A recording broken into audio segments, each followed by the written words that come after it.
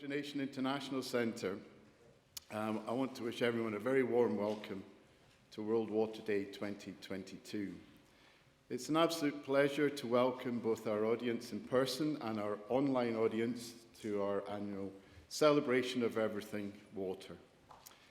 It's actually fantastic to see so many of the community out today. It's great to see familiar faces and to welcome new friends. It's been a long journey, and I'm very pleased that we're all back here together. I'm especially delighted that the Minister for Environment, Biodiversity and Land Reform can join us this morning, and we're going to welcome some words from her in a minute or two.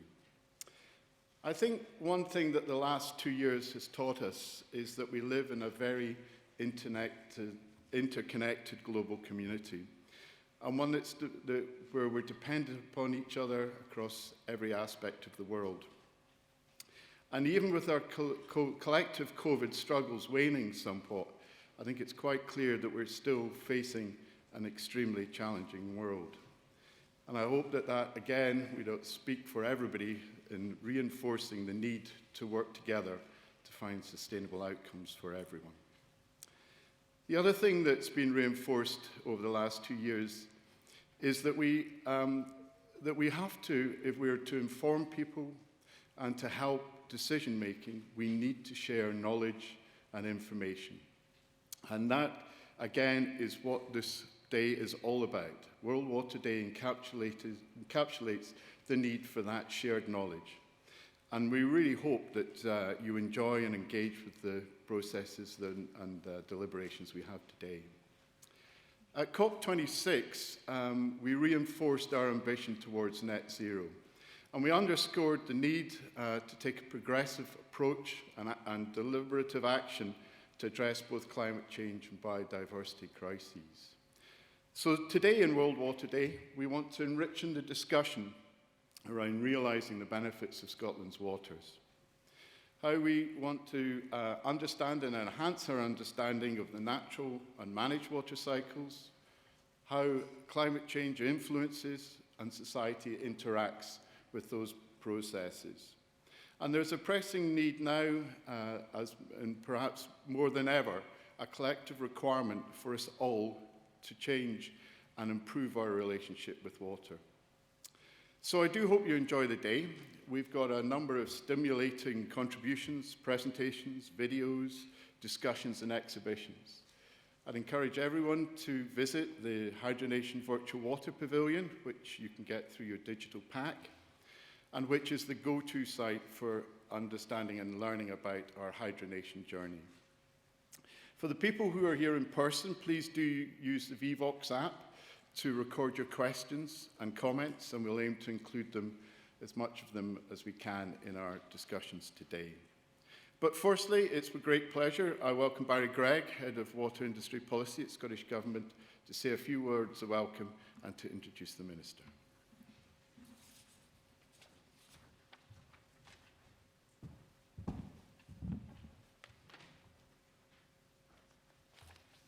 Thank you, Bob. Good morning, everybody. It's a huge pleasure to be here today, as Bob was saying.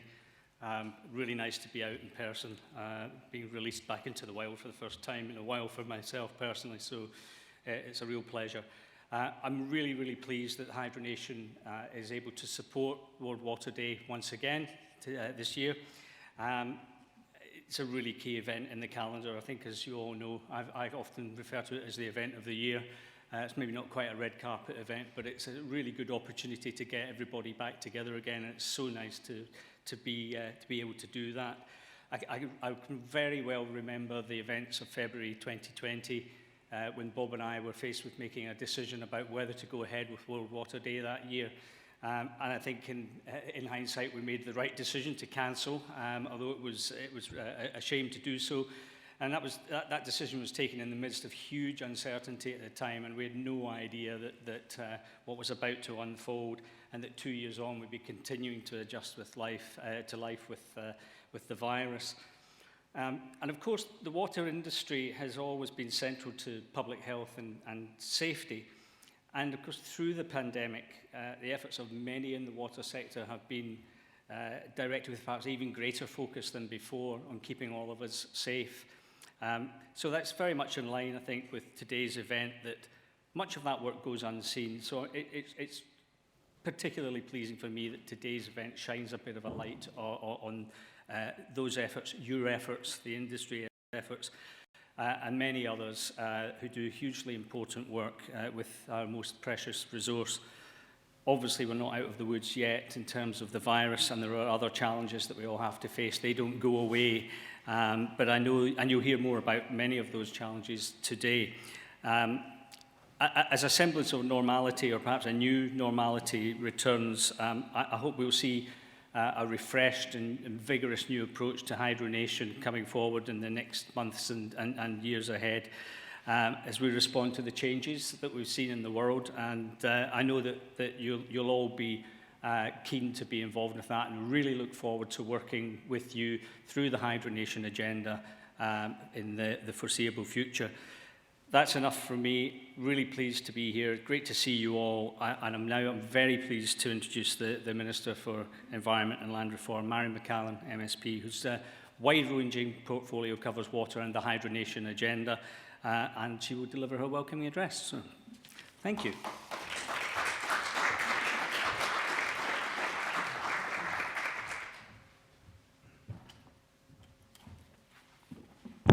Good morning, everybody.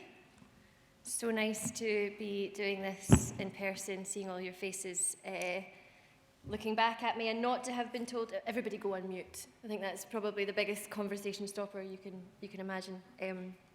But I'm very pleased to be here to help to mark World Water Day 2022, and I should just like to begin by thanking the team at the Hydration International Centre for their efforts in making this event happen, and for their invitation to offer this welcoming address. As others have alluded to, it's really good to be with you here after 2 very challenging years of living with COVID-19, a pandemic which has truly taken something from us all and so much from some. We have faced, from those days that Barry spoke of, we have faced considerable turmoil in our personal and professional lives, as we have all tried to adapt to new ways of working and living. And of course, many of us have paid the ultimate price. And while we reunite today in the Edinburgh sunshine, my thoughts are very much with everybody who is mourning the loss of a loved one to COVID-19.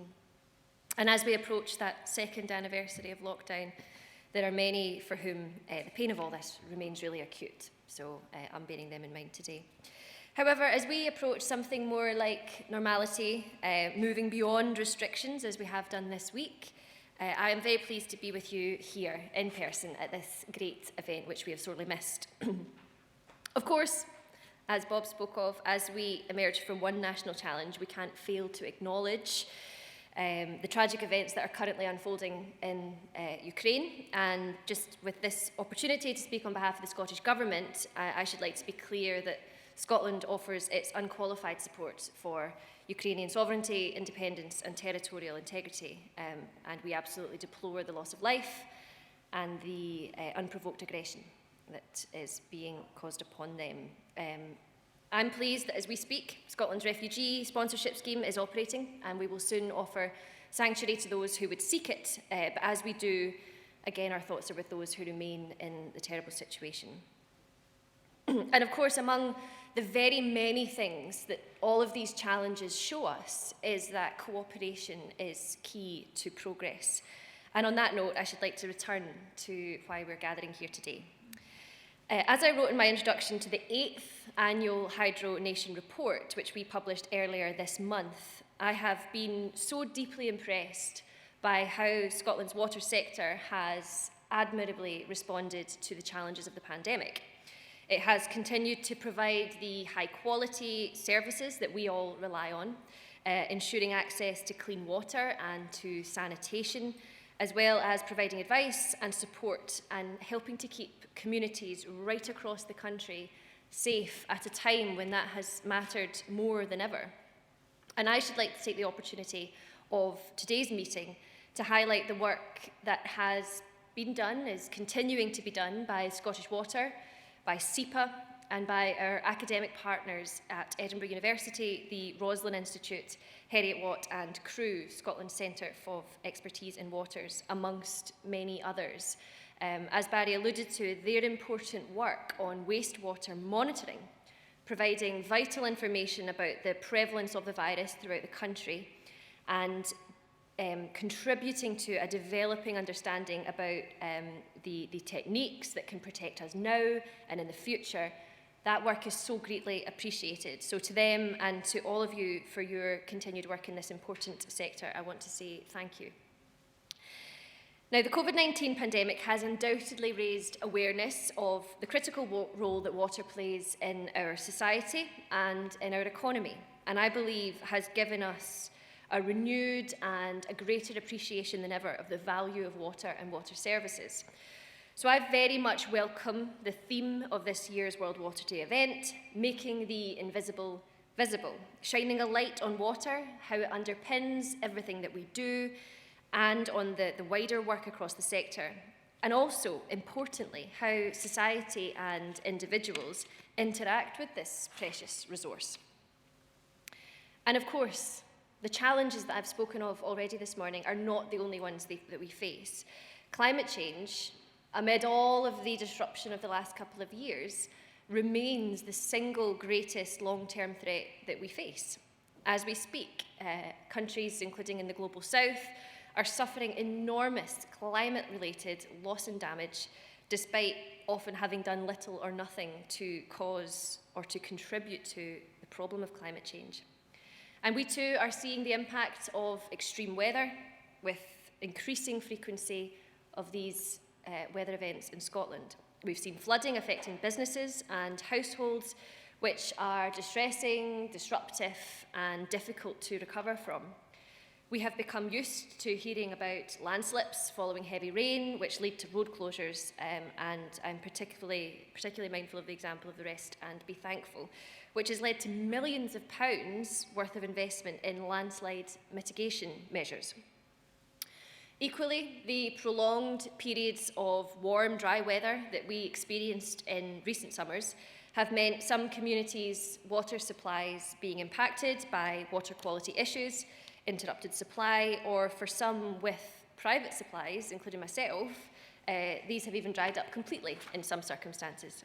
And these issues, as well as dealing with them with colleagues in the Scottish Government in my ministerial portfolio, they affected my constituency in Clydesdale during the summer, when historically low levels at Dar Reservoir in South Lanarkshire, which I visited at the time, led to an intrusion of naturally occurring manganese in the water supply to the homes in our areas. And this caused a lot of concern and a lot of disruption. But I'm very pleased to report that Scottish Water acted so quickly to ensure improved supplies to those affected, including through supplying bottled water, whilst emergency treatments were undertaken. And I'm very pleased that Dar Reservoir, in common with other reservoirs throughout the country, has since recovered to full capacity.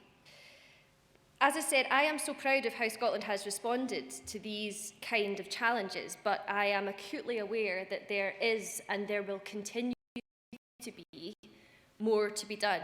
It's one of these great factors of the climate emergency is that right through to 2045 and beyond, we will not ever be able to say, okay, well, that's us, we've done enough. We will have to keep pushing ourselves to continue to adapt and to mitigate. And the careful management of water resources will remain an absolute priority during this time.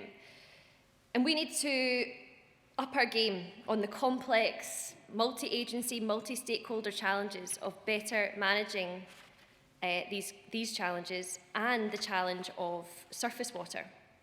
We need to do more to develop innovative and effective blue-green infrastructure, as I was just discussing with the chap sitting behind me, to prevent water entering a combined drainage and sewer system that, quite simply, was not designed to withstand the pressure that it is increasingly seeing.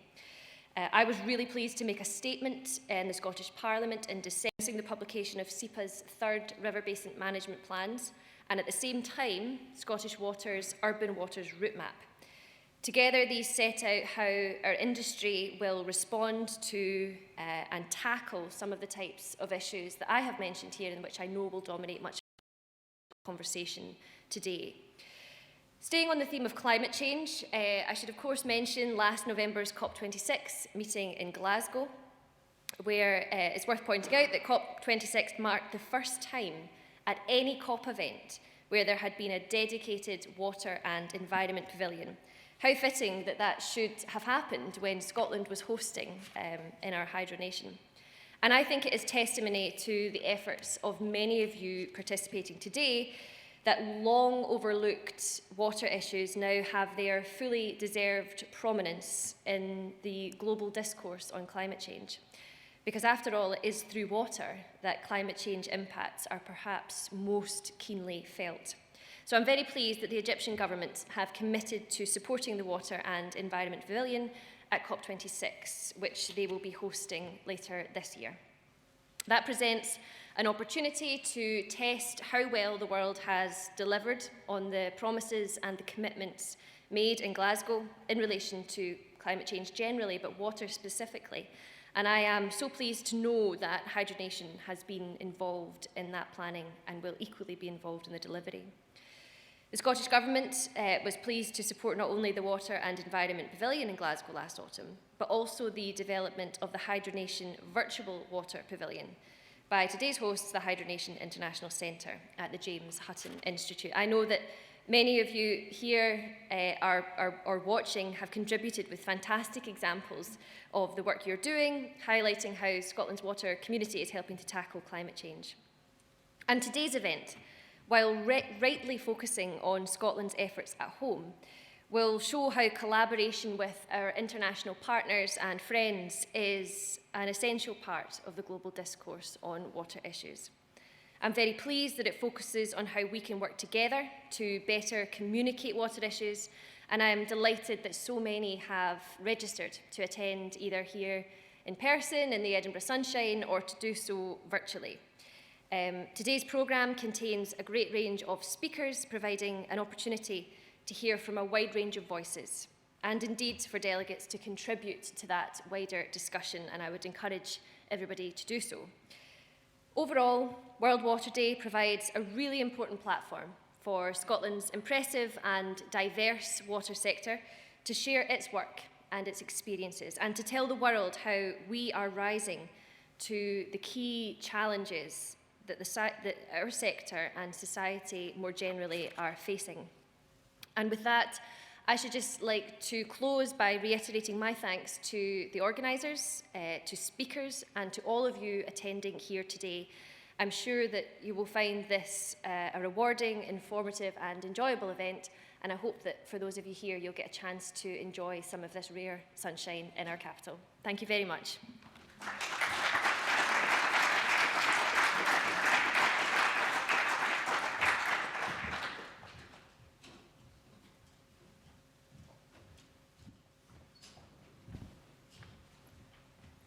Thank you very much, Minister, for opening and setting the tone for this event. I think you've picked up on a lot of the really important reasons that we're here, but also sort of set out a roadmap for thinking about how we can do better as a water community to address some of these really significant challenges. My name is Rowan Ellis. I work at the James Hutton Institute, so I'm part of the team that's helped to organize this event, but I'm also a researcher myself, and I focus a lot on community engagement in water-related resources. So this morning's session really strings together some excellent speakers who have different perspectives on this issue, and we'll conclude with a roundtable discussion on how we as a water community can do more to sort of raise public awareness about water-related challenges, but also the way that water really is going to be important for seeing our way through these challenges. So just as a bit of housekeeping, I would like to remind everyone to please make use of our app to ask questions as they arise when you're listening to the presentations this morning. But of course, there'll be the opportunity to ask questions sort of impromptu live as we move into our discussion.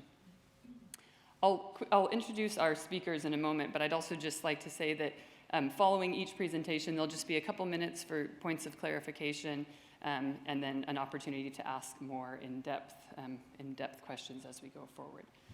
So I'll not waffle on, and I'll pass on to our first speaker, who is Karen D, joining us from Scottish Water. Thank you very much.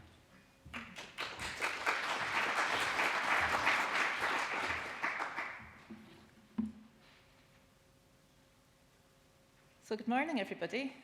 Just echoing the words of everyone that's come before me, it is lovely to see all your faces here today.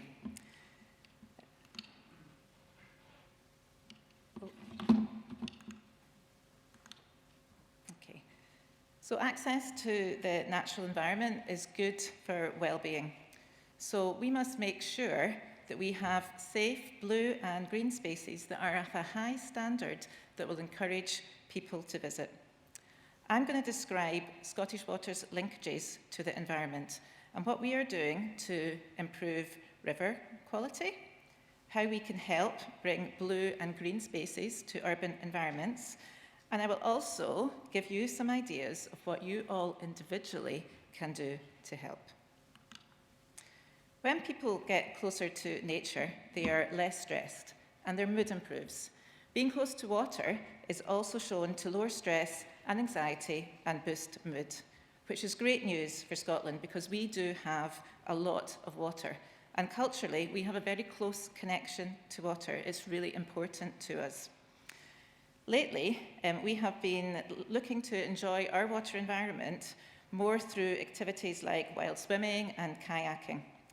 According to the Outdoor Swimming Society, they have grown from 300 members when they first started back in 2006 to over 100,000 today.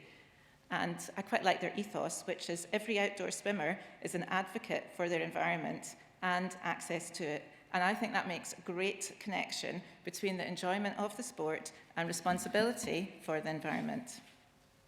So let's turn to the environment. If we are to encourage more people to make use of our amazing blue and green spaces and create more for them, then how do we improve access to them?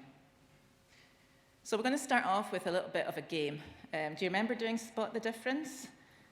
Well, what's the difference between the water cycle that you see on your screen on the left and on the right?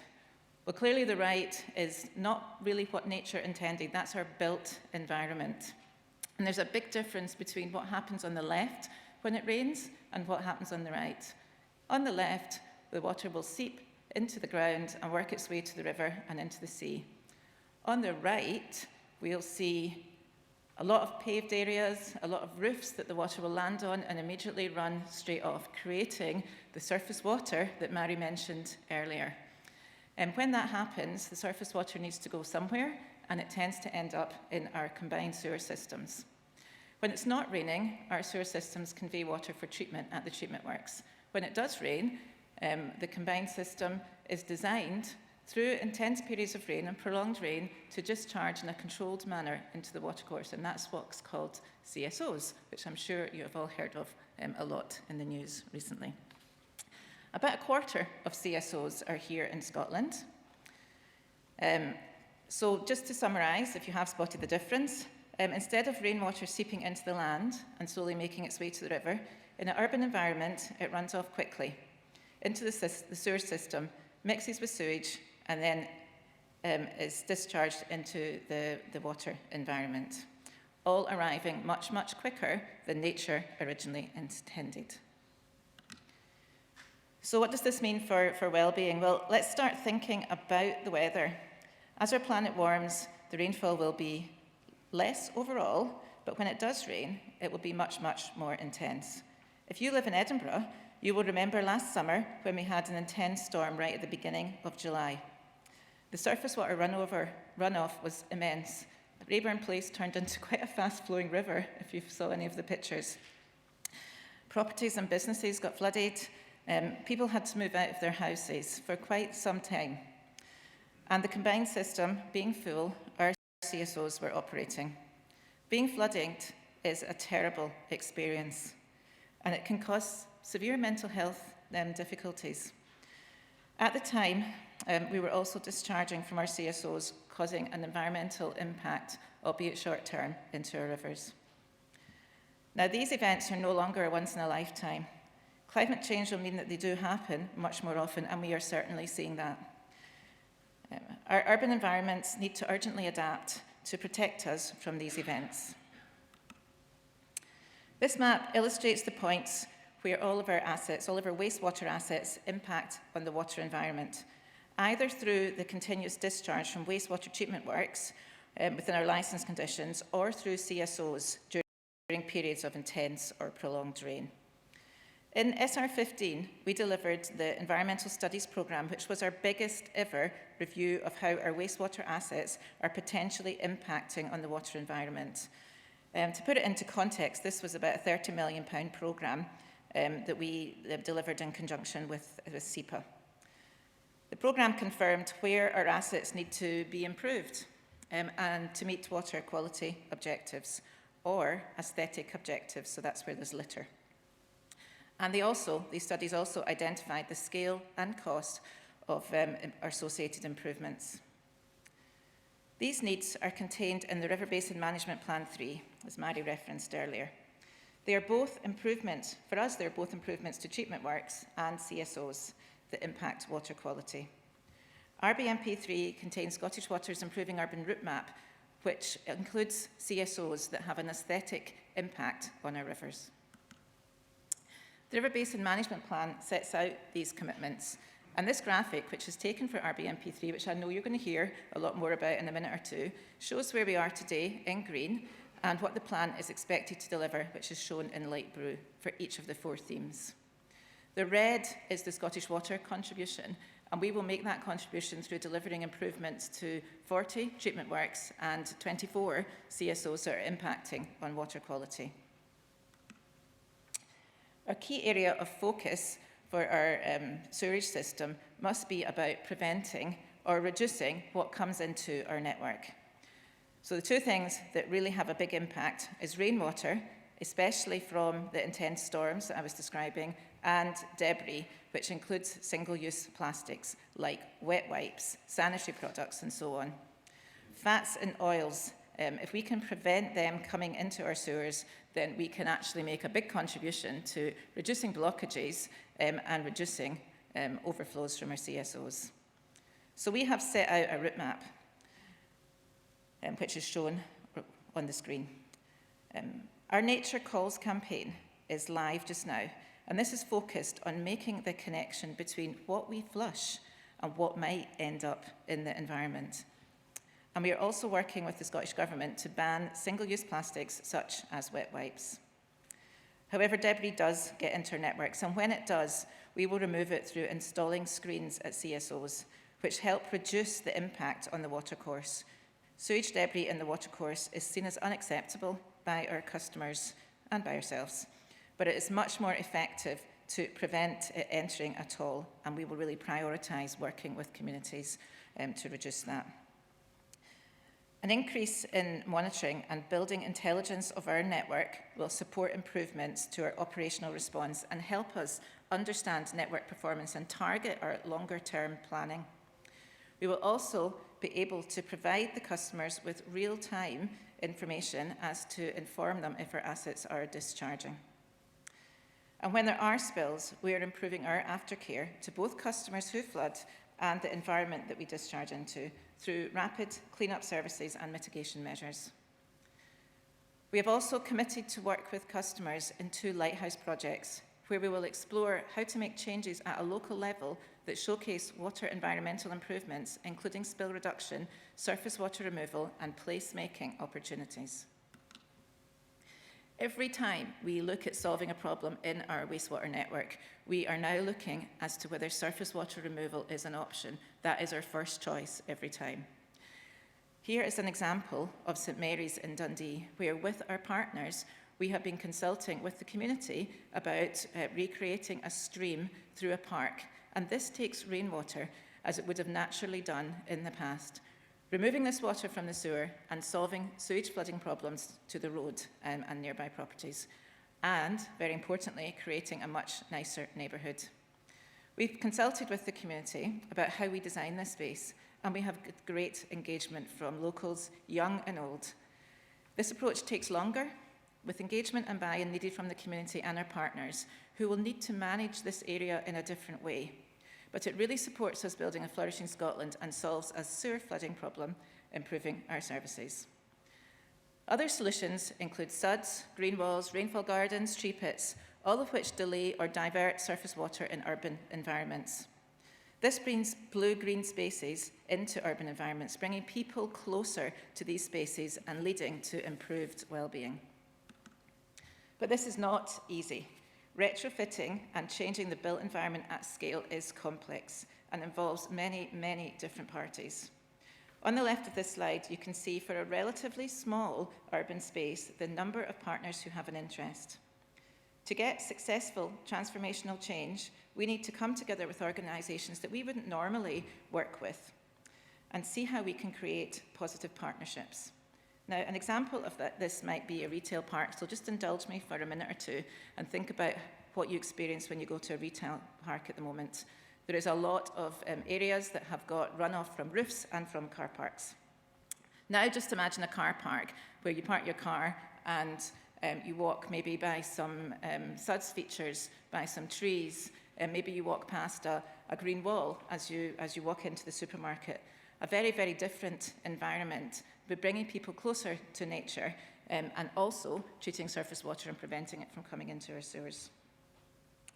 So containing water before it enters the sewer, we are creating a different kind of space and reducing the CSO operation and so having a very positive impact on the river, so win-win.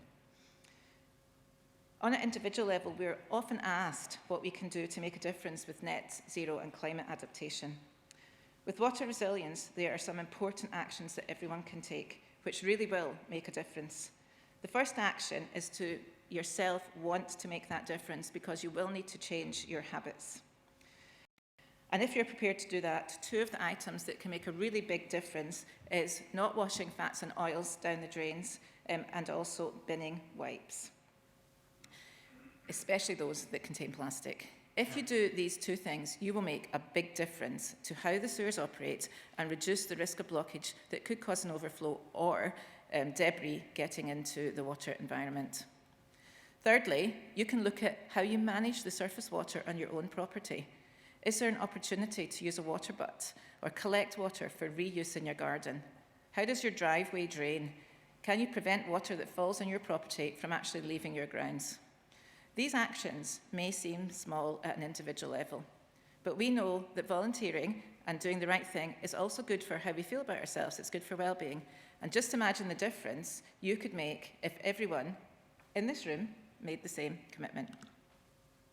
So in conclusion, to improve well-being through access to urban blue-green landscapes and improve water quality in our rivers, this requires us to think of different solutions to water management and quality, strong partnerships, and individual action. So I'll just leave you all with the thought about what action you can take in your life to reduce what's coming into our sewer network.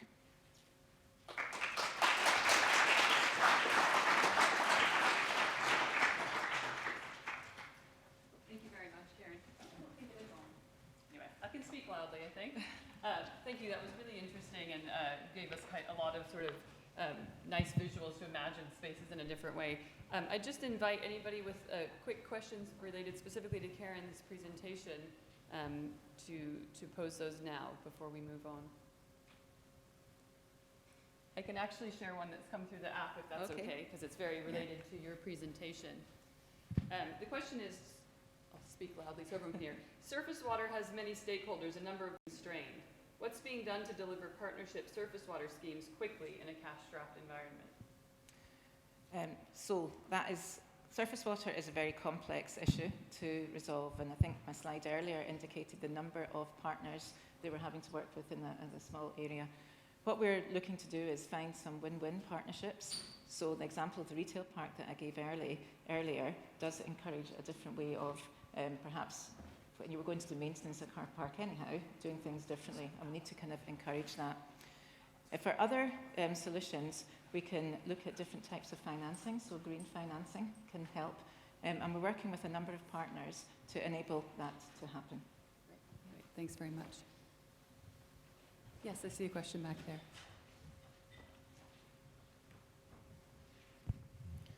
Given what you said about keeping the water on individual gardens. Is there a way that Scottish Water or the Scottish Government could ban plastic lawns? That would be lovely. That would be lovely. Yeah.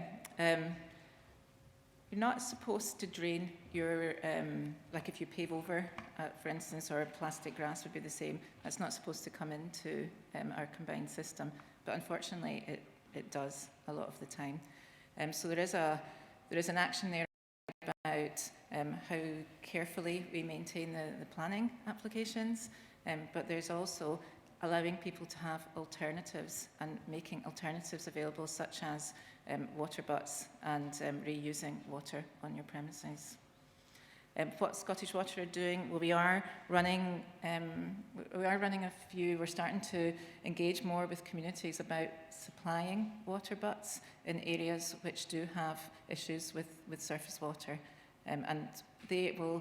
Well, to date, they haven't really formed the whole solution to the problem, but an important part of it. And the key thing, I think, here is understanding the contribution that you are making on the environment by allowing a lot of surface water to leave your property. Great, thank you. Oh, I think we have time for one more.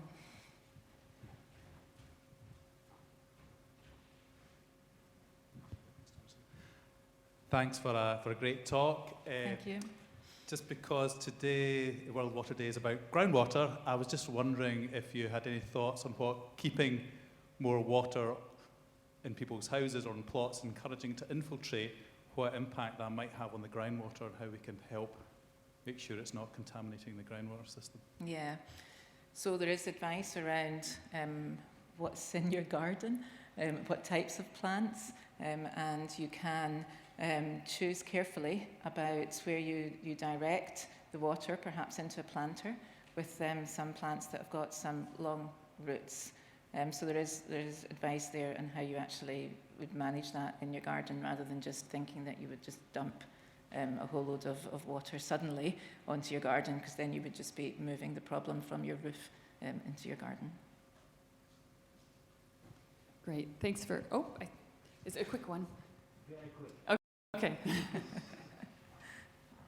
Hi, Karen. Nice to see you again. If I was going to say, we have an evidence-based blueprint about how to build these partnerships and how to use ground surface water, as in blue and green infrastructures, to improve health. And would Scottish Water be happy to sit with us and work through a roadmap to that? Yeah, let's pick up that later. Thank you. Thank you. Thank you. Did you notice your article? Yeah. Great. Thank you for all of those questions and for a really great talk, Karen. I'll now invite, how do we do this sort of smoothly, Roy Richardson from SEPA to come to speak to us about a similar theme on health and well-being. Thank you very much. Okay, thank you.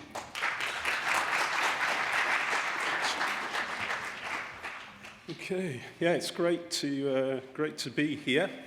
This is only I think it's the second time I've been allowed out for work from my home office, so it's really nice to see you all in person.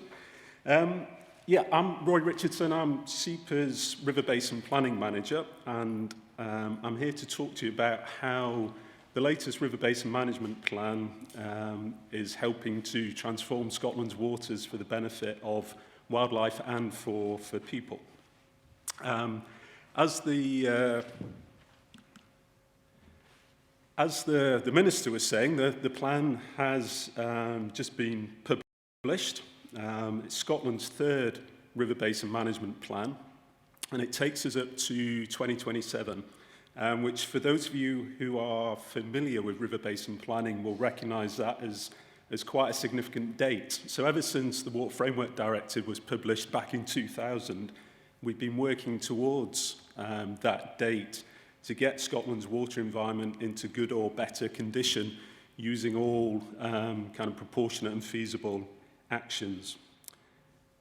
The plans are prepared by and published by SEPA on behalf of Scottish Government, and they include actions not only for SEPA, but for a range of public bodies, including Scottish Water and local authorities, to name a few, NGOs and the private sector and industry.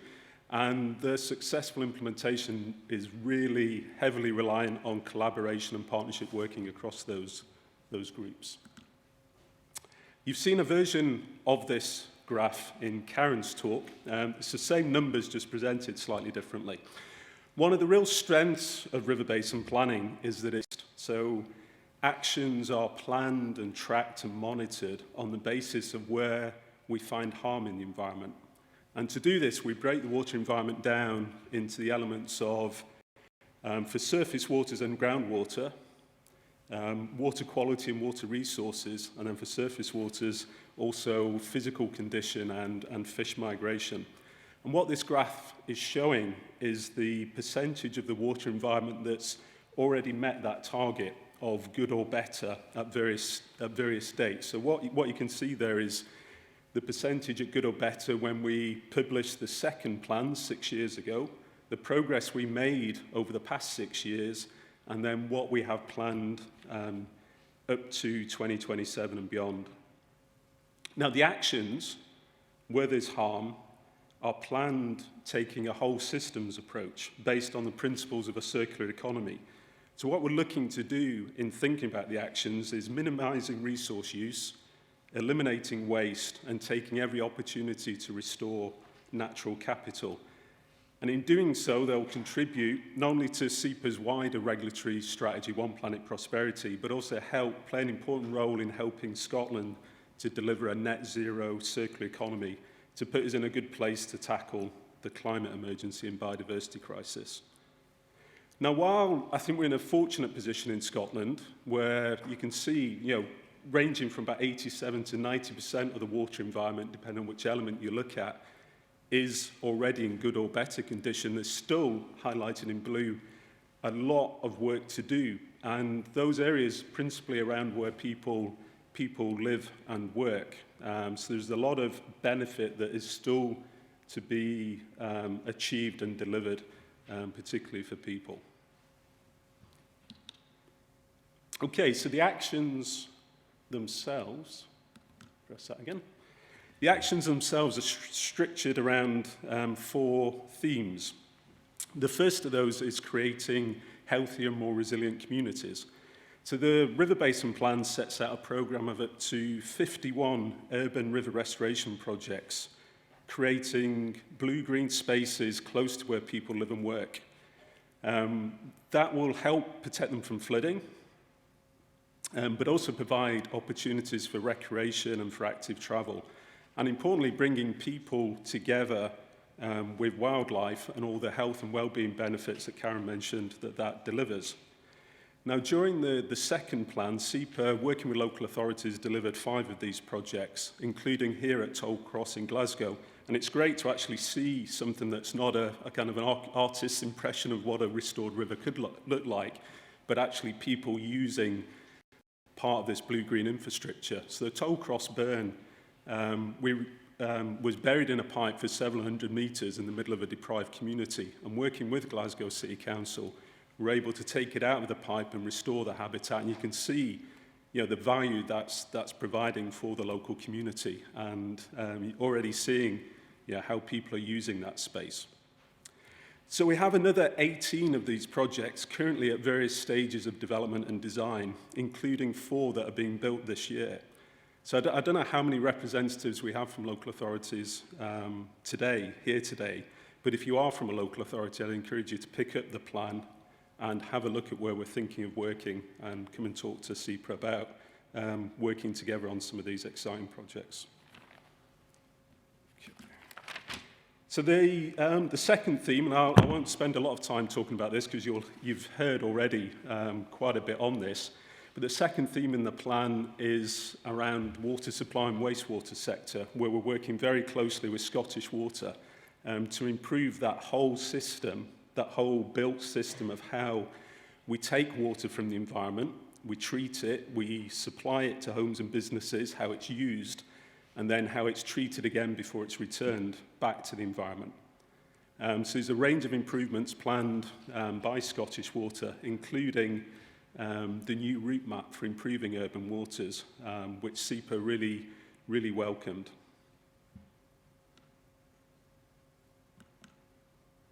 Okay, thirdly, third main theme in the plan is creating sustainable and resilient rural land use. And that's principally about SEPA working with farmers in partnership to tackle issues like rural diffuse pollution.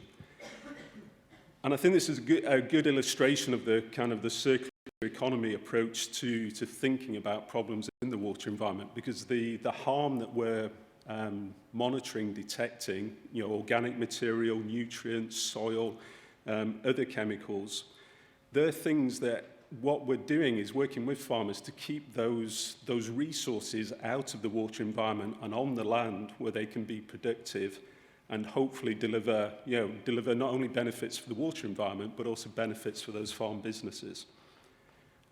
So the plan includes a continuation of the highly successful priority catchment approach across Scotland.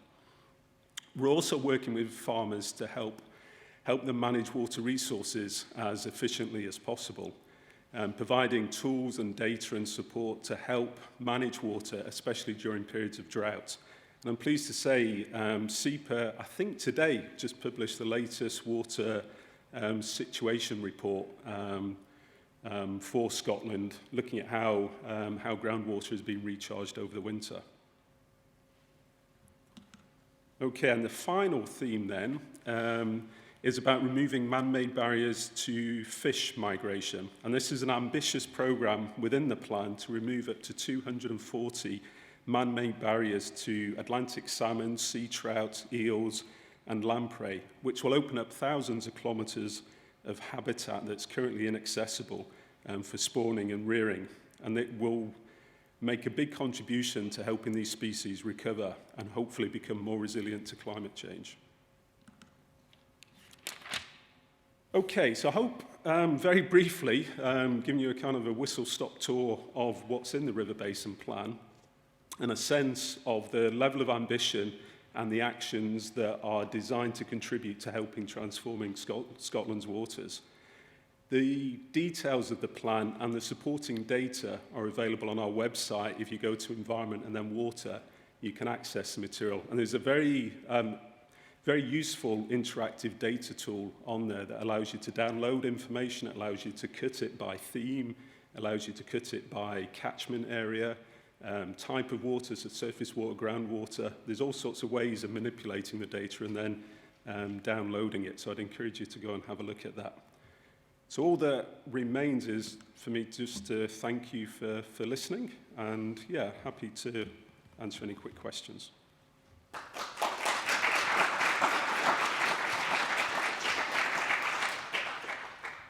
Thank you very much for that. We've actually got a couple of questions that have come in through the app, so I can kick us off with those. So the first question is, I think, more a point of clarification, but with regards specifically to water resources, what is good or better condition? So what metric is being used to assess this? Yeah, so it's a set of what we call sort of environmental standards that determine how much water at different kind of points in the hydrograph you can take out of the environment before you start to see harm.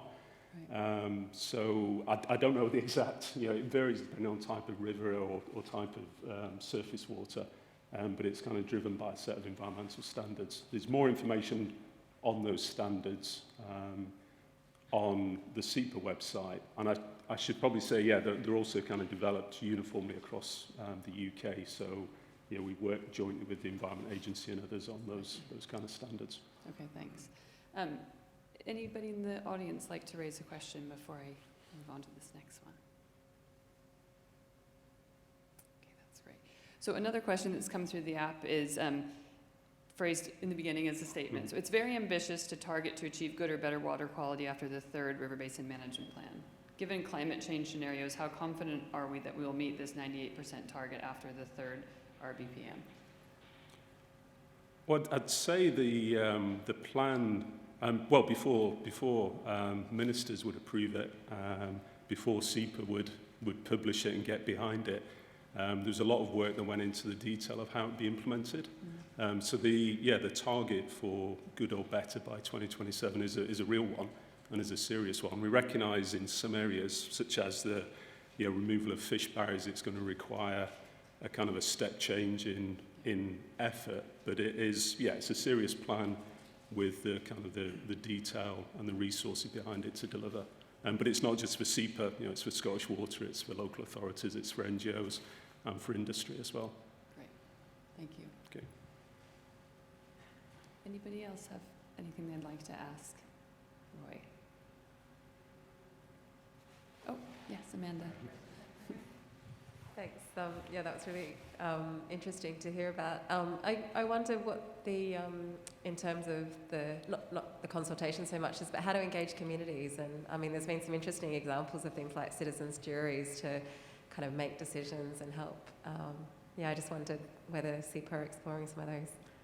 Yeah, the consultation we went through sort of 12 months prior to publishing the plan, we didn't get an awful lot of sort of public response to that. If you look at, you know, my colleagues who are working on the flood plans, they get a tremendous amount of response from communities and the public. And yeah, I think it's something we need to keep thinking about and keep working on, is how we engage communities in this. Having said that, I think that probably comes more at the kind of the action, when we're delivering action. So the Toll Cross example in Glasgow had a massive element to it, which was around community engagement and having the community involved in helping, helping put that project together and really understanding what it is they wanted to get out from it. I don't know if you remember from the photograph, there were some stepping stones across the river, and that was like one of the kind of the ideas kind of, you know, that was discussed in that community engagement to really allow people into that river and to kind of interact with it. Great. All good ideas to save for our discussion after this late morning. So thanks a lot for that. Okay, thank you very much.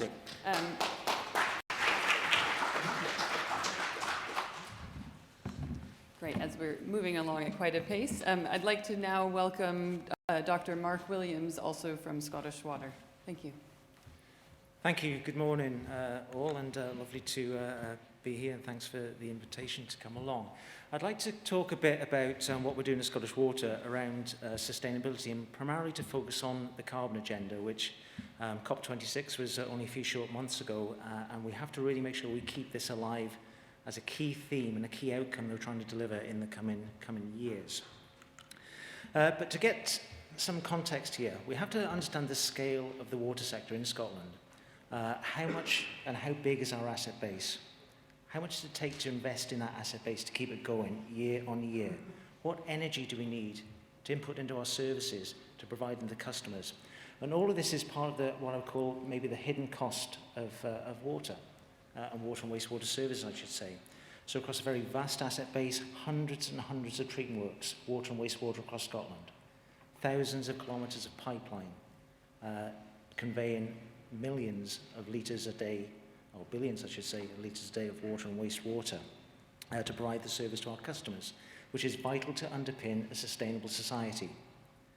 And just in the last kind of investment period up to 2021, that's £3.7 billion invested in that infrastructure to provide those services.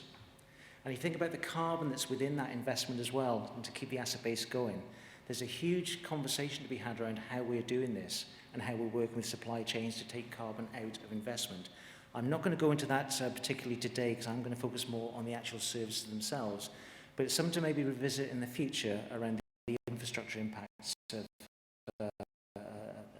the carbon impacts of infrastructure investment. And I think Amanda will touch on some aspects of that with respect to the circular economy later on. So what is the carbon cost of your water and wastewater service? For Scottish Water, it's about 250,000 tonnes carbon dioxide equivalents per annum from delivering water and wastewater services to our customers, which sounds like a lot, and is a lot for Scottish Water. It's one of the biggest individual footprints of a public body in Scotland. But at individual level, relatively small, which sometimes creates some issues for us in messaging how important it is to save water, to save carbon. It's only about 0.07 grams per litre of carbon in the water we provide. It's bigger on the wastewater side because, as I say, wastewater takes a lot more energy and a lot more treatment and management to go forward.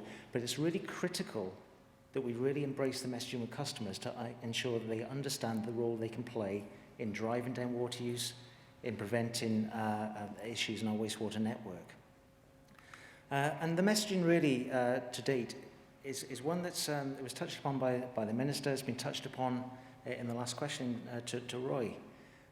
Water is always worth saving. Not just for carbon, but for the water resources themselves. And as part of our messaging, the campaigns we've got with our customers at the moment, particularly during periods when there are dry spells like last summer, or particular campaigns that have taken place within communities such as on Arran, strong messaging we have to get out there on why we need to save water, how important this is for us. And one of the key things we have to try and do is also tie it into the energy messaging for customers. Because around 1% of the emissions of the UK is from water treatment. Around 5 or 6% is from the use of water in the home, the heating of water. So it's a big multiplier benefit for customers if they understand being wise with water, being sensible about what water you heat, what water you lose, is really going to benefit their bottom line, it's going to benefit the wider carbon multipliers in the economy and in society. But I say, so primarily from a Scottish Water perspective, we are driving a number of messages in here around how we try and drive this down, but there's so much more that can be done going forward, particularly in the design of homes and water-efficient homes. What's the water-efficient home of the future need to look like? And that's certainly a very core theme of work with the Scottish Government, with others within Scotland, around how we drive that. And from my perspective, water efficiency is as important as energy efficiency when we're talking about how we work with and how we live with water in the home. On the wastewater side, Karen mentioned earlier on the Nature Calls campaign. 36,000 chokes per annum across our network that delivers pollution, that delivers flooding impacts, requires people to drive out and fix the chokes, requires investments in CSO screens and so on, drives more carbon. So how can we work with our customers to drive this down? And you've probably seen on your television screens the campaign that's going on at the moment, When Nature Calls, and how we try and get those messages around sewer abuse to really drive down the carbon. So from me and from a carbon engagement and customer's perspective, it's often in these secondary messages that we have to get that reflection of the importance of carbon and the things that customers can do to help protect the environment. So what is Scottish Water itself doing? So our Future Together is our strategic plan, and our boldest ambition within that plan is to go beyond net zero by 2040. And that means that we have to look differently at how we do almost everything that we do. We have to look at how we work with the assets we have, how we provide the services going forward, and how we invest in these services to kind of deliver a net zero Scottish Water. And we published our route map on this about 18 months ago. You can see the web link there. And I'd encourage people to have a look at it, because we are updating this as we go forward to tell the story around how we're trying to deliver a net zero Scottish Water. And to do this, we're going to do, I suppose the strategy has got 4 key elements: to become more energy efficient, to drive down our use of energy, to use low carbon energy products, to eliminate fossil fuels, embrace low carbon construction to drive the carbon out of the infrastructure investment that we have, and to balance those emissions we cannot eliminate by increasing the amount of carbon stored in our own land holdings. And I'll come to that in a little while. So energy-intense services, we use about sort of over 500 gigawatt hours of electricity per annum across Scottish Water and some of the PFI contractors that we use.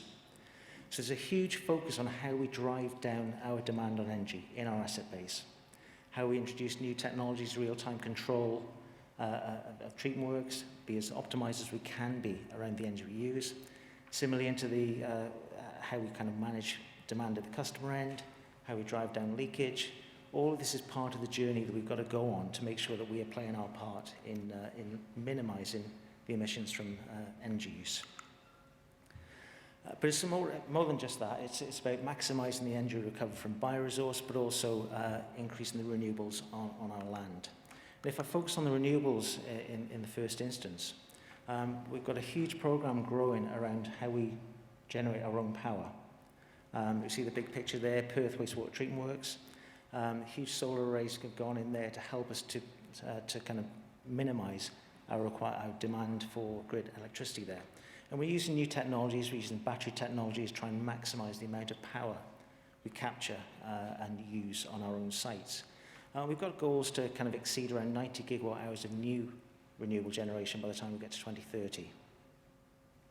And we're doing that not just in solar, we're doing it through wind, we're doing it through hydro, but also there's a lot of good work going on around looking at sludge and bioresources and how we extract more biogas from the resources we already have, which helps to power our sites. And some of the new technologies have been looked at Nig wastewater treatment works just outside of Aberdeen, have allowed some of that site to start operating without fossil fuels on some days within the year. So it's how do we look at the value of the resources that we have to minimise our reliance on fossil fuels. One of our perhaps biggest assets, and one of the biggest assets that certainly has I suppose, most visible for our customers, but perhaps invisible for us as an infrastructure company sometimes, is our land holding. We own about 23,000 hectares of land across Scotland. This is predominantly in and around water catchments. It's about how we kind of have the ownership of the catchments so we can look at protection of the water resources that Scotland depends upon. And that's the primary reason. So the big value that we take from the environment has to be protected. And the drinking water resource value is one of those core things that we can't neglect in anything that we do around carbon and net zero. But one of the things we're doing at the moment is we're looking across our entire landholding. We're looking at the natural capital attributes of that landholding, how it provides the different services in terms of the soil, the water, the vegetation, all the things we gain from our landscapes. The fact they support tenant farmers across the vast majority of these landholdings. What it does for Forestry Land Scotland, who have this big leased area at Loch Katrine that you see up there, and how we're working with them to look at the natural capital value of what they have and how we can improve that to do things like capturing more carbon on our landholding, balancing the emissions we can't get rid of, increasing biodiversity, ensuring we've got a productive landscape in terms of supporting the rural economy, but also providing that access and recreation value for society more generally. So we're in the process of really closing out that natural capital assessment just now. And one of the things we're using as part of that is there's a very specific focus that we're doing with the James Hutton Institute on the carbon balance of the landholdings. And they're doing some tremendous work there. It's very difficult, I'll call out, and Rachel Halliwell, I'll pay tribute to her and her team for the work they're doing there, to understand and come out with a model and a tool for us to assess the carbon balance of all of our landholdings and to help us to target where we can seek to improve the amount of carbon the landholdings capture. So as part of that, what we're doing is just today, last weekend, we put 10,000 trees in a place called Middle Cool, which is near to, it's in Angus, near to the Loch in Tratham. And that's 100 hectares of former tenant farmland where the tenancy lapsed, nobody wanted to take it on, so we've converted that 100 hectares to new woodland.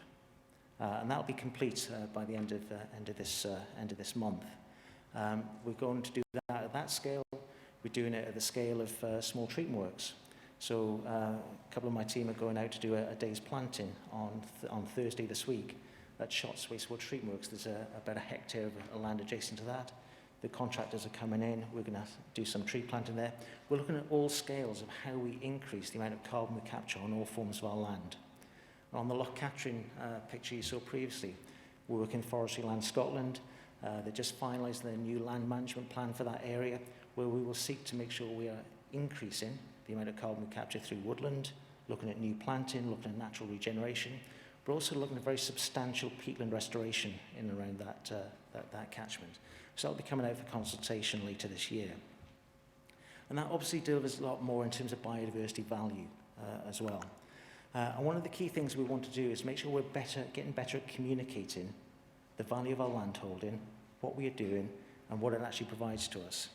How it provides more nature-based engineering for the cleaning of water courses, the conservation of resources, etc. In the green urban environment that Karen was talking about, how the landscape can help us to manage water. We can look at biodiversity gain and carbon capture, but also the climate change resilience. Again, the question that came back to Roy. We have to look at understanding how we use the value of nature to help us to adapt to the future. And of course, there are the social, amenity, and the economic aspects of our land holdings. And the key point, and maybe back to the kind of how do we engage, we can't do this without working in partnership with the land interests, with the communities, with customers, to help us look at what land use change might mean for us around all of this. And one of the key lessons I'm learning as we're going in this is you can't impose land use change on communities. You have to really understand the values that people have, the communities have, what they want from the landscape, and how we can work with them to increase, from our perspective, the value of a landscape, the carbon capture, and the protection of our water resources. So we're just kind of relatively early in the delivery of our route map for net zero. We're starting to make good progress in understanding all of these things. And I say welcome any questions and invite people to have a look at the route map. Thank you.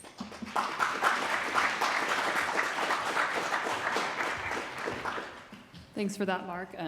Lots of really interesting stuff that I'd like to pick up on further, I think, in the discussion. But we have had a few questions come through. One which I bet you could anticipate, which is, thanks, Mark. Can water efficiency targets be achieved without domestic metering? I appreciate this is a long-standing and complicated topic. Yeah, I suppose I could look to my colleague in the government over there, but I mean, the reality is that we have to work within the environment we operate, and you know, there's no appetite for going down this route particularly.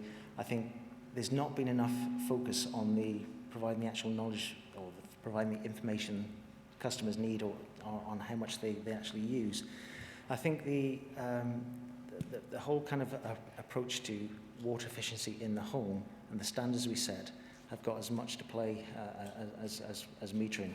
Although I'm not going to pretend to be any expert on metering, and happy to defer to a view from the government if you wish. Yeah, I think that's there's quite a lot that we could dig into with that, but I can pass the buck to Jon. Thanks, Mark. No, thanks, Mark. Thanks, Mark. Yeah, metering is a really important topic, and I think the key thing about metering that's important is the information that people can get, as opposed to the metering itself. We want to be really, really clear that we don't want to restrict people's use of water. It can lead to less well-off households using less water, and the wealthy realising the water is relatively cheap per unit and using more. So the metering can actually drive up usage in wealthy households. It can reduce it in poorer households. So there are lots of equity questions. You can get into all sorts of complications around how you charge and how you try and fight against that. But even the introduction of meters themselves means putting in a piece of infrastructure to every single home in Scotland as well. So the carbon cost of that is also considerable. The physical cost is actually considerable. That will all go on people's bills. But do we need to provide people more information about the water they're using? Yes, absolutely. So there are other ways to do that. We can do it on postcode level. We can do it more locally than that. We can start to describe how much water is being used by a neighbourhood and encourage people, as Mark was saying, to understand how they can better manage water in the home and the interaction between water and energy costs, which is also really, really important. So I think we've got a strong narrative about why we don't meter, but actually we're less strong on why we don't provide so much information to people. So I think that's the area we need to improve on, is that information provision part, to make sure that everyone can play the role they want to play in being more water efficient. So that's our current position at the moment. Conversely, of course, businesses do have meters, and they use huge amounts of water, and that's a really, really important transaction. So we're not against metering where it can play a really strong role. Great, thanks for that. Before I move on to the next question in the app, I'd just like to invite the audience to pose any questions. Yes, I see someone in the back. Sorry, Jon, you have to run.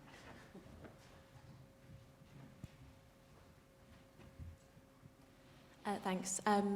Just to comment that I think those stats of energy use per litre of water are really interesting. I've never seen it shown like that before, and I think that's quite a compelling way of getting across the information to the customer without, going down the metering route, which has obviously got lots of issues surrounding it. But my point was more on, you have 22,000 hectares of land holdings. So that's quite a large, piece of land to be playing with. But I imagine that a lot of Scottish Water's assets sit within catchments that aren't owned by Scottish Water. And I was wondering, what's the process for engaging with landowners in those kind of catchments to drive forward the plans that you have set out within your roadmap? Thank you. Yes. We do a huge amount on third-party catchments, or third-party land within catchments. We've got a sustainable land management team that's been set up now about 12 years, 12, 13 years.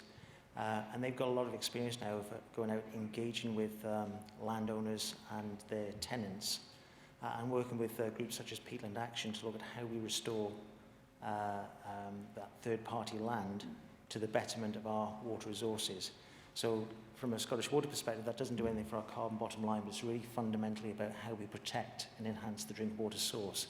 So there's now a really good experienced team in place going out around the catchments around Scotland, working with local stakeholders, working with landowners, and working with the various interests such as Peatland Action to kind of progress some significant and good bits of peat restoration and other forms of land management change that help to deliver water resources. And this is something that's, that the Scottish Water will contribute financially towards. There's on the Scottish Water's website, there's application processes for installing bits of kit, buffer strips, fencing, all the things that can be put in place to improve farming practice in a way that benefits drinking water. Great, thank you. This question is quite long, but I'll paraphrase a bit because I think it's interesting. The question is, must wastewater treatment be so energy intensive? Is it time to look at a balance between more energy intensive and more passive approaches?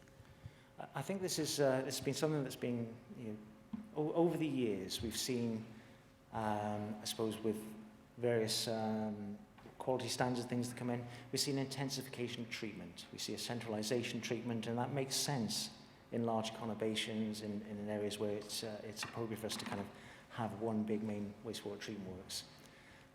It tends to be energy intense because you have to put it through a number of different processes. What we're doing is we're looking at how, first of all, we can optimize those processes, how we can make sure we're not over-treating or using too much power when we don't need to. But it's also about looking at how we move away from some of the big aeration type processes which drive the majority amount of electricity use on our sites. So there's quite an active program in the Scottish Water now to look at new technologies, new ways of actually moving away from that energy intense process for the larger sites.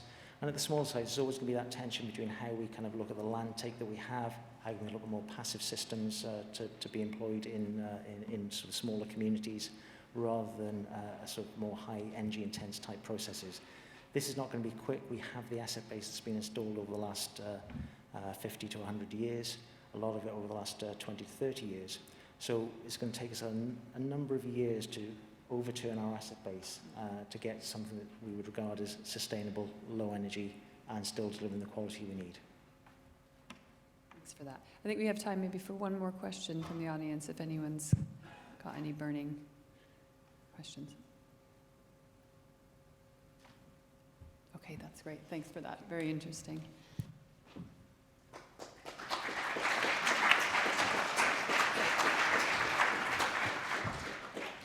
And now I'm really pleased to welcome Amanda Lake from Jacobs.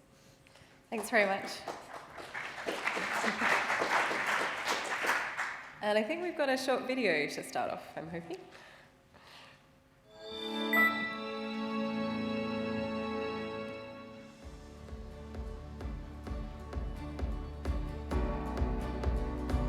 The water cycle is circular. We borrow from the environment, use it, and recycle it back. A circular economy requires us to do more, reducing our use, reusing it more, minimizing waste, and regenerating natural systems. In a circular economy, we think in systems. We collaborate, innovate, act transparently, and maximize value across all capitals. We will recover bioresources, value from our waste streams, heat, nutrients and carbon, green hydrogen, and other materials. It will all be powered by renewable energy. A circular economy is a lower carbon economy and delivers climate action. It requires us to use science-based approaches to deliver water and catchment solutions that bring us back within planetary boundaries. This means using tools like life cycle analysis to choose alternatives that safeguard the biosphere and ecosystem services of our only planet. The decisions we need to make will be for the well-being of current and for future generations. People must be at the heart of a circular economy. Our economy cannot grow infinitely, but there is no limit to our collective imagination. So let's make a start together, today.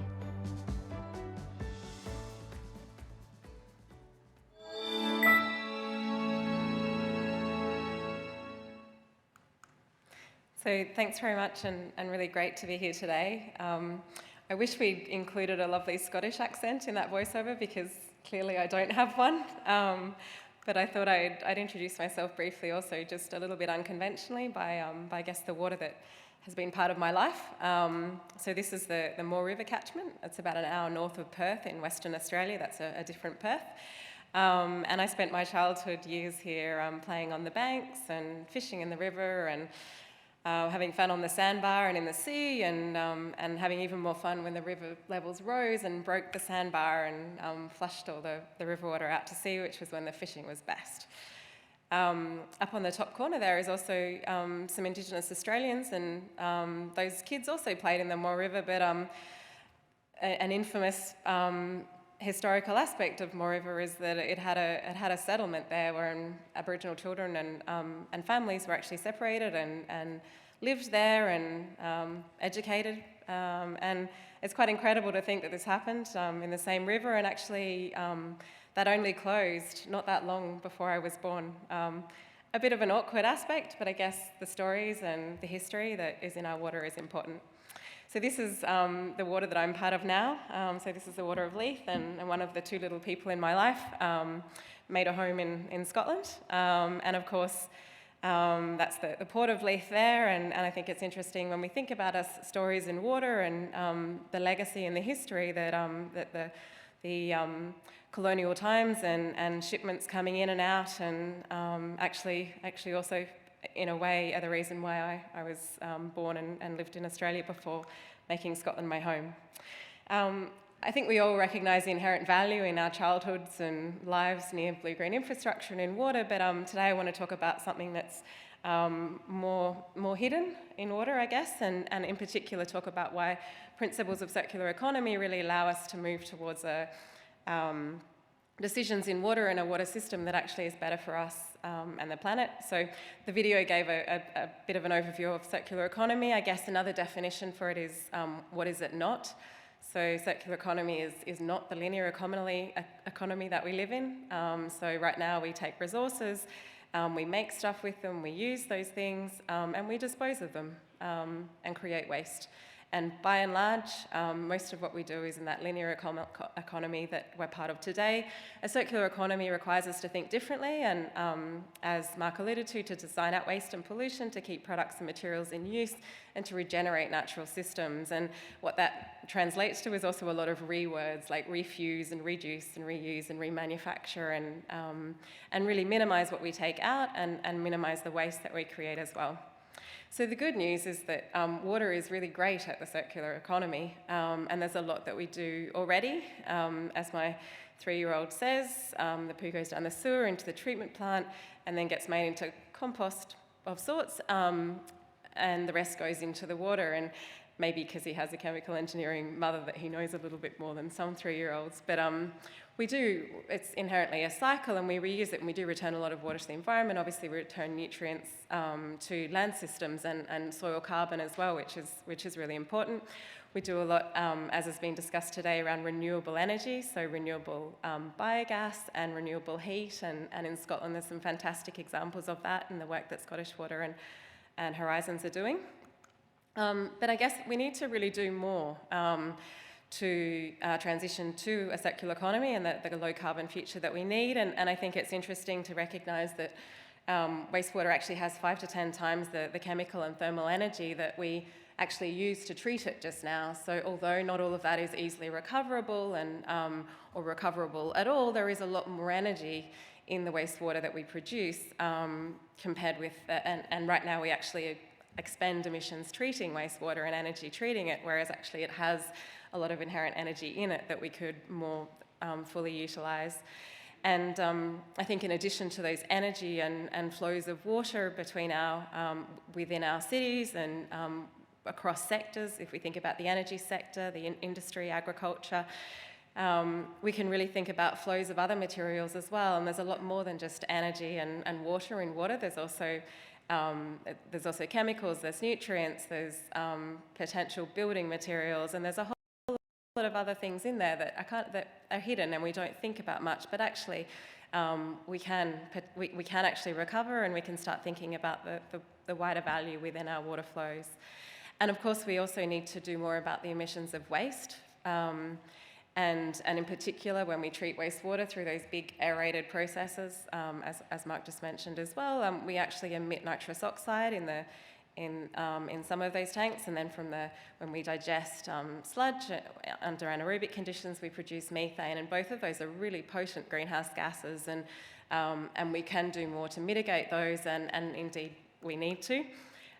These are just some examples of some of this hidden value in water. So some great work that Scottish Water has been doing with Zero Waste Scotland and Brewster Brothers, and I'm really happy to have been part of a trial which is ongoing, and that's looking at taking the grit that runs into our combined sewer systems and ends up at our sewage treatment plants, and actually classifying and recycling, washing and recycling that through an aggregate recycling facility, which allows it to potentially be used as maybe as building material or in concrete or in pipe bedding, and that's a really interesting opportunity and example of some of this hidden value that we don't think much about. The example at the bottom there is from my colleagues in the States, and this is a stormwater treatment wetland. So it's a free surface system, it's a large system. We do some wetland treatment here in Scotland and in the UK, but we actually, we could do more, and we could create more nature-based solutions. And I think one of the really exciting things about when we think about the value of solutions like this, it's that aesthetic value and the natural capital value, and the fact that people want to rate it on TripAdvisor, which is impressive. Of course, the way we communicate about these things is really important, and on the right-hand side there, that's a circular economy game that's been created as part of a European research project recently by the University of Exeter, and that really allows students and professionals and citizens to think about this inherent value in our urban water system, and how we can start to think about decisions we could make to recover more of that, and to manage water differently, and what the impacts are, not just economically, but also on the environment and on public health. So I think this is a really interesting communication angle, and actually they're running workshops and are open for folks to contact them and engage on that.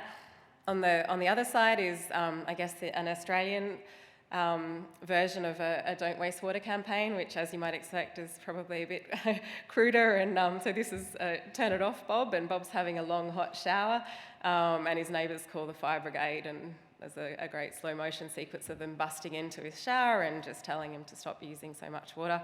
And I think the way, the way we communicate is obviously so important, and particularly when we think about those emissions from water use in homes, as a few people have mentioned this morning already, we can start to see the real impact we can have in terms of the wider emissions, of Scotland's wider emissions. And so we've got, we create only 1.5% of emissions in the small waste box there, but actually we're responsible. Actually, we can produce renewable fuels, we can contribute non-fossil fertilisers to agriculture, we can heat businesses and homes and public spaces, and we can restore catchments and actually sequester carbon. So there's a much bigger climate impact we can have if we think in circular economy.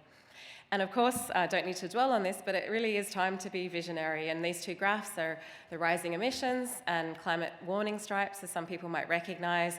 And on the other side, there's a graph from the recent circularity report, and that's our resource extraction and projected continued resource extraction if we continue with the model that we're currently in. And I guess there's an uncanny likeness with those graphs that suggest, and indeed some science base as well, to show that if we don't move towards circular economy and really realising some of these value and reducing these emissions across a bigger picture, we actually won't meet our climate and kind of safe planetary futures But just to finish, I guess the good news is that we can start together today, and by collaborating across the water cycle and within our disciplines, but across disciplines as well, I think, which obviously is key to the work Hydronation is doing. And I think also the way we talk about water, the communication we need to do across sectors, not just thinking within water, but thinking across all the other sectors. Water runs through everything, is really important. And finally, we are at the heart of these decisions, and when we think about value, what value are we talking about, and value for whom, and who really pays the costs and benefits of action or inaction to progress towards circular economy and water. So just to finish off, I guess bringing people together and engaging communities is so important, and I guess that's why it's great to be part of this event today, and just wanted to say thanks very much.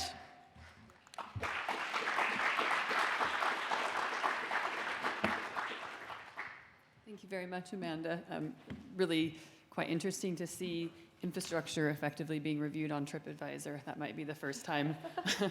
Basically, blue-green infrastructure had that honor. So great example there. I'd just like to see if anybody from the audience has any quick questions for Amanda. I'm aware that I've probably allowed questions to go on a bit long and we're running a little bit behind time, but I'm sorry. No, it's me. Great. If there aren't any, then I will maybe just chivvy us along a bit and we'll revisit some of your content in our discussion. Great. Thank you. So our next presentation is from Emma Ash from Citizens Advice Scotland. Unfortunately, Emma can't be with us today, so she's pre-recorded her presentation. So I'll just sort of let Emma speak for herself. And if there are any questions for Emma that arise from this, please do log them through the app and we can pass them on to her. Okay, thanks.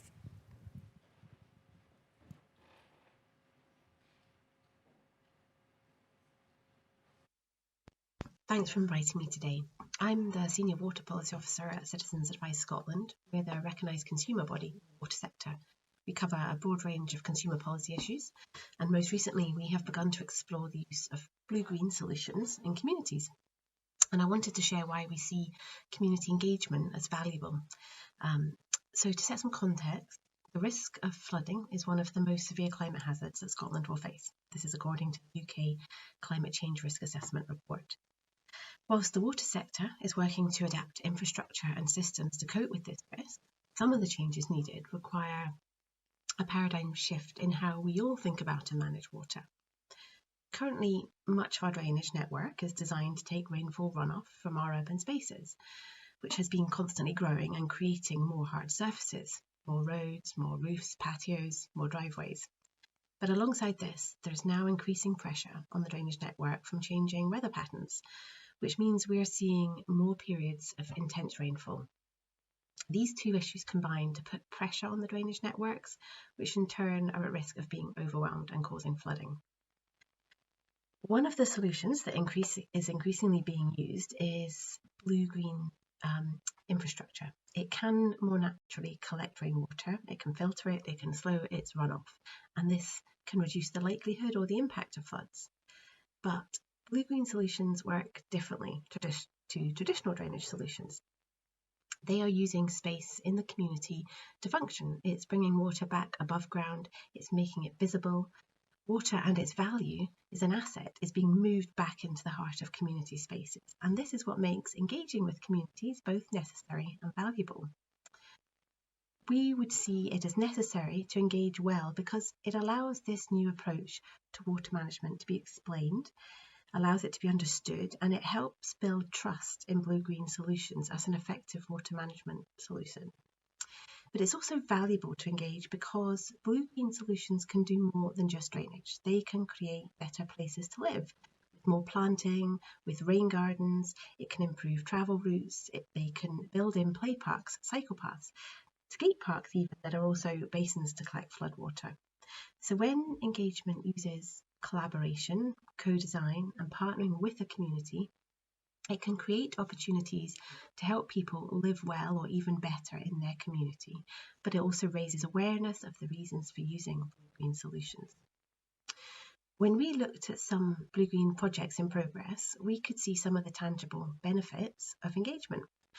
So in one instance, they were listening to a community to what they needed and making changes to a design which included extra lighting around a new path network, dog poo bins where locals said they were needed, and adapting the design so that sports pitches were able to deliver what the community were calling for, all helped the community take part and want to be part of it.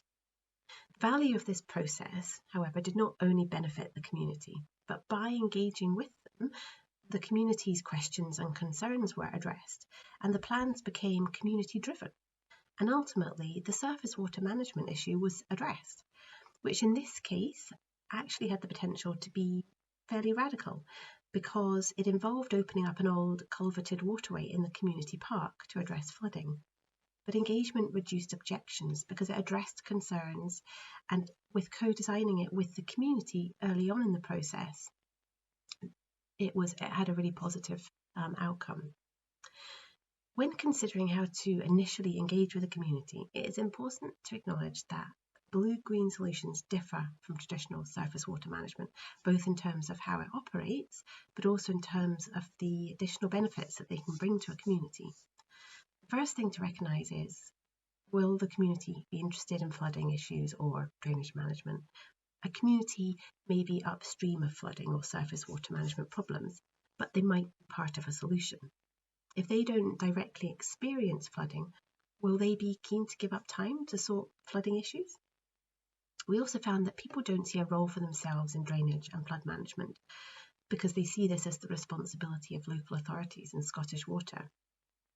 So in both cases, using terms such as flooding or drainage or surface water management to engage a community might not always be successful in actually getting people interested, and it might limit community involvement and opportunities, losing out on partnering with a community or co-designing blue-green solutions. However, what we did find is that people do value their community spaces, their sports fields and their parks, and they will have views on how these spaces could better function. UK research has found that 88% of people want to see improvements to their local public spaces and their parks. And at CAS, we found that 36% of people in Scotland want to tackle climate change through natural solutions, such as tree planting. So it seems sensible that the benefits to community spaces is actually where engagement needs to focus. By focusing on the wider societal benefits that blue-green solutions can offer, means you will attract a broader community audience. We also explored the use of water sector language with the public, and we found that language needs to be simple, needs to be accessible, and it needs to avoid jargon terms. These can include SUDS, BGI or blue-green infrastructure, but also surface water, wastewater.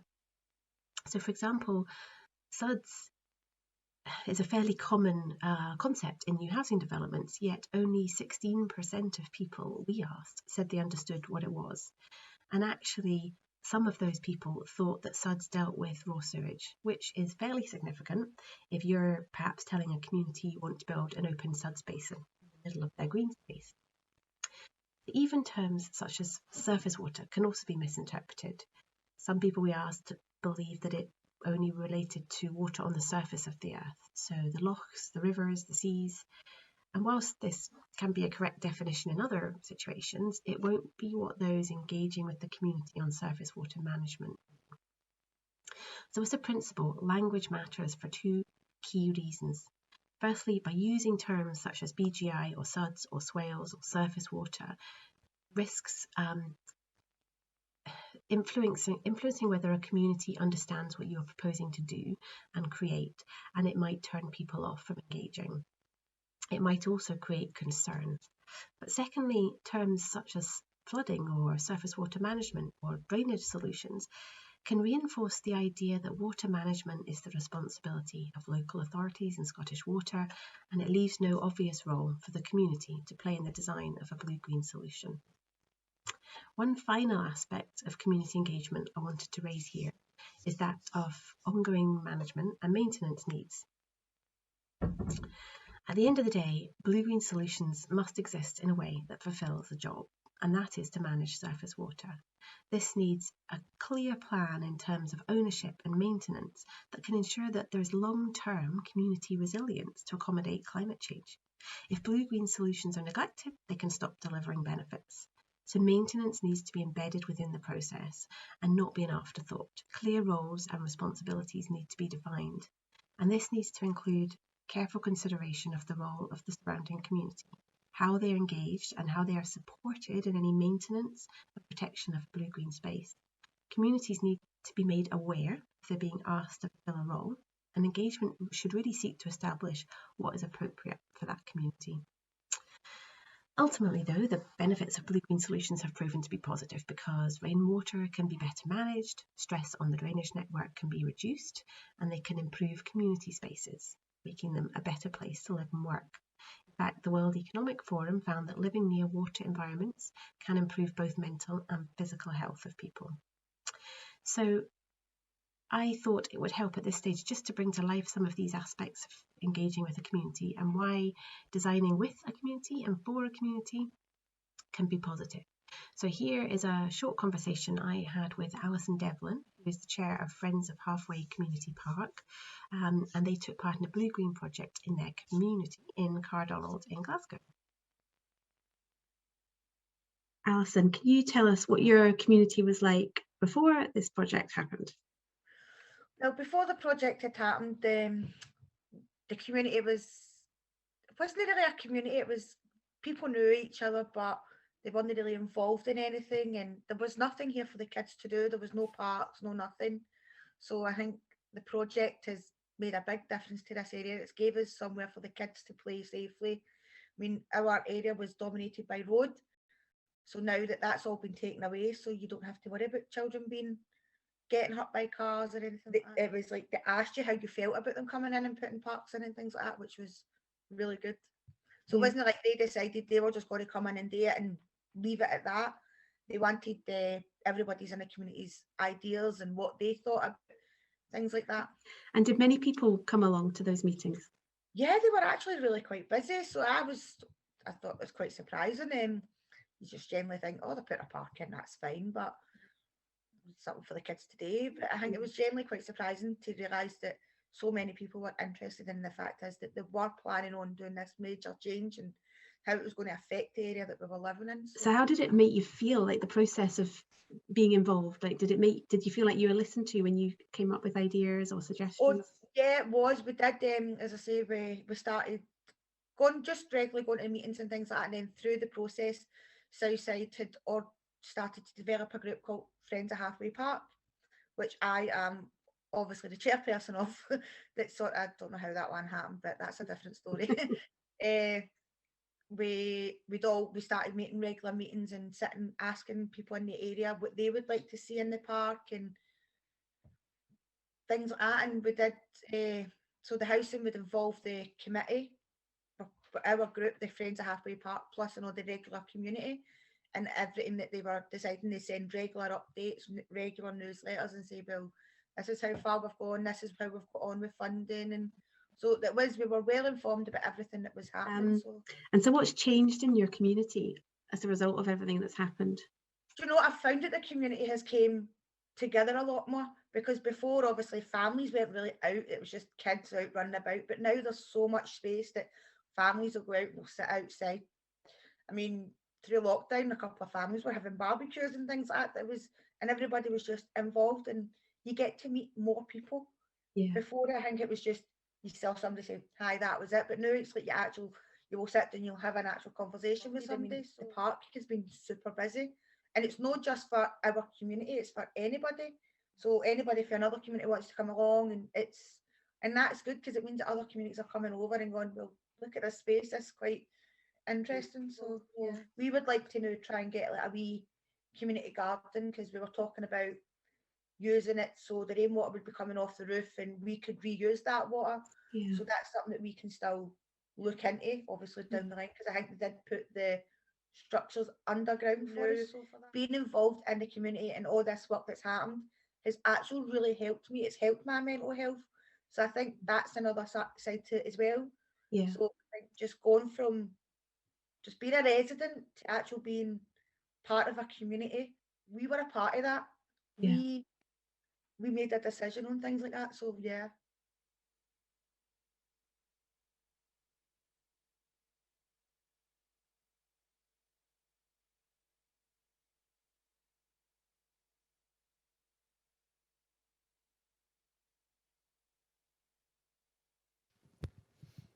That was really fascinating. I'm so sorry that Emma can't be here so that we could ask her questions about that piece of work, because it's obviously something that is really relevant to what we'd like to discuss this afternoon. So I won't say much about that because unfortunately Emma's not here to field our questions, but I would like to now take the opportunity to introduce Catherine Topley from Scottish Canals, who's going to speak to us a bit about some of the activities they've been up to in tackling the climate crisis. Thank you. Wonderful, thank you. And I'm going to have to stand to the side because these lecterns are always for tall people, and they forget in Scotland we are much smaller.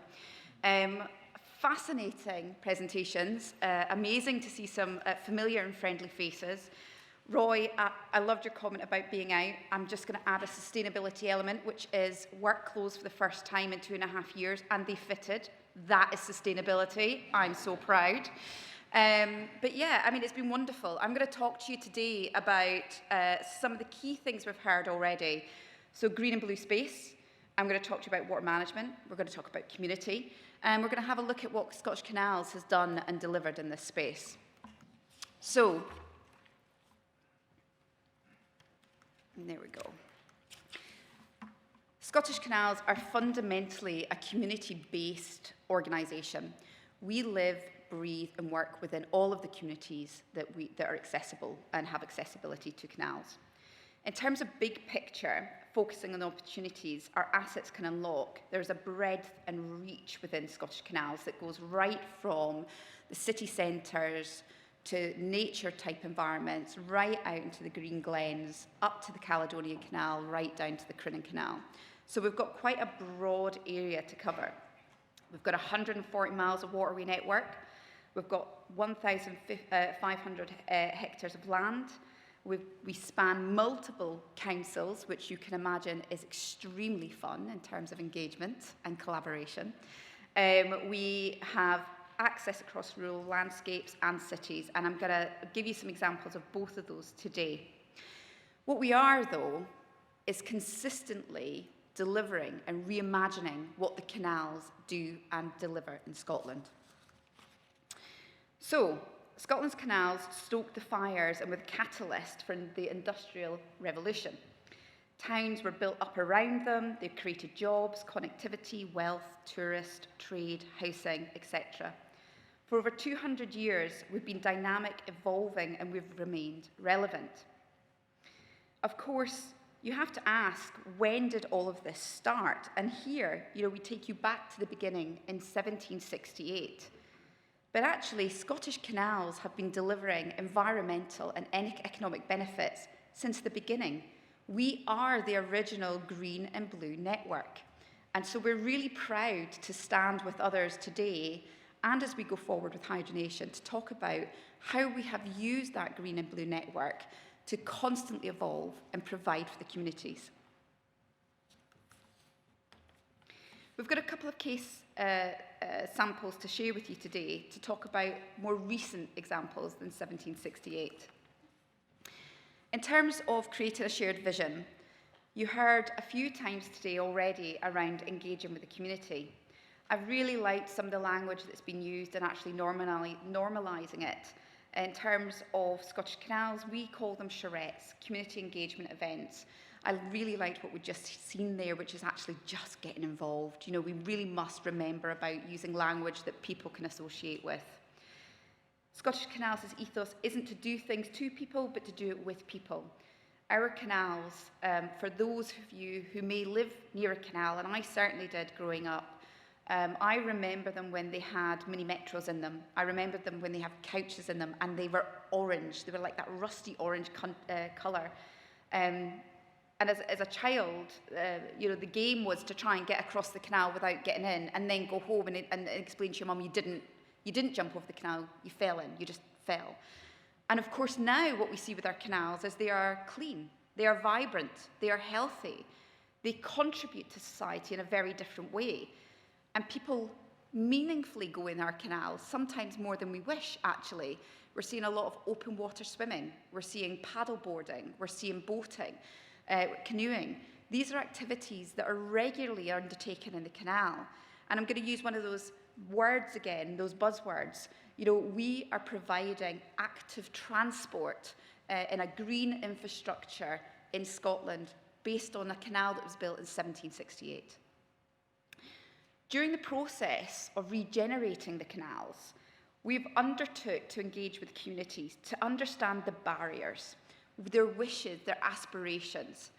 And I think it was Amanda or one of the previous speakers was talking about, no, it was the previous speaker here, you know, if you don't have flooding, it's not your problem, but you could be the solution. Part of the conversations with the communities is understanding what do they want. Sometimes what they want isn't what they need. So we need to come together to give them what they want and deliver what we need and educate at the same time. In 2015,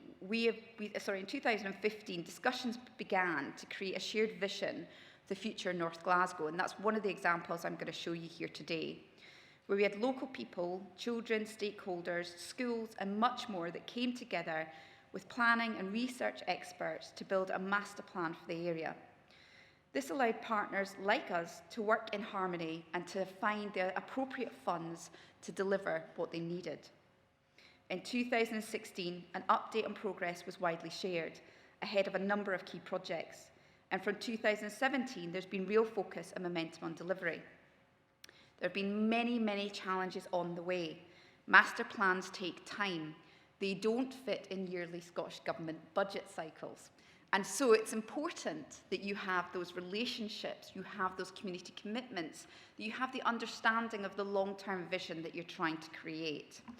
And these things, although are challenging, are not impossible.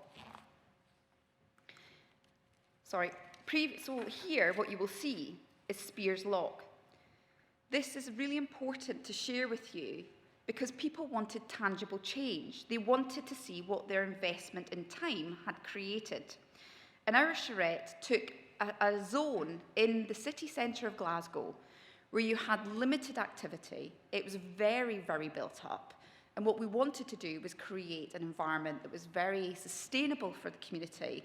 It was engaging, it was safe, it provided that blue water space and the green space for individuals to use. And communication on the regeneration of this project was fundamental. Here you will see, this is just one area in terms of the development that over the period of those years has come to develop what the community wanted as a vision. So we have all sorts of things in this network of area now. A skate park. You have Pinkston Water Sports and Water Park. You have the arts and the phoenix flowers, which created safe passage at a place of flooding where people didn't want to go through that passageway to get to this side of town. It didn't feel safe. There was no lighting, constantly dirty and flooded. So the regeneration of that area opened that up to the communities. What you sadly can't see in this picture, which we will do for presenting going forward, is the work that we're doing at Stockenfield Bridge, which is a significant bridge that will create active transport and connects Bowling, Glasgow and Edinburgh for the cycle network. This is another reflection of the past and the present. Here you will see a very old industrial type of building. And we see many of these fall into dilapidation where the communities really couldn't use the buildings. They were infested. They were homes for pigeons, frankly, and rats. And that's what we remember. So when we think about history and the Industrial Revolution, those are the kind of buildings that we remember. And Scottish Canals had the vision, and they redeveloped that property and those lands with the community, with developers, and they created a space where people could thrive in terms of living, working, exercising, engaging. And this has been fundamental, not just because it looks pretty, but because what it does is create a healthy space for people to live in, both in terms of their mental health and their physical health. Delivering a shared vision is so fundamental. We heard earlier about the water planes and how they are done well elsewhere. Well, I'm delighted to tell you we've done this in Glasgow. It's called the clay pits. This is one example that celebrates people in place really well in Glasgow. The clay pits is a Scottish Canals were handed over land to the LNR community for ownership. And we worked with them in terms of project management, seeking funding to deliver several projects. Essentially, the clay pits is a reserve in terms of a nature reserve in the city centre of Glasgow. We have deer, we have otters, we have fisheries, we have fishing, we have magnet fishing, we have canoeing, we have paddle boating, all of this in the city centre. We also have Glasgow Smart Canal, which Scottish Canals has celebrated and been delighted to be part of and innovative on for many years now. This is the first ever Smart Canal scheme. It uses the 250-year-old Forth and Clyde Canal with 21st century technology to mitigate flood risk. We've heard today around many other organisations doing similar things with water traps. And actually, whether it be a canal, or whether it be reinstating a river or a riverbed, these are really important to the community to allow natural water movement and to manage, as best you can, manage water in the way that works best for the community. In simple terms, when rain is forecast, the Smart Canal technology allows us to reduce the water levels in the canal to accept rainwater. That mitigates flooding at a local land and thus unlocks the land for development. Suddenly, a forgotten part of the city has now become an opportunity. And of course, the canals and the water network brings with it economic benefits. You cannot forget that people are interested from various angles around why should I invest? Why is green investment? Why is economic investment? Why is regeneration important to me? And since 2003, a total of 1.4 billion has been invested in the Lowland Canal network alone. This has created 8,141 homes. It's generated enough commercial floor space to support 8,248 jobs. And of course, it has created a buzzing, vibrant economic environment in the west of Scotland, west of Glasgow, sorry, where it was really declining. So it's really important to continue to invest in these areas and keep them vibrant. But as I said earlier, it's not just about living in a nice area that looks great. It's about the health benefits that come with that. We have been working with Glasgow Caledonian University and Data Lab in a world first, in which a health study has been carried out in North Glasgow along the Forth and Clyde. It took data from multiple sources, including the NHS, between 2002 and 2008, and it revealed a faster rate of decline, which is 3% annually, in mortality rates in urban areas close to canals that have undergone major transformation and regeneration compared to areas further away. A second phase of the research discovered living near a canal cuts chronic disease risk. So regenerating areas around waterways is saving and improving lives. Fact. The community benefits are they are just unrivaled in terms of the way that we work. We have so many good relationships, and one of the ones that we've focused on today is the Glasgow Canal Co-op. They have had a resurgence in this area, attracting high volume and high value of business, and they've also had several events locally and nationally and internationally, such as the Red Bull at Neptune Steps, which is quite a kind of well marketed and well placed event, as well as the Glasgow Canal Festival and the Youth Urban Games, which use dilapidated land in a safe way to promote active sport for children. In terms of sharing the results, we've also been very fortunate to engage in the COP events, COP26, where we undertook a global stage and shared messaging.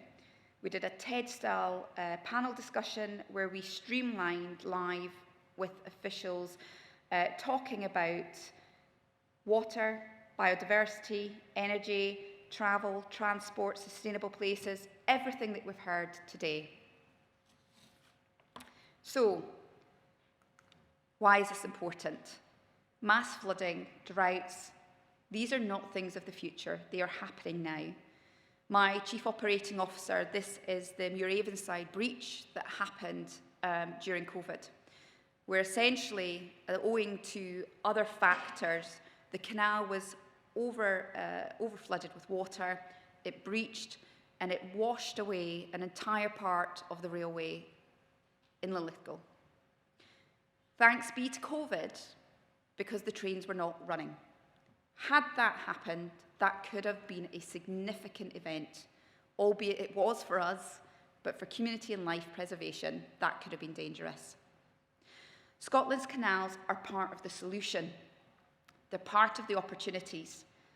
Water is one of the very few things that we need to survive. And in Scotland, we have been doing this from the outset in 1768.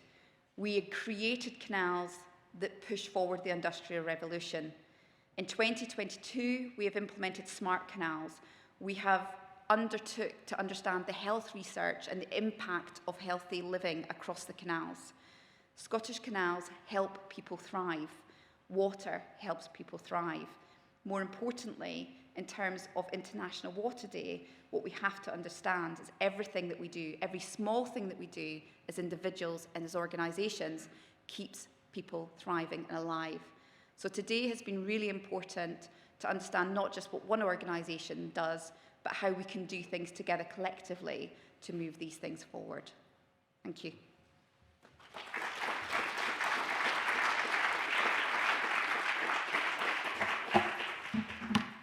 Thank you. Thank you very much, Catherine. Would anyone like to ask Catherine any questions before we move into a bit of a wider discussion based on what we've heard this morning? I can wait. Okay, well, thank you very much again, Catherine. And I'd actually just ask if you could stay with us and join us at the table on the stage, as well as the other speakers from this morning.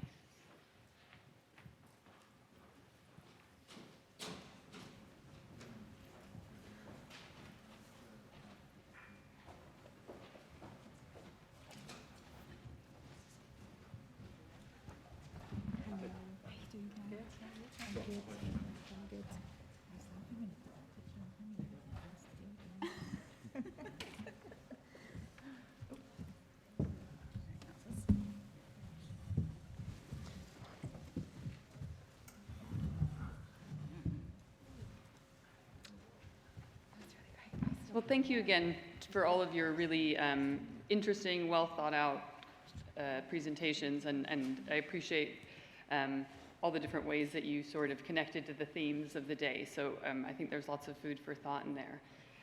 I think everybody in their presentations in one way or another reflected on the sort of value of engaging communities, and I was quite pleased, like Catherine, to see that becoming sort of normalized within the way we talk about water infrastructure and the water environment.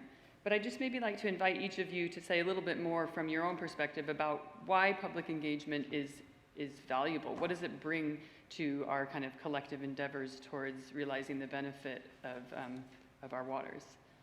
I won't call on people like a school teacher, but perhaps maybe we can start down at the end with you, Amanda. Sure. Why is it important? I guess because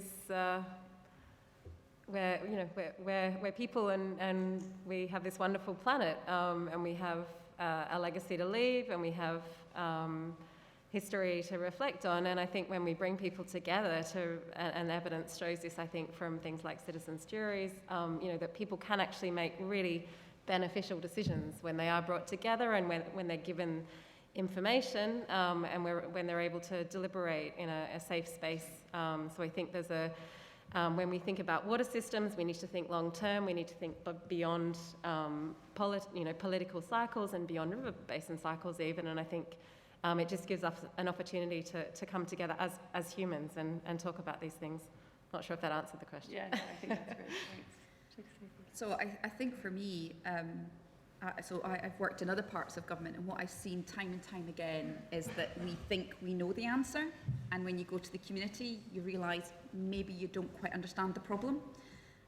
So in terms of my experience at Scottish Canals, I've been continually impressed and in awe of the community's understanding of what they need to do to resolve situations, the innovation, the creativity, and the way that they can simplify what needs to be done. But more importantly, then the sustainability of what gets put in as a result of that. So I think, putting in something people needs to then be managed. Putting in something that they want and they own then provides that natural sustainability and ownership. Yeah, right, very good. Thanks. I think there's fantastic opportunity to not just think about flooding. I mean, we've been working with other organisations around active travel and opening up spaces that really bring together different opportunities to use our community spaces differently. And I think my plea would be around engaging with the community and considering how we manage water every single time. So every time we are changing something in our built environment, if we can actually think very carefully around what the community are looking for, how that combines with other aspects that we want to bring into that community, or we want to encourage to come into that community, then that gives us a really good place to engage. And some of the examples that we had, one of the ones I gave earlier about St Mary's in Dundee, is we did a lot of work with the schools, and we got some brilliant ideas about what the parks should look like and what the schools would want to use the park for, and how we would then connect with their families through all age groups, about different age groups and different community groups, what they would be looking to achieve, and that was really valuable in our planning. Interesting. Right.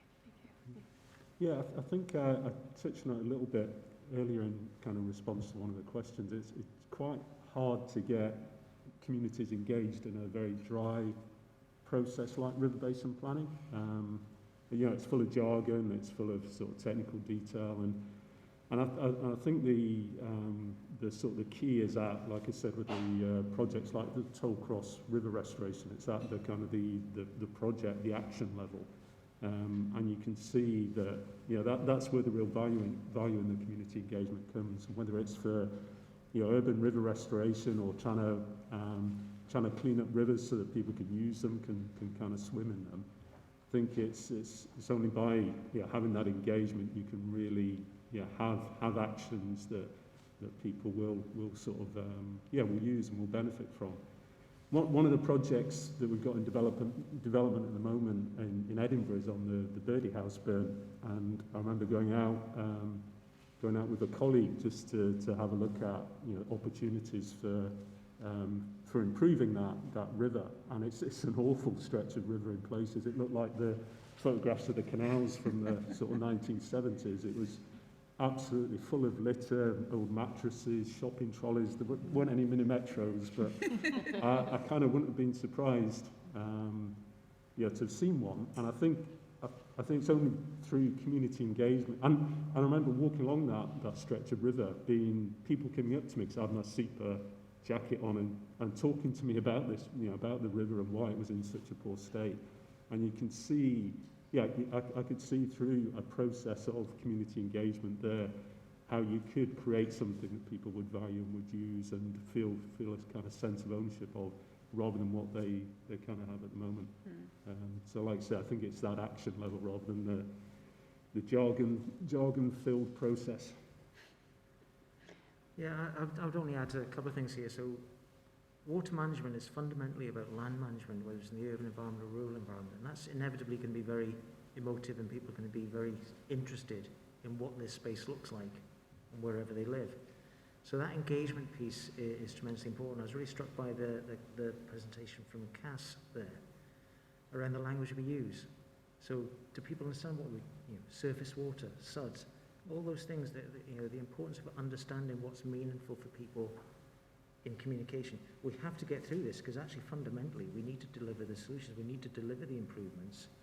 And we can do that in a kind of, I suppose, a very functional way, or we can do it in a way that adds value and really is more enduring, more sustainable. So I think getting the language right, getting that engagement right, and you know, I say it's the multiplier benefits when people feel that engagement. Mm-hmm. I mean, I think that's quite interesting, and a lot of the examples today were around kind of placemaking initiatives, but obviously a lot of the issues that we'll need to resolve in partnership with communities might not involve a very, you know, a remaking of an urban space or a park. So are there other issues that that have the potential to really sort of engage people, and are we missing out on some of those opportunities? I mean, I think the place-based blue-green infrastructure has obviously been a really successful way to engage people, but what other issues might kind of get people interested and fired up and engaged? I'll maybe start at this end and we can go the other way. So a letter came into Scottish Water the other day from the Minister asking if we can support beaver translocation and extending a range. I've no idea. We'll go and look at it, but actually what it means is that as I look into this area, we're going to look at who we have to work with, the communities, the operators and the landholder, what does it mean for various people. So we deliver these things that will deliver biodiversity gain, improve the landscape. But we have to do it in that partnership way going forward. So all of these things that we haven't necessarily thought about ourselves will be presented to us, and it's about how we think about how we can facilitate, accommodate, get the most out, add more value to in all of these things. So it's those types of conversations, those open conversations around the art of the possible. And you know, when you look at a landscape, you can look at the problem you're trying to fix, or you can look at the whole ecosystem of the landscape and say, how can I operate in this landscape better? And that then will trip off a whole bunch of things you haven't even thought about. What about you, Roy? Any issues you think have the potential to get people interested? Yeah, I'm not sure it's the best example, but the one that kind of comes to mind is you know, one of the themes in the River Basin Plan I talked about was removing barriers to fish migration.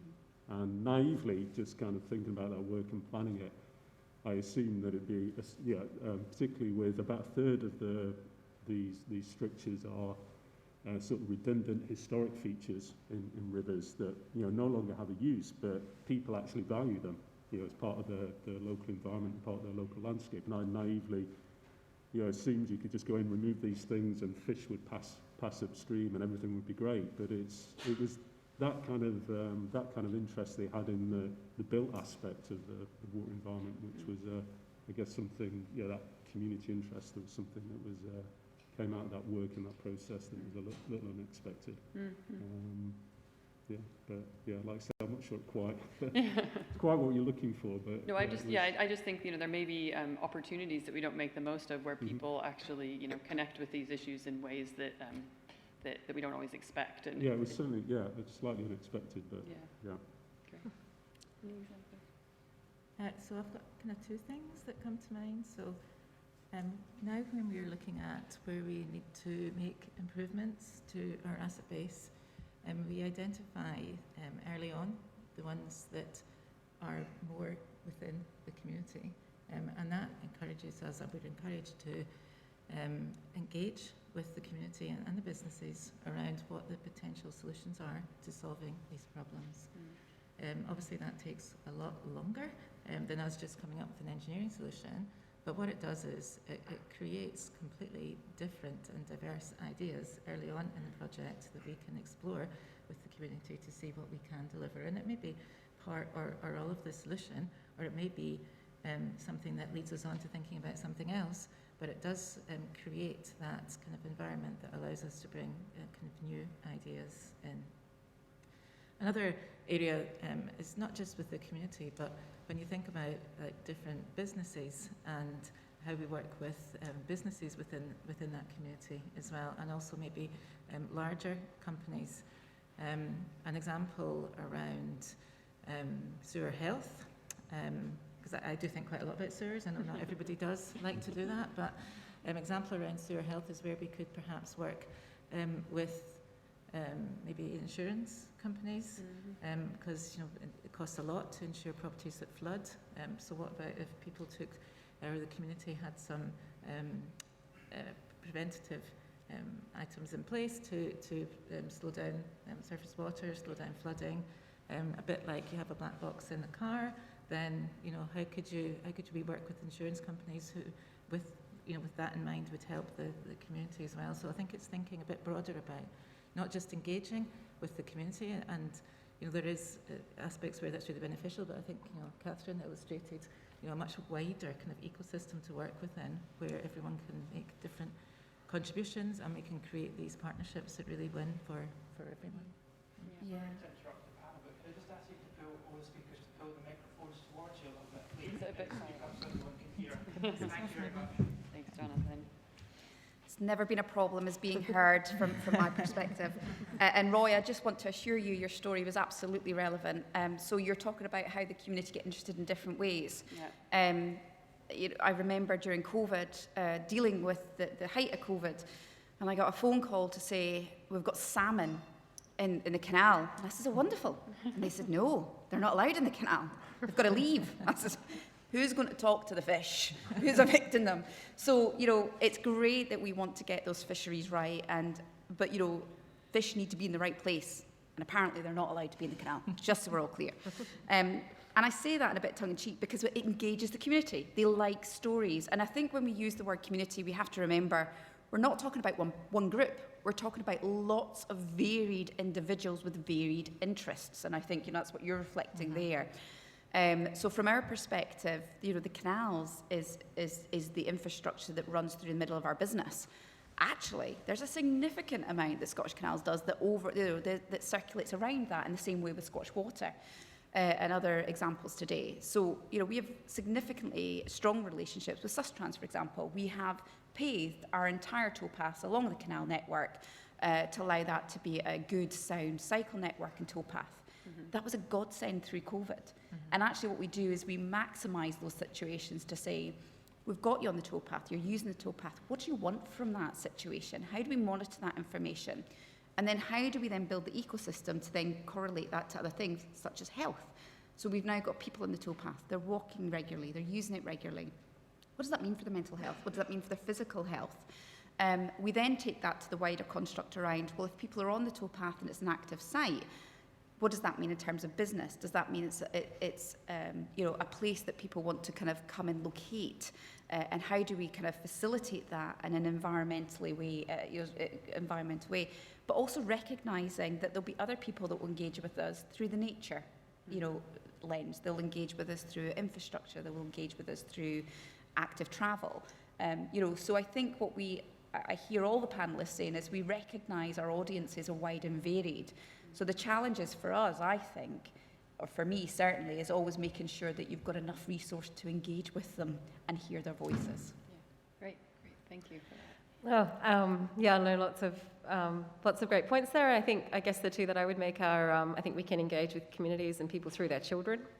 You only have to look at, I deal with in a lot of wastewater like Karen, and you just have to look at the number of kids' books about poos and bums and wees, and they inherently understand the water cycle, they understand treatment, they understand the need for sufficient use of water and not overuse of water. So I think there's a lot we can do through STEM, and that many people are. And then I think the other point is just there's a lot, and I guess a responsibility on us who know some of these things to actually in the other communities, whether that's school communities or the other community work we're involved in, to bring these issues up. And an example is I help manage a community greengrocer called Dig in Bruntsfield, which is up in Bruntsfield. And, we can talk about the water footprint of produce. We can talk about the water footprint of plant-based versus meat-based diets. And some of these footprints may not be in Scotland, but actually, it's all part of the bigger picture. And another example, we can talk about, I guess, things like pollution pricing and carbon pricing, and the use of gas and energy in our homes and to heat water. And when we talk about the cost to people of that and engage through different ways, I think we can really share that message through our kind of professional and voluntary and community endeavours, I guess. I think that's really interesting, and I think, you know, recognizing kind of the varied ways in which people might become interested sometimes doesn't map very neatly to our organizational sort of mandates and priorities. So I think there's a lot of thinking to be done around how can we capitalize on those opportunities, even if it does mean maybe collaborating in ways that we don't normally do or that we're not normally used to. And your point, Amanda, about children actually nicely segued into my next question, which is, are there segments of society we should be doing more to engage with, or are there certain kind of blind spots in how we engage that that we can maybe? Don't know if anybody has something immediately to say about that, but. So I have to say yes. I think, you know, what we found in Scottish Canals is that, you know, really engaging with populations that you know you need to reach. So elderly, those that are not active, you know, what we want to do is bring them out onto the towpath, little, often exercise, improve their health, improve their physical health, their mental health, let them know that that exists there for them, and actually then start to build from that. What we find is when they do that, actually they flourish, and they flourish not as individuals but as groups, so they bring other people along with them as well. We undertook a programme just before COVID. I'm looking at Josie here. What was it called? The steps, where they were doing the steps in the community. Oh, the challenge. Yeah. The Canal Challenge. So the Canal Challenge. So they had to do so many steps. And it became, because it's Glasgow and they're competitive there, and it became so competitive that you had, I loved one of the stories where she said she was sitting in her house coat and her slippers, and our neighbour had come to the door and said, you know, come on, we need to get out, we need to get our steps done today. And she's like, oh, I'm just watching Emmerdale. And she said, no, come on, we need to get those steps done. And out they went, and they still use the canal. And I think, you know, the outreach was very different into what we did and how we did that to the normal charrette type event that would bring people together in the community to say, do you want a play park, or do you want, you know, what do you want done with this green space? So I think we have to actively think about not just reaching out to the different audiences, but the style in which we do it, and how do we interest them at their level to bring them along. Yeah, that's a really great example. Anybody else feel like there are particular groups that we just don't reach very effectively, and that, you know, whose voices maybe aren't necessarily making it into these conversations? I don't know if it's it's not necessarily a group we're not reaching. I think it's a general kind of need for, I suppose, continual messaging on the climate change, the water resources, and the importance of this going forward, because that's going to take a long time to kind of shift in consciousness of people. So when I look at kind of what we've done, we do around campaigns, and, you know, very effectively get some really good engagement with communities during times of kind of, you know, the drought periods of past summer and so on. But that's going to be something we're going to have to just have a continual campaign, continual messaging, and picking up on the point that Jon was making earlier on, ensuring people are armed with the understanding of how much they use and what these other benefits could be, because, you know, saving water in Scotland, you know, is not a traditionally strong theme. So we have to just keep pushing that message collectively across society, I think. Before I sort of move into some other questions, I'd just like to invite the audience if they'd like to pose any questions to the panel, or if there's anything coming through, Kirsty, on the app questions. We've got one question at the moment, so everyone who's watching at home, they should write up a question, because I'll probably read it out.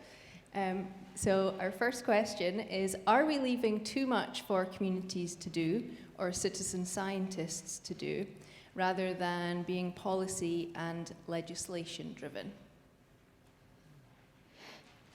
Does anybody want to put their head above the parapet for that one? I think the citizen science angle is a really interesting one. I think if we look at what's going on with our neighbours, where the sort of citizen science has been working with their own access to data and their own interpretation of that, it feels actually bringing that together with our knowledge, and not just of our assets but of the environment, could actually be potentially really powerful. And where we have citizen scientists that have that passion and that engagement, I think there's a real opportunity to really harness that interest and actually bring it into a much more rounded view of what the opportunities are. Anybody else like to respond to that question, saying, are we leaving too much to communities? Are we shirking our responsibility maybe as public agencies? I don't think so, but what I mean by that is that I don't think we've tapped into the potential of community approaches and understanding yet. We have been very kind of policy and interventionist approach from kind of large organisations. So as a consequence, we've got to really understand what is the appetite for really working with this? What is the appetite for getting the, I suppose, the wider on-the-ground solutions within the landscape, within the communities that we operate in? So I think we're just really at the start of a process of really understanding how we work together. And that's with no sort of disrespect, there's been lots of work done, but from my perspective, we're only really starting to get kind of serious on a lot of these things as we start to look at the big challenges of climate change and land use changes and the way we operate. We all need to change, and we can only do that in partnership. So it has to be both. Yeah. I think I'd really echo that. I think it's about getting the balance right. We probably haven't done enough of getting the kind of the community, the sort of citizen sort of side of that sort of balance right. So rather than leaving too much, then we probably need to find ways of bringing more of that into the process.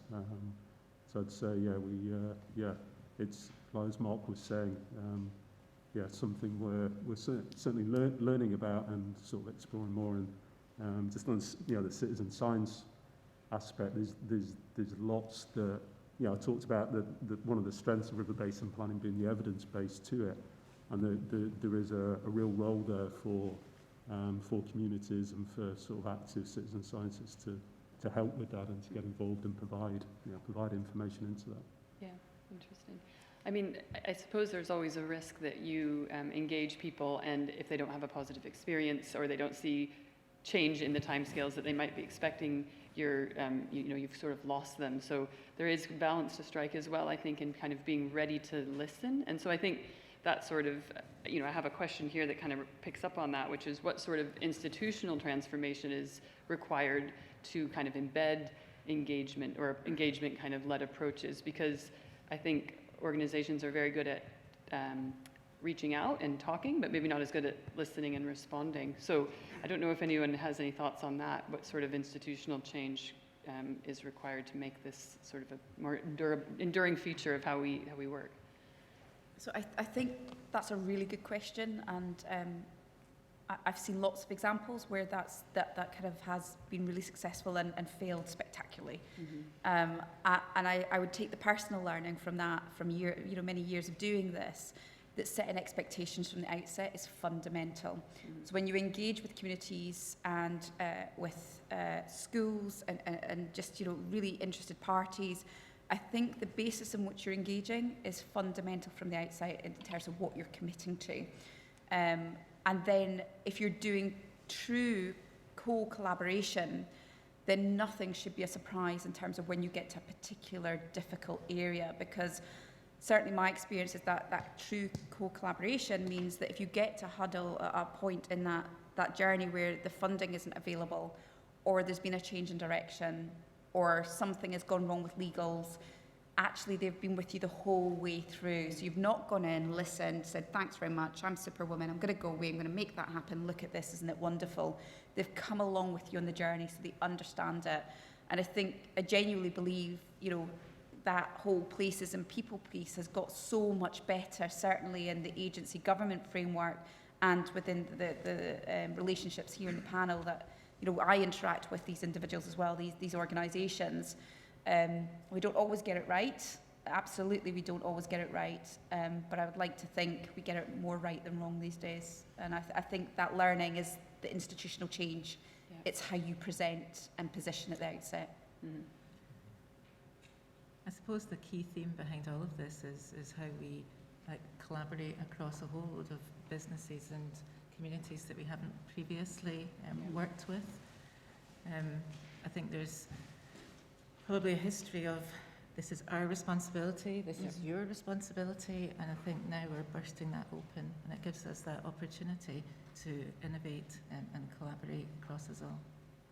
Yeah, I think that is the tricky thing, these kind of cross-cutting issues, which are the issues of the day, really, you know, that have the potential to really kind of bring people along, are very often, they don't map neatly to the kind of traditional remits, for sure. Would anyone else like to pose a question to the panel? Yes, thank you. Got a couple actually in the middle. I don't know if you need a mic or if you've got a very loud voice. Some people are blessed in that way. Give it another try. No, it's not. I'll speak without it. So I've really enjoyed the conversation just in that kind of collaboration with the organisations, particularly impressed with the kind of chat with the citizen advice around just the language that we use in how we present a project and how we really engage. I guess the question I've got is, have we got the right skill set within organisations to make that change? Because historically we're talking about engineering projects, and it's really, are we steering our engineers and our design teams to engage in that way? Which seems very Who would like to respond to that? I can have a go. Hi, Stuart. I think we definitely need to evolve our skill sets, but also we need to collaborate more, because actually we can bring those skill sets together, and we need to do more together. We need to do more collaboratively, not in competition. We're not going to solve these issues by competing with each other. So I think it's a combination of inspiring people within our organisations to develop new skills, whether that's explore a passion for circular economies, I've had the chance to do over the last few years, or data and analytics, digital futures and citizens kind of engagement, and tools like gaming and that. I think there's a lot that we can do. So, and I think organisations are recognising that we need new skills, and also I really think that collaboration piece, bringing people together, is just so important. But at the same time, I work with an amazing team of engineers who love engineering and probably get sick of my constant circular economy, carbon chat. But so I think it's a balance, and it's showing the relevance of the engineering solutions and the connection to the 6 capitals, to the social value, and that we have these other disciplines who we need to be working more closely with to actually deliver engineering solutions that create the future that we actually want. I would say we're getting better, and particularly in Scottish Water, I would say there's been a huge emphasis in recent years on the language and how we communicate, how we engage, and that a lot of that's because of the challenge we have from the likes of Citizens Advice Scotland and others on the language that we use. And I'm banned from using the word sequestration. We have to talk about what it means in terms of the carbon capture on our land holdings. We have to think about what words mean to people, and that's what was so powerful for me in the message earlier on about people don't know what surface water means, or it means this or that or the other. And as a scientist, I am guilty of falling into that sort of a trap. But our communications teams and our community engagement teams are really quite hot on us now if we're not using the right forms of language, so that it's getting a lot better. And Karen, as a design engineering lead in your area, I mean, have you seen that as well? Yeah, I was going to say, I think now when we are thinking about improvements that we want to make, we're very focused on what the outcomes are, not what the project is going to deliver. I think when you have that focus about what is the benefit, how are we going to benefit Scotland for this, what are the benefits, then actually you do think about the solutions differently. And every step of the way, we are thinking about what is this going to deliver, how is it going to interact with the environment, how is it going to interact with the community, and really evaluating that. I think that is I'm not going to say it's a step change, because that sounds like it would be straightforward, but it is a definite journey that we have been on in Scottish Water, where it really makes us think about the types of solutions that we're putting in and how we're going to do it. I think with regards to do we have the right skills and capabilities, I think everybody in this room is here because this industry is moving quickly. The water sector is we're changing. You've heard a lot this morning about how we're working differently, around the types of solutions, about how our whole asset base is changing. And as we change, our skill sets need to change to drive that forward. A lot around digitisation, a lot around collaboration. These are sort of key areas that we will need to push forward within all of our organisations. I really like that question, because I think it would be remiss of me as a social scientist to not mention that there is obviously a whole science of engagement, and I think we're quite happy as social scientists interested in this to be able to have the opportunity to kind of feed our knowledge into the development of these skills, and with people like Cass as well. I think we do see quite a lot more recognition of the need to kind of pull on our wider Scottish skill set to address these challenges. And maybe not every engineer is going to be the best at it engaging, but we certainly have, I think, those skills in this room and in this community. So I think that's just something I have to say on the back of that. There was another question just from the gentleman next to you. I don't know if that mic's come back to life. Yeah. Thanks. Yeah, it's Alan MacDonald from the British Geological Survey. Just on that last point, I think there's a lot to learn also from work overseas. I mean, community engagement, particularly in Africa and Asia, in terms of rural water supply, is very advanced, and maybe learning the lessons from what's worked well and what hasn't worked so well would be good for Scotland. But really, my question, I think, it's probably to Roy and maybe Amanda, and in terms of wider public engagement, the media has got such a role in this. And recently there's been, obviously the CSOs, we've got microplastics, but I was thinking about other contaminants. So the River Basin Plan has been, management plan's been great, but what, Roy, keeps you awake at night about new contaminants? Could it be PFAS, these forever chemicals? And how does that keep you awake, and how does the circular economy feed into that? When we're beginning to make use of some of these wastes, what are the potential things that we need to look out for that we don't cause a problem for our environment in the future?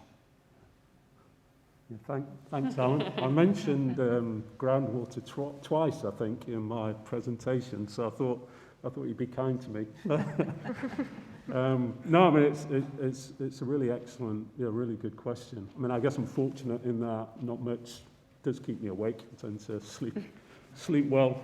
But I guess the thing that I guess concerns me most is what Mairi, the Minister, sort of touched on is the climate emergency. That's what really is the kind of the forefront of kind of thinking around how we've taken our water work and tried to make it relevant and useful as a contribution towards kind of Scotland's efforts to tackle the climate emergency. And I think the circular economy model, which I think we've all kind of touched on, is a really powerful way of thinking about how we manage water and the kind of things that are causing harm in the water environment, how those chemicals, those the kind of soils, organic matter, if we can think about how we can keep those in use, eliminate the waste of them, we can make a real contribution to that, to that climate emergency. So that's that's the thing I guess that would keep me awake if I wasn't such a sound sleeper. The climate crisis keeps me awake too, just to be clear. I think the challenge, and there's a link with removing PFAS, for example, is really challenging. There's emerging evidence that we can, and likewise with microplastics, we know we can. But the carbon and the climate impact of these decisions versus the environmental and the sustainability and public health impacts of not doing so, I think, are really important. And I think we need a science base to be able to make informed kind of risk decisions, and maybe new approaches to risk as well, which require us to think across regulators, whether that's drinking water regulation versus environmental regulation versus obviously the economic. And I think that's that's really important to allow us to make these informed decisions, hopefully with collaborative, informed, processes engaging with citizens. But without that evidence base, I think there's a real risk. Some things that I think keep folks who work in wastewater and bioresources up is the impact of some of these chemicals and emerging knowledge of those and what that means for some of the current practices. We currently recycle a lot of these nutrients and carbon back to soil systems, and there's actually a lot of benefit from doing that. We really need the evidence base to help us allow the right decisions to be made. And circular economy, obviously we can recover more, and I think if we don't use these things, I mean, PFAS is, good examples in some food, disposable food packaging and that, and there's some things that actually, do we need to use them in the first place? Do these things need to get into the system? Obviously the challenge being that they're already there, but do we need to make it worse? And I think there's some challenging conversations that sit outside of our typical, perhaps, areas of oversight that are just as important to have, because actually they have downstream benefits at every part of the water cycle. Did you have something coming through, Kirsty? Yeah, I've got a couple of quite a few really interesting questions, so thank you, everyone at home. So this one first. How do you strike a balance to ensure a win-win outcome when there are competing interests among community members? So I think that's saying when you go out and engage with the community, sometimes there's contestation around what is the right thing to do. So what do you do how do you balance that? I think that's a great question. Do you want to answer it then? I'm not sure I have an answer that's going to solve that particular dilemma. I think we have a number of, we've had a number of usually around capital projects where the community has felt very differently, and we have found different aspects of the community, depending on how it's going to impact them, have felt very, very differently about it. And in order to find a resolution, we have really just presented evidence and the facts about what the different options are, what it will mean to them, what it means to carbon, and what it means to cost, and been presented with the evidence. There has been a path that is unfolded, but I'm not going to pretend that everybody feels that they've had their objectives met. Yeah, I would agree. I think it can be challenging, but I think it's that co-collaboration piece again, that co-design. I think bringing them with you, given the evidence, even when the evidence tells them things they don't want to hear, it's rethinking it, reshaping it, and I guess recreating the path as you need to as you go along. I guess the other thing is bringing in different voices as well. Yes. So it's not, from our perspective, Scottish Water saying this is what they're going to do, but if we can actually look for somebody to independently support the decision-making process, then that has proved to be helpful as well.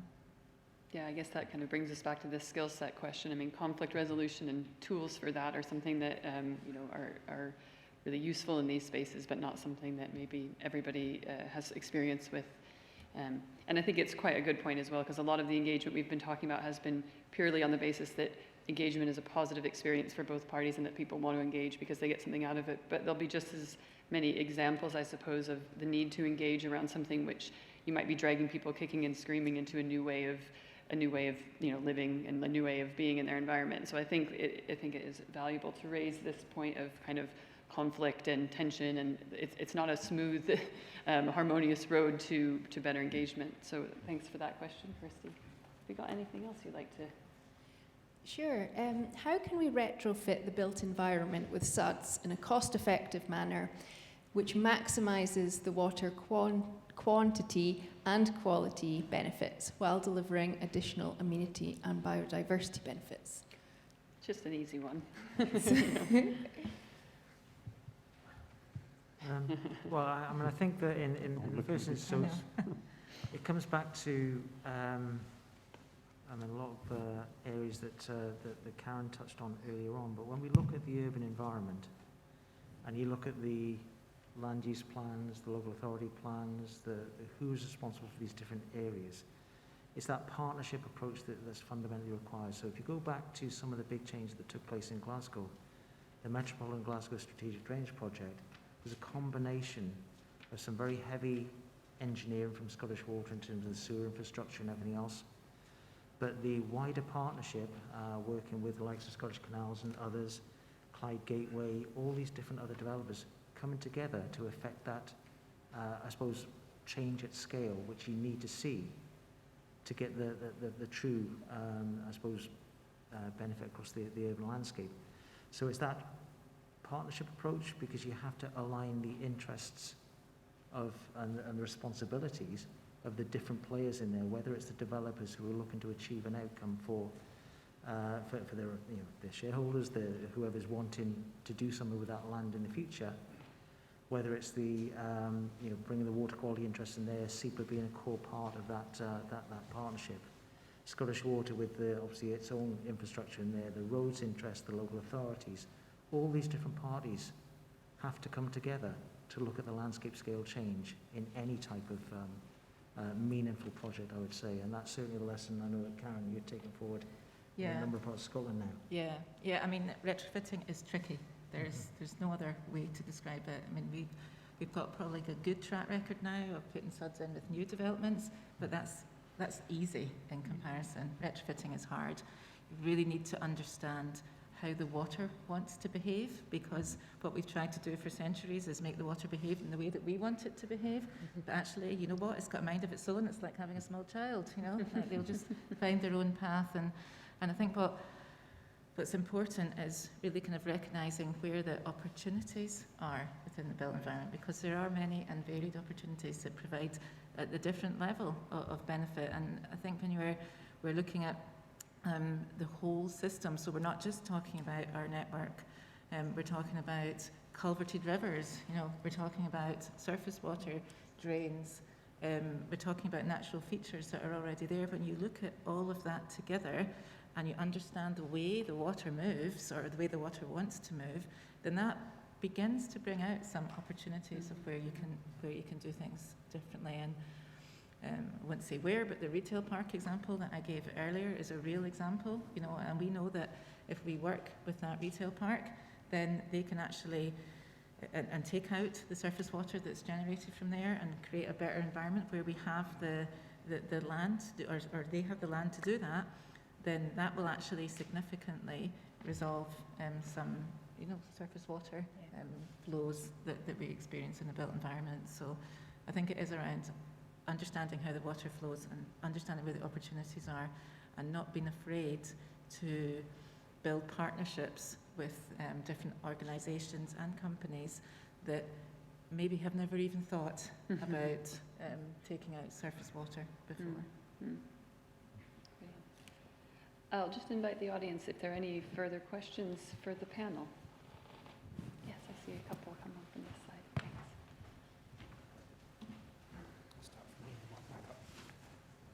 Thanks. Thanks so much. That was really interesting. I'm just wondering, what mistakes would you say have been made in water management in the past?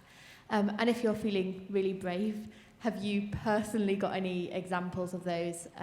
And how have you learned from them? How can we learn from those mistakes going forward? No pressure. Thank you. Well, I can think of one. We paved over the canal and put the M8 on it. So that wasn't the smartest thing to do in hindsight, but at the time, completely appropriate and relevant. I think I like the question, but I suppose we have to recognise that the decisions that we make in the past are of a time and of a making. And in hindsight, with what we know today and the way the world has changed, we may not have wanted to make those decisions. So that retrofit piece is really important. So there's a fundamental part of the canal that runs under the M8, and that can and does cause significant challenges on occasion. So if you need to access it, you're basically, you're closing the M8 and you're digging it up for weeks, and that's not what you would like to have done in hindsight.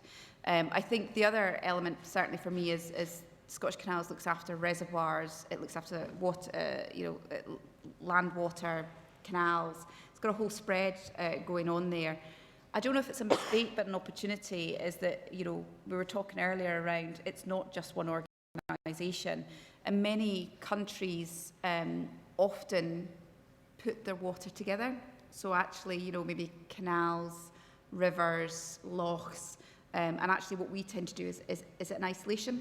So I think there's an opportunity there where actually we can not just rely on organisations being mature and strategic in how they engage, but actually at a significant country level, we're operating at that level. And I think that's a shift change. There's a real opportunity there. I'm maybe not going to say it's a mistake or anything. I think it's genuine new learning coming on that gives us different insight. So Aaron mentioned systems thinking. Looking at the full interaction, having the ability to actually look at the system and understand where water flows and how things need to operate means we can be much more strategic and much more inventive around how we need to manage the urban water cycle going forward. Aside from that, I think that over the years, one of the kind of comments that I've had put to me from people down south is they're quite surprised that in a place like Scotland, we have so few passive treatment systems. You know, we've got land, but why don't we use it? And we had I had a session with our supply chain a couple of weeks ago, a workshop to look at nature-based solutions, which jargon-wise we're going to get rid of because nobody understands what it means. But actually starting to look at understanding why are we not using these things more? Why did we go down the line of certain types of technologies in the past? Because, you know, proven technologies deliver the quality and all the rest of it. But what do we need to do differently in the future? So building that knowledge and understanding of what these more passive nature-based solutions can deliver for us will, over time, be a bigger player, I think, in terms of the types of things we do in the future. I think all of your answers get back to your point about trying to sort of discipline water into being in places that it didn't want to be, and you know that's probably the thread that ties together most mistakes in water management. I don't know if I interrupted somebody there. Yeah, no, all I was going to say is that I'm not sure we would necessarily call it a mistake. I think it was a decision for the times, but when we look at how we actually manage our wastewater and the kind of concept that we've had over numerous years is just that everything can be put into the sewer and then it can magically just disappear and it's all going to be fine. And you know, we found that's created the CSO discussion that we're having now. It's created a very big infrastructure asset base for us to maintain, and it's also created possibly some decisions that have been cemented around what we already have rather than what the opportunities would be if we started afresh. And I think, you know, the amount of times that we pump a lot of stormwater around, you know, we could find better solutions for that kind of thing. Yeah. Great, thanks. Really interesting question. And I think there was just another over here. Thank you. Good question. Thank you. Good afternoon. David Miller, Hydronation Chair Programme. Thank you very much for your contributions this morning and during the panel conversation. The climate emergency has been a term that's been used a number of times, both in presentations and also in the panel discussions, with the impact of that, particularly in our country, being felt through water, either in its lack of availability or through flooding. It could be argued that the response to that climate emergency, we're not seeing the pace and the scale that we need to deliver the change and the solutions necessary in the short time that we have. Do you agree with that? And if so, what needs to change to radically change the pace and scale of the solutions that we're putting in place? I would say that I'm happy to be challenged on what I'm about to say. I think the water sector is moving relatively quickly compared with some other sectors around this at the moment. As a sector, we've been kind of looking at carbon for a number of years, doing things about it as well. But actually now kind of taking the bull by the horns and getting the route maps out there. The pace of trying to get the interventions in, the commitments that we've made, and the net zero pathways that we're setting out for agreement with government and others are ones that we're really getting on with now. So we are seeing a huge amount of change. and a huge amount of progress around things like, obviously, the generation of new renewables and all those good things. A year ago, I couldn't have sat here and talked to you about what we were doing about process emissions, because it was still a bit of a black box, but we're starting to make some real progress now with the supply chain around understanding different opportunities. I had a session yesterday, team session yesterday with a supplier from the United States, really giving us some fantastic insights into how we can start to really optimize treatment works to drive down nitrous oxide emissions, for example. The new technologies starting to come forward and the new learners coming forward. It's about how we pick them up and run with them to scale them up. And that's what we're trying to kind of get that understanding, get that pace moving forward now for our own emissions side of things. Looking at our land bank, looking at the opportunities we've got there, there's significant things we can do there. And as I said, from a relatively standing start, we are now starting to make that progress in there, and we've got to ramp that up. We've just got to do a lot more around all of this. On the climate adaptation side, which is obviously what we have to think about, the kind of planning for the 2 to 4 degree world, as the Climate Change Committee is advising, is what we are doing. The risk assessments are really focused in around that. So both on mitigation and adaptation we are moving, and it's really about how we can start to ramp up that activity in the coming years. Yeah, I think the other thing I would add is I think we're in a really fortunate position in Scotland. So I think the government have recognised this, and I think you'll see in the budgets and the representations, the funding models are there in terms of green funds, environmental funds, biodiversity funds, and they are accessible to organisations and public sector organisations to tap into, to basically use that as an opportunity to pull that into their organisation and ensure that they are operating the best they can. There clearly won't be enough money to do that with every organisation at every level, but strategically you're able to apply for those funds, and I know Scottish Canals, we do that quite regularly. So I think we're actually in Scotland, we're in a really good place, and when you see you move quickly, I mean, actually as an industry this really is moving quickly. It's amazing just how quick things are moving, but of course climate change is moving quicker, and I think we're responding to it. I think what we want to do is try and get to a position where we could almost be ahead of it, and that's an aspiration we're aiming for. Yeah, sorry. No, I was just going to say, I'd sort of really echo that the fact I think we are very fortunate in Scotland that we're working and living in a sort of framework where it is taken very seriously, and that comes from the kind of the top down and on a very practical level. I know it's in the forefront of all the kind of work we're doing at the moment, all the kind of decisions we're taking.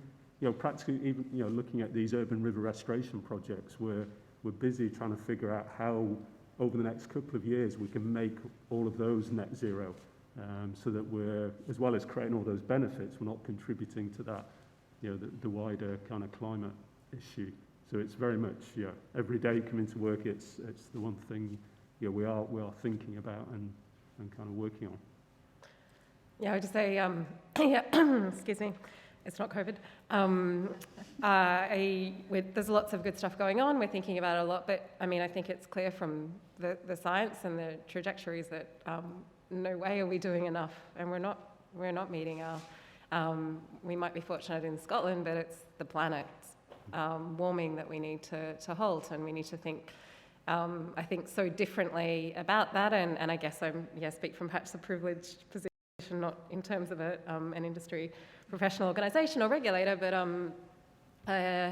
I think there's so much more we can do, and process emissions is a good example. There's some really amazing data-driven models and machine learning solutions being developed there and actually ready to try. And there's also some really simple things we can do, like stopping methane leaks and like just using less water. And I think some of those things are really confronting, and of course we have to find the money and the funding, but we can find that when we need to, I guess, when faced with a real emergency. So I think there's a lot more that we can talk about and do, in addition to all the good stuff that we're doing. Great, thank you. Bob, did you have a question, or were you just catching my eye? Unless you've got a question online. I think I think... Hi, I know we don't have much time, so maybe this is just a very quick response from each of you, but what do you think would be the measures of success that we've changed Scottish people's relationship with water? Good question, and it's just perfectly wrap things up for me, so thank you for that. So what would be a measure of success that you'd changed the relationship between people and water? Per capita consumption has dropped like a stone, and we have no sewer blockages. I hope you could hear that. Per capita consumption's dropped like a stone and no sewerage blockages. That's nice and measurable. The only thing springs to mind, I think people using the water environment, number of people swimming in rivers, I'd measure that. Great. Yeah, I think a changing urban environment that includes green and blue areas everywhere, and as you've said, very confident in access to the water environment. I think similar to Karen, you know, we have a natural water source in Scotland. It's called the weather. And I think what we need to do is really think through how we use that natural water source as well as changing behaviours. So for me, the measure is the change in behaviours. Not quite sure how I would measure that in the 30 seconds you've given us to think about it, but there's definitely a cultural shift in terms of behaviours, but that kind of more strategic piece, which is use the resources you've got in that planning going forward and in the retrofit. I would say, sorry, 2 quick measures of success. So the number of people I can see from my kitchen window walking along the canal outside, I think that would be one. And then I think that other one is the number of stories we're telling about water.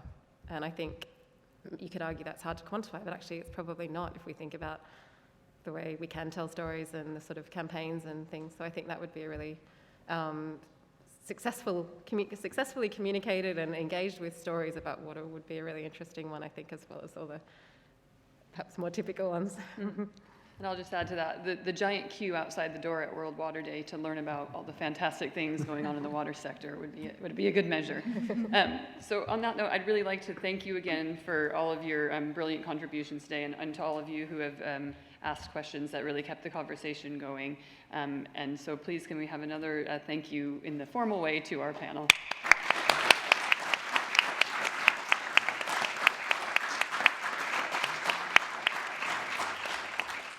And that draws this session to a close. I invite everybody to join us, I think, upstairs for a bit of lunch and to view the excellent exhibitions that have been prepared for us in the upstairs lobby. Thank you very much.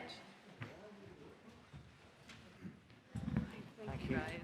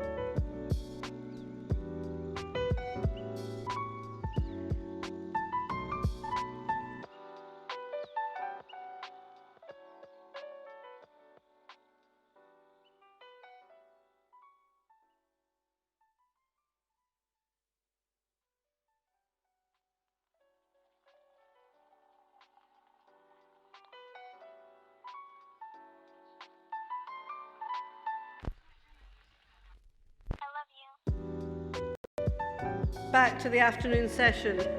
I think you're going to be really excited by this session we're going to host now. And this is going to introduce you to some really budding advocates. Would you agree? Many early career professionals, but really punching above your weight, I believe. So, you're all advocates and experts in the water sector, so this is going to be really exciting and really relevant for today. We'll be expecting perspectives, new perspectives, how to communicate current and future water issues and the challenges that we all face across the world. So we're going to have a real international dialogue about how we, the world's population, value Scotland's waters. So our session co-facilitators, Jules Alexandre, excuse me if I pronounced your name incorrectly. Could you say it again? Jules Alexandre. Thank you. Who's hydronation scholar and crew policy fellow, health promotion specialist, and he's based at Glasgow Caledonian University. And Rita Musa, who will be your two facilitators for today. And our panelists, Marissa Wong, biologist and engagement education from the Clyde River Foundation. And Logan Stewart. Logan is a specialist in corporate affairs in Scottish water. And Gabrielle Guevara. Yes, Gabrielle, development worker and environmental planner. And I like this bit about your work. Spearheaded the establishment of the Maka-Bajong-San Juan bike lanes towards a green, clean and smart Maka-Bajong-San Juan. Oh, it's Maka-Bajong-San Juan, sorry. So we'll maybe hear more about that later. And then also Daniel Atten-Beckman. Hi. Daniel's research focuses on finding practical and innovative ways to monitor and forecast cyanobacterial blooms in inland waters using novel methods. So without further ado, I will hand you over to the co-chairs, facilitators, to take this panel exciting dialogue forward. Enjoy.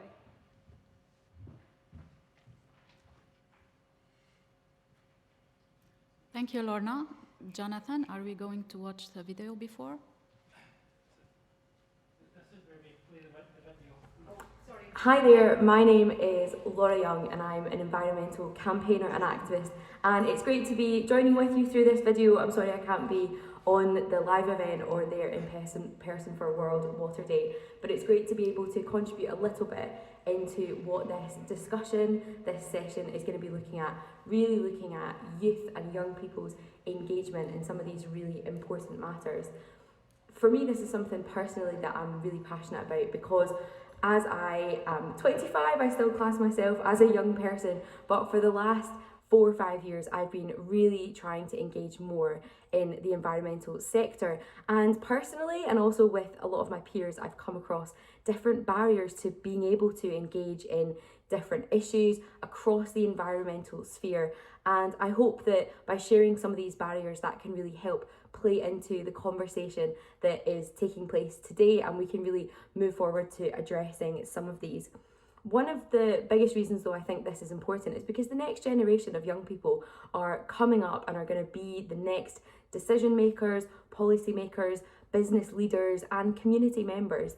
And it's so important that we really instill environmental values in these young people, but also really help them to have a real interdisciplinary, holistic education around some of these issues, so that when we move forward, we really are looking at the big picture when we make any decision and how it can bring out the benefits for our environment, particularly our waters, which are something that I and I'm sure many of us are so proud of, but also something that we really need to protect. I guess I wanted to share with you just a couple of the barriers I personally have come across and that I think would be amazing if we found some great solutions for.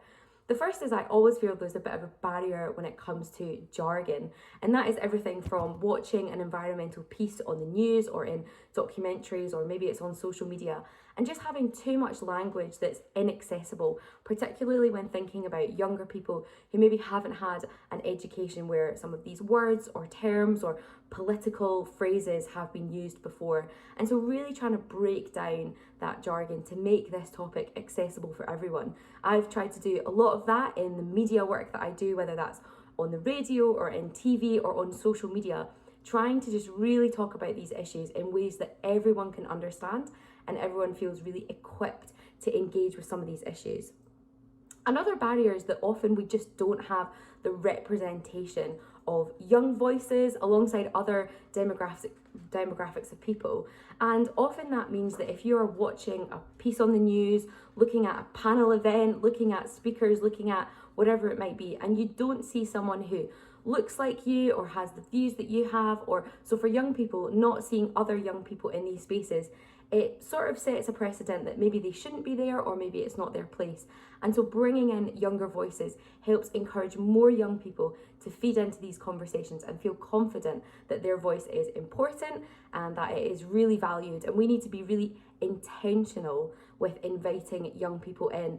I saw a really good example of this. It's not really water specific, but at COP26, there was lots of different organisations who really intentionally invited young people in, whether that was offering a pass into the conference as an observer with an organisation, or whether that was putting on events specifically for school ages, university, colleges, or people on apprenticeships. And I think it was just such an important thing to be really intentional with our invitation for young people to come into the core and centre. I also think the kind of last one is that often the barrier that I come across the most is actually that when we talk about issues, particularly around environmental things relating to policy or business, it's often in really complex ways. I think in the last few years there have been some amazing consultations brought out by the Scottish Government and the UK Government to look at a whole range of different issues. And one of the first things I often have to do with people who are interested in these topics is actually explain what a consultation is, how we respond to it and what we do with it. And that's just one example of real ways that there's barriers to people having their voices heard, not understanding the process of being able to have your voices heard, or not understanding the way that we can contribute into these conversations, what the weight of a consultation might do. And so I hope that we can really take some of these barriers, figure out ways that we can break them down, invite more young people in, and make it a really accessible topic for everyone, because this is something that's so important. Young people love our waters, love using them, have such a passion for them, but it is their future, and we really want to be intentional about inviting them in and breaking it down so that everyone can have their voice heard. I look forward to hearing about how the panel goes, and just want to wish you all the best as you journey with this whole day full of some really great topics. Thanks. Hello everyone, and welcome back again to our face-to-face audience and online audience. So I would like to welcome again our young water professionals. In this discussion, we are going to talk about our involvement and youth involvement in the water sector and the challenges we are facing. It was a great introduction we had from Laura. She talked about her journey with sustainability and the actions she is taking to educate and influence our community to take actions regarding water issues. So my name is Rita Noel. I am a hydronation scholar, and I am a student at the University of Aberdeen. I work on the conversion of wastewaters and organic waste into valuable chemicals such as methane and hydrogen, organic acids, and biofertilizers. With me is my colleague Jules, and the hydronation as well. I'm going to let the floor now to Jules. Thanks, Rita. Good afternoon, everyone. My name is Jules Alejandra. So I'm a doctoral researcher and a hydronation scholar from Glasgow Caledonian University, investigating how can we reduce pharmaceutical pollution by prescribing access to blue-green spaces, and also using environmental criteria and how we choose medicines. I'm also a Crew Policy Fellow, which we investigated the policy readiness of Scotland's health and water sectors in adopting this kind of strategy. So I think we are very much privileged and lucky that we have like a fantastic set of different young professionals and young leaders working for water sustainability. I think I would just like to let you guys introduce yourself first and then talk about the things that you've been working on for the past years in terms of water governance, water sustainability. Marisa? Thank you, Jules. So my name's Mairi. I'm a biologist at the Clyde River Foundation. We're an environmental charity, quite small. We've got 5 people working, and we're based in the University of Glasgow. We do a lot of environmental monitoring through electrofishing, habitat surveys and invertebrate works all along the Clyde catchment area, as well as working with our future stewards of the rivers. We've been inspiring this community for the last 22 years, and it's bringing the rivers into the classroom with Clyde in the classroom and bringing the kids to the river and Meet Your River Days. Thank you. Daniel? Hi, I'm Daniel. I'm a PhD student at the University of Stirling. I'm funded through the Hydronation Scholars Scheme. And my PhD is basically about trying to look at ways in which we can forecast and monitor harmful algal blooms in Scotland. I'm interested in using satellite images and other data, for example, weather data, to look into how we can use this data to learn more about these systems and hopefully prevent bad outcomes happening from harmful algal blooms. I think the other thing I want to say is that I spend a lot of my free time doing environmental, climate and ecological related activism. I'm like an active campaigner in a few different groups, and so hopefully I can bring some of that side into the conversation as well as my scientific side. Gabrielle? All right. Good afternoon. I'm Gabrielle Ann Guevara. I'm a licensed environmental planner from the Philippines, and I'm currently studying at King's College London Sustainable Cities MSc. So I'm also a Achieving Scholar, and I'm one of the co-founders of Ecosential Solutions for Environmental Sustainability, which is a environmental management consultancy group that specializes in improving urban governance, specifically on water sustainability, because we are promoting nature-based solutions, rainwater harvesting, etc. And I also used to be the City Environment and Natural Resources Officer of the City of San Juan, where we worked on monitoring pollution, all sorts of pollution actually, and penalizing them for any violations. And then I also worked on the Pasig River Ferry Convergence Program, because we wanted to revive the Pasig River ferry system as a form of transport, and at the same time improve the water quality of the river so that people could enjoy it as we used to enjoy it. So that's it. Thank you. Logan? Yeah, hi, I'm Logan. I'm a graduate in Scottish Water in their Corporate Affairs Department, so that's engaging with our stakeholders, with communities, and with rooms filled with lovely people like yourselves. Although Scottish Water is maybe a more recognisable brand than some of the other people here, I'm sure you can already hear there's probably a lot more experience over there than there is here. I'm very new to the Scottish, to the water industry. In fact, to give you an idea, correct me if I'm wrong, I think I saw Patrick Harvey, MSP, in the room earlier. I don't know if he's still here, but I was only a few months ago at his front door delivering a pizza. The room will be pleased to know that he did leave a tip. So this is a very new industry to me. Thanks, guys. And I think Rita has a question for what you've been doing, for the great things that you've been doing in terms of, Laura a while ago discussed about the different barriers that young people are experiencing in terms of how we engage with different sectors. I think she discussed about the technicality of the issue, the jargons which make some information inaccessible to everyone. She also talked about representation, like there's not a lot of young people in the table when we talk about water governance and water sustainability, and also the complexity of consultation in terms of policy making. I just want to pick up your brains on like the different barriers that you guys have experienced when you were working on these great projects that you were doing. Maybe Marisa, you've been working for education, isn't it, for Clyde Water Foundation? So I've been in this position for 3 years now, and even though the majority of that was during COVID years, we still managed to get into primary schools during that time as well. But in my experience, the biggest barrier is maybe like the SIMD list, with more deprived areas. Maybe it does depend on the teachers. If you've got a really engaged teacher, they carry the project through. So that's Clyde in the classroom. We put 200 brown trout eggs in a hatchery and the kids rear them themselves. So we teach them the responsibility of that and being able to connect the brown trout that they're growing in their classroom to the wider world in which they're staying in.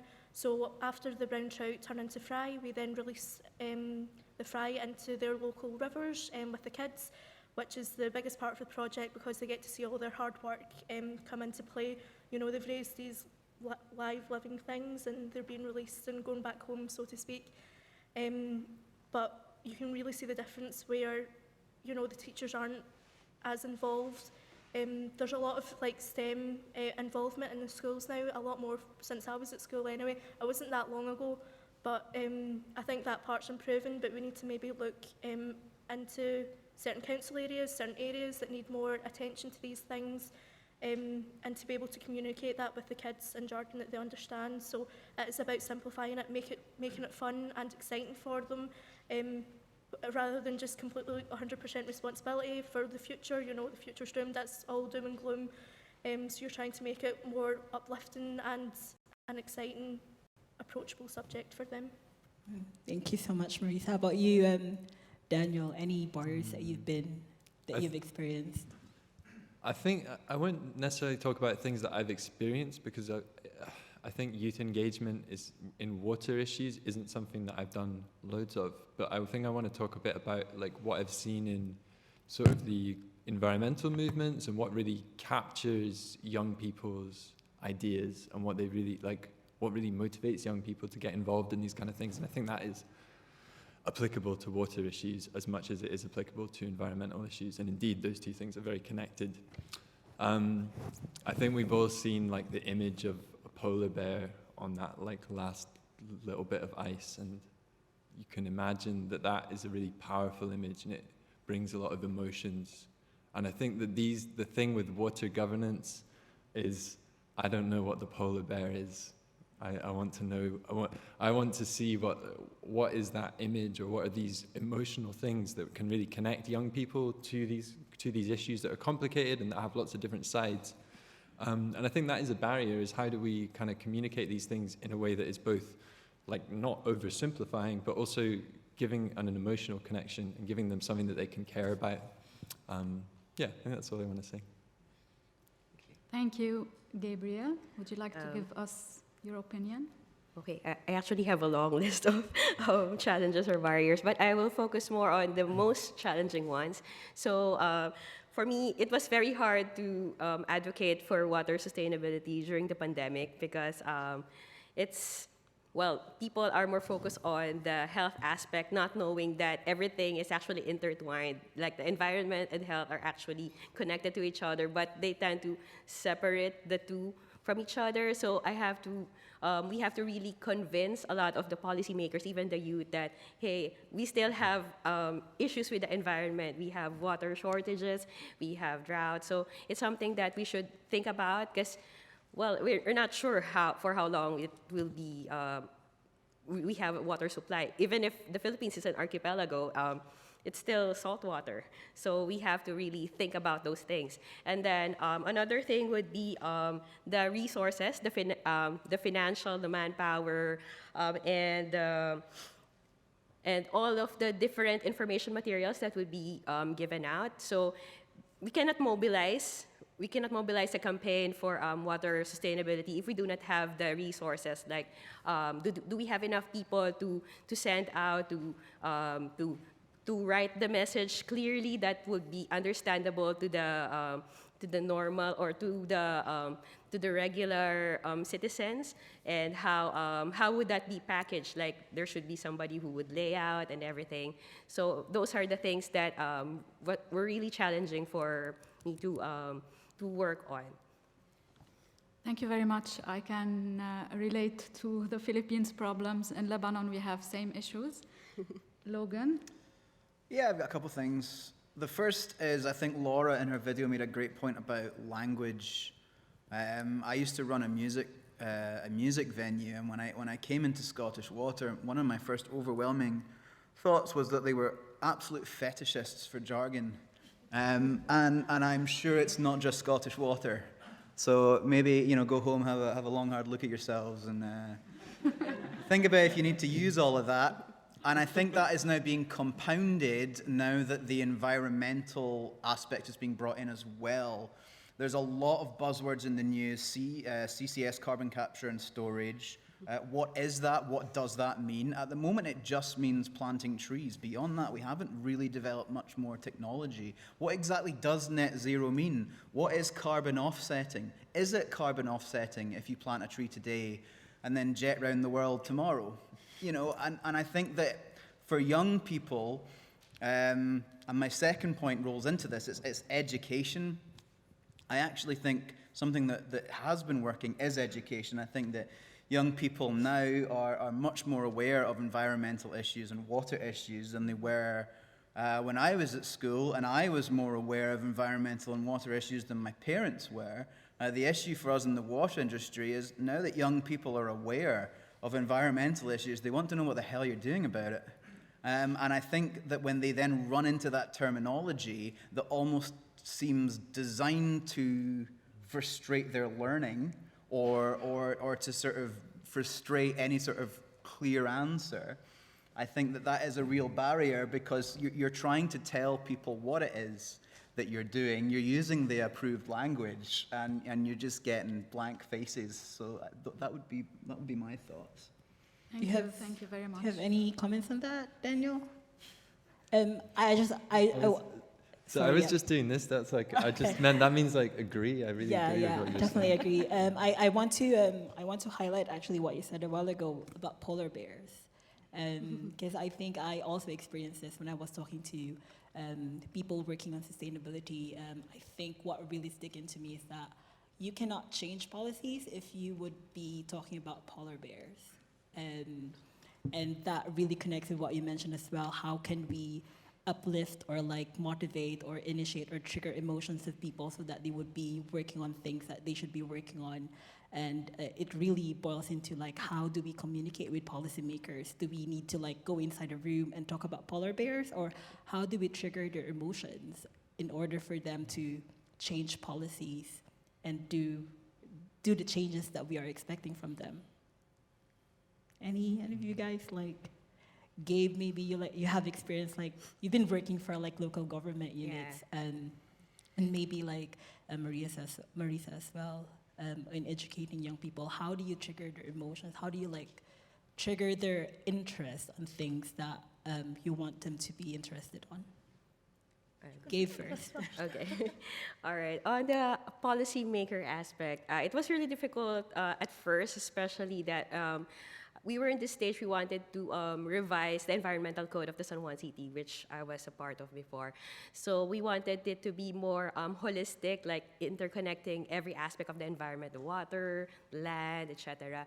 And then what we did is we talked to one of the young councillors that would help us champion the advocacy. So that would be more powerful, because they have representation in the council. So at least they could voice out what our concerns are and really make a concrete difference. And at the same time, the younger people would see that, hey, this councillor is actually advocating for environmental things, and I could possibly do that later in the future. So that could be sort of inspiring for them as well.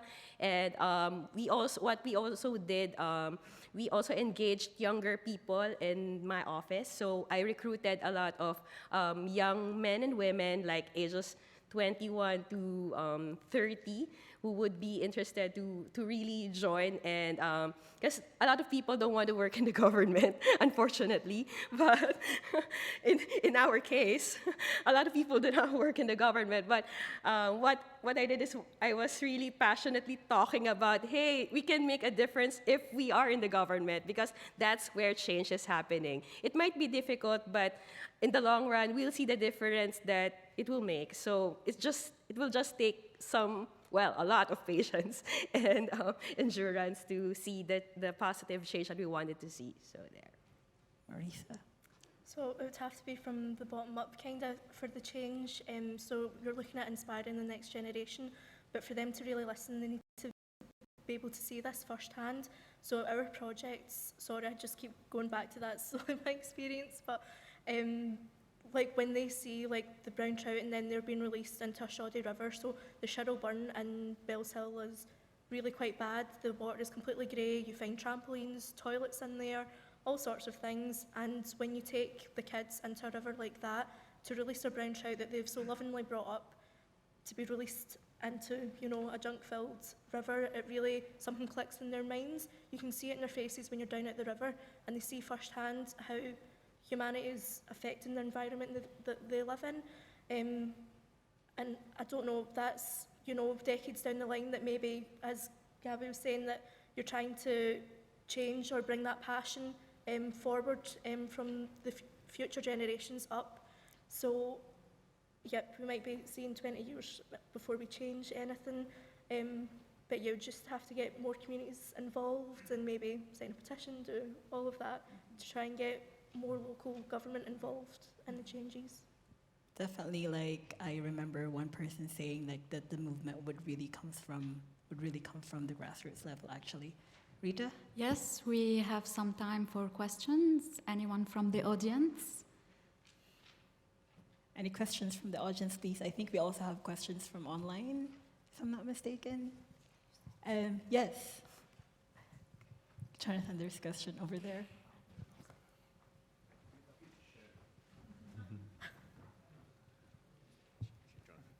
Thanks, folks. That was really interesting. We all need to kick up our bums sometimes as well. We keep coming to this jargon thing, and I feel torn about it because sometimes complex processes do have complex words, and sometimes people call it jargon if they don't understand, and they immediately just say, nope. So I'm kind of wondering if the solution is to say, if you don't have jargon, what do you have? What do you replace it with? I think this is quite connected with what Logan mentioned a while ago with fetishes over jargons. Well, what did you do actually? I certainly, give me jargon, but don't give me 100 three-letter acronyms for a start. I don't even know what the jargon is. But I think beyond that, I mean, that might be fine for me in the industry and maybe even us in the industry, but we're talking about the next generation and we're talking about engaging out with ourselves. And I think my colleagues Karen and Mark earlier were talking about our new campaign, Nature Calls. You know, there's jargon involved in sewer blockages, and we talked a bit about CSOs as well. And it's not a sexy topic that, you know, Scottish Water has to go out, I think last year, about 36,000 times and deal with sewer blockages, of which 80% are down to wipes, or wipes are present. But when it comes down to it, it's got an environmental cost, it's got a financial cost, costing about £7 million a year. But that campaign that's come out now, Nature Calls, isn't jargon led, and I think it's kind of all the fresher for it. So maybe that's a compromise for you, sir. But perhaps also we could maybe take some of that outward-looking approach, you know, inwards, and so when you do see a jargon term, you know it must be something important, and it's not just, you know, where you keep the stapler or something. I don't know. Any other thoughts, guys? I used to work for an engineering company, and when I started working there, it was like every other word that someone said, I didn't know what it meant. It was all acronyms, and it was really difficult. And then about 3 months later, I was speaking that language, and it was the only thing I could think about. I couldn't talk to people about my work without using 20 acronyms, even if it was my housemate who had no idea what I was talking about. So I think with the jargon thing, like obviously there's a need for it. There's a reason why we're using all these acronyms, because it's easier, and once you know that someone else knows what you mean when you say so and so and so and so, that's really useful. But I think often it's easy to get into this pattern where you assume that the audience knows what you're talking about. And even today, people have been using acronyms And they maybe haven't necessarily checked in with the whole audience that they actually know what CSO means, for example.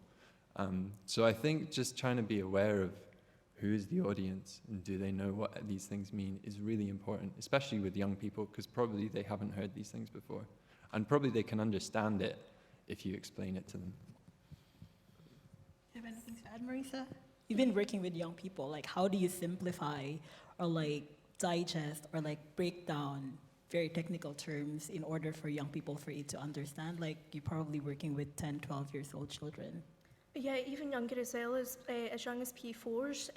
But for them, you really need to just simplify it. As scientists, you know, we get caught up in the jargon kind of thing, but you can just check in on them, because a lot of them are switched on and they do watch like nature programs and they've heard of some of these things to do with the environment.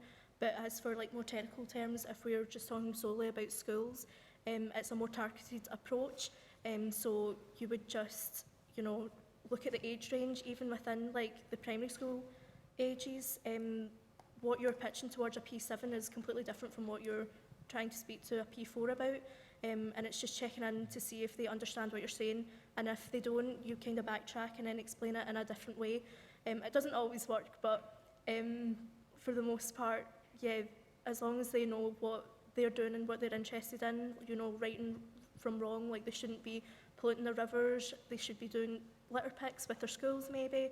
It's just trying to bring all of that together. And I think, thank you. Thank you, guys. Kirsty, do we have any questions from public? Yeah. It's working. We go for the online question first, and then we go to you, sir. Okay, we've got one online question. It says, what can young professionals teach us about getting past the jargon and shiny straplines to really engaging hearts and minds in action in change for the better? So a lot of the things that we've been talking about already, and I think there's two parts to that question. So it's what can young professionals teach us about getting past the jargon? And then the second bit is, how do we engage hearts and minds in action?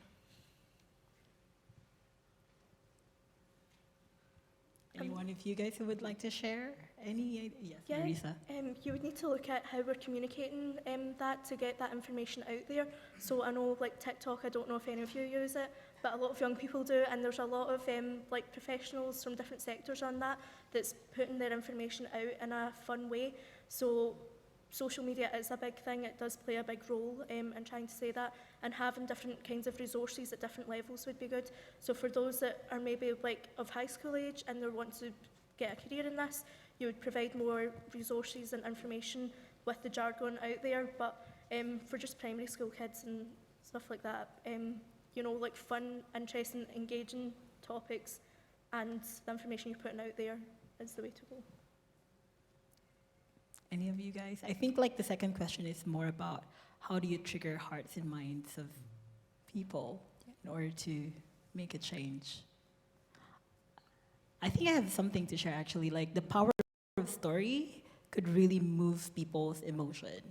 I actually remember people telling to me like, if you want to communicate scientific data, start your presentation with a story, like a personal story, and then back it up with scientific data. You probably have some experiences, guys, as well of that, you know, the power of story and how it moves mountains and moves emotions of people, actually. Yeah, actually, yes, Gabe. Actually, we did some of information materials that have like testimonies from people that we interviewed them and took videos and just them telling their story so that it would appeal to the emotions. And aside from that, we also used infographics, so the jargons would be more easily digestible compared to just spewing different big words that people do not understand. And we also tend to use other forms of social media like TikTok. It's actually a good way of communicating to the youth because a lot of them consume those kinds of video materials. So yeah. I think putting jargon to one side, because it's kind of been covered now. In terms of what young professionals can do, I feel like I've joined Scottish Water at a great time because last year we put out our 25-year strategic plan. And that's very different to coming into a company and they've got 7-year rolling financial investment plans. This was something a lot more bold, and it was something a lot more visionary in terms of it literally set out a vision and was very visual. And I think that's something that's very easy for me to get on board with as someone joining the company. This is kind of what the next 25 years are going to look like. And here's everything that water can be. And just as Marisa was talking about going to schools, I mean, Scottish Water have got an education outreach program as well. They're currently developing new tools. And for secondary school, for primary school, there's a little guy called Droplet who teaches you all about the water cycle. I think that I said education earlier was working, starting to work. You just got to keep that effort up, and I think Scottish Water's got a big role to play, especially as a public company which answers ultimately to those pupils and their parents through their representatives. So I think we've got to keep that education up. But the other part of it is this new sort of way that Scottish Water is looking at water over the next 25 years, and I think that's also going to involve probably working with a lot of the other organisations, universities, and in fact we already do some work with some people. So I think that it's frustrating to think, oh, we just have to wait for all that to kick in. But I have good faith that it will. Thank you very much, Logan and everyone. Sir, do you want to ask your question? Jonathan? Thank you. We've seen through COVID and lockdown that a lot more people are using those blue-green spaces, and we've seen kind of families kind of, I guess, taking greater pride in the water environment. How do you think we could encourage that to continue to snowball in the direction it has over the last 2 years? I know I've just spoken, but I'd just love to jump back in. Yes, Logan, yeah. Well, there's a really... Scottish Water right now are doing a pilot programme called Enabling Access, which is all about how people use our reservoirs. I think for quite a long time, basically, we viewed them as assets where we keep the water, and if anyone happened to go there for a walk, well, that was their business. This is a pilot programme now. It's involving Mulgaya Reservoir in Glasgow, Gladhouse just to the south of here, in Lothian, and Carron Valley up near Stirling, which is about how we almost use these recreationally and how we can continue to encourage that in a way which is responsible and safe, because we do have these safety concerns at a reservoir. There's a lot of underwater machinery and so on, but also you've got an environmental concern as well. Do we want people traveling hundreds of miles in a car to come to the reservoir and stuff like this? But that's one way. And then there's things like our top-up taps as well. If you're out and about, if you're using the outdoors, there's now more and more places where we've got this next generation of drinking fountain where you're getting fresh tap water. And I think so far they've already saved about the equivalent of 1 million plastic bottles. So that's ways that you're using the outdoors, that's keeping the outdoors clean, it's not generating plastic litter, or you're going to these reservoirs. And I think Scottish Water, again, in a quite unusual position where it has all this land and it has all these myriad ways to be involved in the outdoors. I definitely agree with, like, there's an increase of people using blue and green spaces during the pandemic because of how safe the spaces are. Do you have, guys, experience of, like, encouraging people, like for you, Marisa, encouraging people using the outdoors for educating young children? I know, Gabe, you mentioned about building bike lanes as well. Was it, did this happen during the pandemic, or would you like to talk about, and if you have any sharings as well? Daniel, we go with Marisa first. Yes? Yep, so it's just really getting that, the examples out there, again, on social media. I don't like to harp on, but it's the quickest and easiest and cheapest way to reach everyone and a wide range of people as well. So for us, we use social media quite a bit just to see, just to show how well like a project is done, or like with our contracted work as well. We work with Scottish Water as well on and Jacobs and everything like that for on the river, and it's just putting the changes, like we worked on fish passes, so it's just trying to show the increased biodiversity and migratory fish going up there, and putting those reports out there as well, and making sure it's easily accessible for everyone to see. But recreationally, it does the same thing. If your rivers are improving and it's getting a lot cleaner and a lot more people are using it, then to spread that word and to show, like, I live by Mairi Hill Locks, and and I didn't know many people used it for paddle boarding and water sports and fishing and all of that, and it's great to see, but out with actually seeing it with your own two eyes, you don't really know that all the activity is going on. So. Thanks, Marisa. Daniel? Yeah, I worked as an English teaching assistant in a Spanish primary school, and there was one lesson where we took the kids outside, and it was the lesson that the kids were the most engaged and most excited that I'd ever seen. So I think education, like where there are opportunities to bring young people into the outdoors and let them access these blue and green spaces, is so important. And I think that's an important part of education, as well as just sort of showing young people these places, is actually teaching them how to be responsible in these places. And you know, maybe if someone's grown up in a city their whole life, they might not really have thought about what happens if they throw away a crisp packet. Because when you throw away a crisp packet in a city, probably it gets picked up by the recycling team or something. But if you do that in an outdoor space where there's not as much of that kind of support going on, then that is important to get young people to be thinking about. And I think at a young age, if you're taking them outdoors and getting them to appreciate those places, that's really important. Absolutely. Can I just add on to that as Yes, well? please. Yeah, sorry. Just with working with primary school children as well and taking them down to the local river, there's a high majority of them that haven't really played outside. You know, they're more used to staying inside now and on their phones or whatever. So taking them down to the local river, they're like, it's only a 15-minute walk from their house, if that. And they're like, oh, didn't even know this was here. And they're going to go down there and play all the time now. So it's just trying to make sure that they know these spaces do exist, it's safe for them to go to, and it's accessible and free for them to enjoy. Can I just add one more thing? I think there's that thing at a young age, and then kind of as kids get a bit older, maybe they're in their teenage years and maybe they're sneaking off to the park to have a few drinks or something like this. And there's this kind of stigma that I think a lot of teenage folks feel that they're like almost not allowed to be hanging out in these spaces. And I'm not sure what the way around that is, because obviously, you know, you don't want to have young people doing drugs and things like that in these places, but also you do want them to be enjoying these places.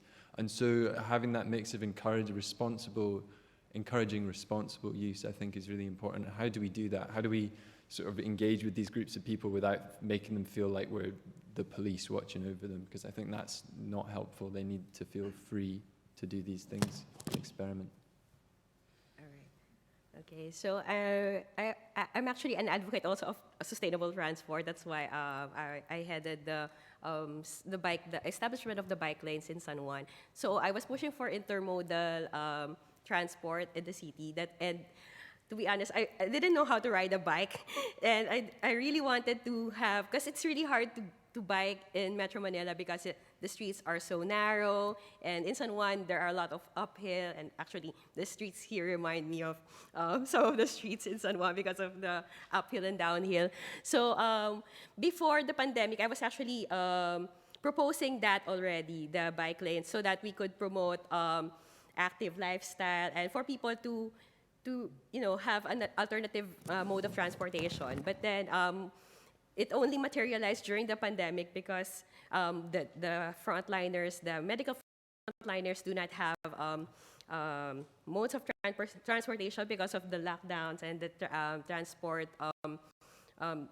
They were not allowed to operate, so we had to build pop-up bike lanes, and in partnership with an organization that was willing to fund the bollards. So we had protected bike lanes, and that actually promoted biking in the city. Before, a lot of people won't pass San Juan because they feel like they're not safe. But now that because we have bollards along Ortigas Avenue, one of the busiest avenues in the area, a lot of bikers are already passing there. And we actually got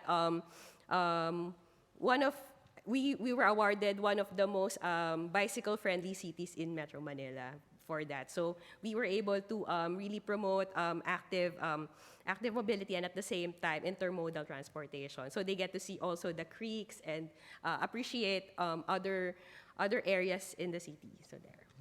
Thanks, Gabe. Yeah, it's nice to go for bicycle. I wanted to do that in Aberdeen, but unfortunately I'm still afraid because there's not a lot of cycle lines to do that. Hopefully I'll be able to do it before I leave. I think we had a question, another question from the back. Yep.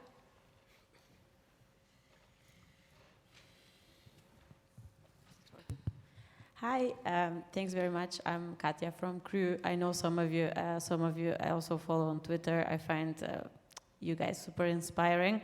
So thanks for this really, really interesting discussion. I thought I had today's World Water Day topic is making the invisible visible.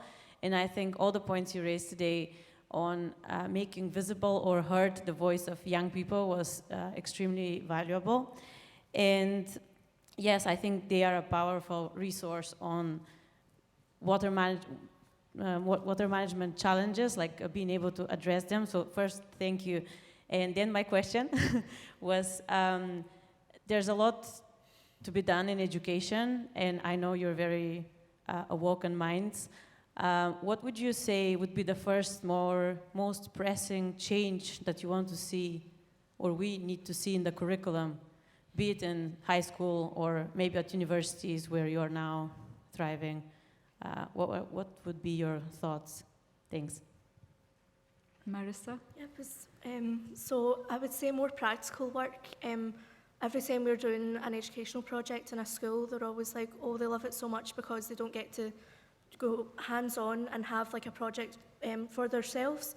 So baseline, the project in itself is good, but it's very intercurricular, where the teachers can choose and pick what kind of other activities and other means of education to bring in and draw in from that, because it's not just the biology side of things, sorry. They can put in like mathematics and geography into it and looking at map making, statistics as well as into that, as well as a lot of creative work. Sorry, again, this is not COVID, it's had COVID at New Year and then chest infection, now it's asthma. So the whole spectrum of lung issues.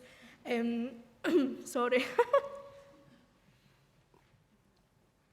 So yeah, going back to the educational side of things, if we can just really hands-on practical work, that's where we see the most change and the most engaging work. And that's what really draws in the young people as well and kickstarts a passion, because coming from a kind of poorer area as well, from Motherwell, I didn't have any of these opportunities. So my parents are scientists as well, so in that way it was easy for me to get sparked an interest in it and go and study that. But as STEM is increasing and there's more opportunities out there, we are seeing a lot of more engagement and interest in the subject. But again, more practical work is needed and hands-on approach. We just have like a very limited time to answer the question, so maybe I would like jump to Logan. Well, I don't really have any thoughts on this.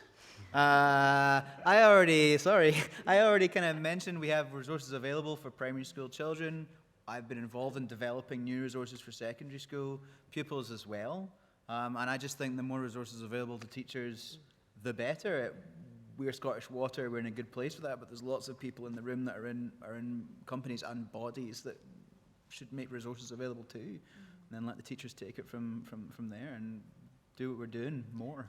Great, thanks, Logan. And I think I just want to end this roundtable discussion by, like saying what Katja mentioned, actually, like having this space for us to talk about the challenges that we are experiencing about water governance, water sustainability. It's basically making the invisible voices of young people visible in these kinds of spaces. And, you know, like what Laura actually mentioned, representation is very important. So what would you like to tell the people out here to like support more young people in doing the great things that very quickly? Maybe one by one. Logan first. Oh, I don't know, everything I've already said. Okay, Gabe. Well, sorry. Oh, no. Maybe you could go. Oh, Marisa first. All of the above, no. All of them. Sorry, what was the question? What support does young people need to have? What that do you want them to? representation, of course, it's not just about a generational thing. It's getting races and like females as well into it, because there is still a lack of like females in STEM. But again, that's like changing increasingly as the years go by. But yeah, that's I think it's got to be empowerment. I think you need to make young people feel like they have the power to change things, and I think you need to make young people realize that the adults don't always have the answers, and that as the next generation, unfortunately, have to solve some of the problems that the adults have left them. And they should feel empowered to do that, and they should feel that they have the real power to do that and to make change. That's really great. Okay, similar to what he said, don't let your age or your gender get in the way, because it's really hard at first, especially if you're young, and I'm a woman. It's really hard for me to be in a leadership position at first, but I had to really assert myself, and it can go miles. You just have to have guts to just show up and just push for the advocacies that you are pushing, because you'll never know what will happen next. So. Thank you guys for like a very great discussion, really, and I hope the audience enjoyed it as well. Unfortunately, we have a very limited time, and then the next part of this session is about WaterWall in motion. So thank you for listening, and thank you for the great questions as well. If you would love to talk to them, I think they will be here until the evening as well. So just, you know, grab coffee or like talk to them. Thank you so much.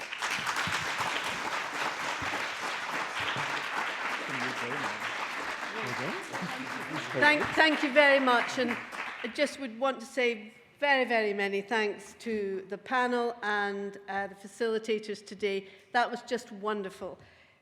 We heard about jargon busting, we heard about sustainability, education, engaging youth, but I think the very young, and that I'm talking about my children, my grandchildren, they need to meet people like you more often. They need to be inspired. If we think we need to take action and we need to engage the youth, then you are examples of the people that they need to be speaking to, not old fuddy-duddies like me. If we think of water as the molecule of life, then I think you are the tributaries of hope for young people's ideas to really make a difference for us all, from everyone in the whole world. So thank you very much from the bottom of my heart. I'd just like to thank you all again.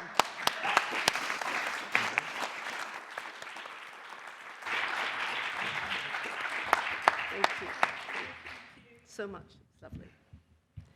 So now we're going to move on to a video session. It's about rediscovering groundwater, so fits very well with the theme of the day. It's been a collaborative journey towards sustainable water. And I'm going to introduce you now to Muthi Nhlema from BASEflow on behalf of the Malawi-Scotland Regulatory Partnership and all the collaborators. Muthi? Okay. Ready? Yeah.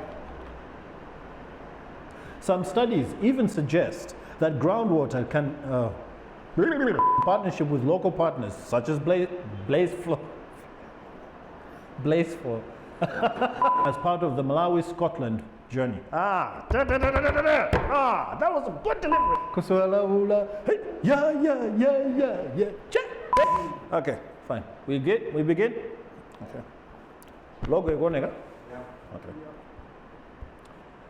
Hi, my name is Muthi Nhlema, team leader with BASEflow, one of the in-country partners for the Malawi-Scotland regulatory program. Now, groundwater is one of Malawi's threshold resources for socio-economic development from the village to the national levels. Often referred to as the hidden treasure, groundwater supplies water for up to 62% of Malawi's population. That's 12 million people. and in some parts of the country, it is the only source of water. Some studies even suggest that groundwater accounts for up to 57% of Malawi's river flows annually, making groundwater vital to resilience building against climate change. Unfortunately, groundwater is out of sight, and therefore it's out of mind. And as a result, we make a lot of assumptions about the potential of groundwater. This is why we need to invest money and time in trying to understand groundwater by exploring it, analyzing it, and trying to monitor it so we understand its potential so that we can harness it for a better water future. With support from the Scottish Government, the Ministry of Water and Sanitation in Malawi, in partnership with collaborators such as BASEflow, has been working to harness the power of technology so that we can better understand the potential of groundwater, so that we can hopefully make the invisible visible. Here are a couple of examples of how the Scotland-Malawi partnership is working to do just that.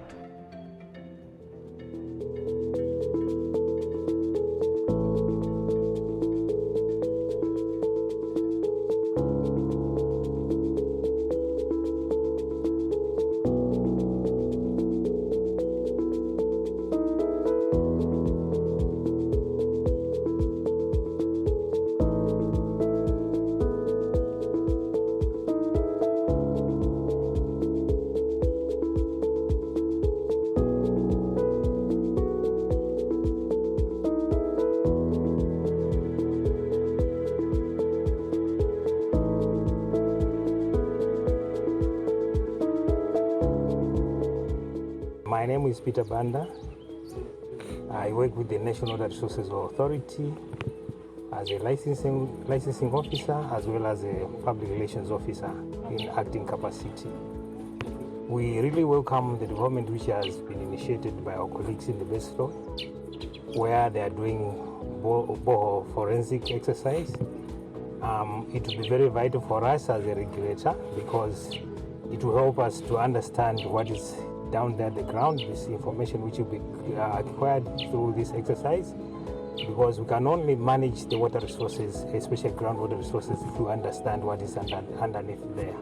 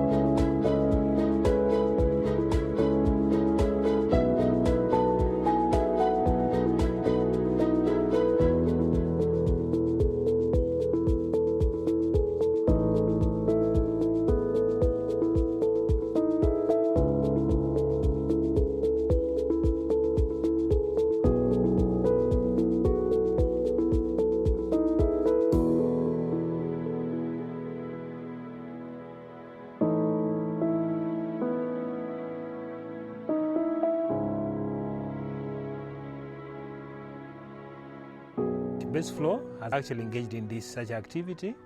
It has been an eye-opener for us because before we came here today, we never knew that there are such problems. To us, we thought the moment whenever a borehole is installed, there are no such problems. But now, this exercise is an eye-opener to the National Water Resources Authority, and we are very grateful for the job which they are doing, and we want to encourage them to continue doing the same, and we make sure that we interact with them so that we engage all the drillers that such a problem should be minimized, that next time the drillers will be drilling, they should make sure they do a perfect job.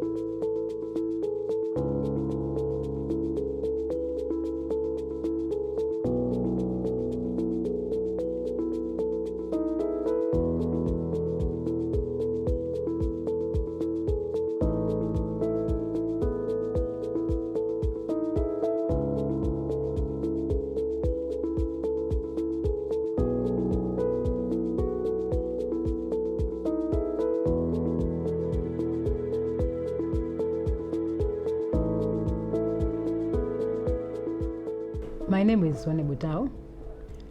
I'm Chief Groundwater Development Officer. I'm working in the Ministry of Water and Sanitation in the Department of Water Resources, in particular in the Groundwater Division. The importance of monitoring wells, there are several things that can be said in terms of monitoring wells and their importance. Mainly, we could say the monitoring wells, they are used in the country to monitor groundwater. So they are used to monitor groundwater in terms of the level, in terms of the water quality of the groundwater.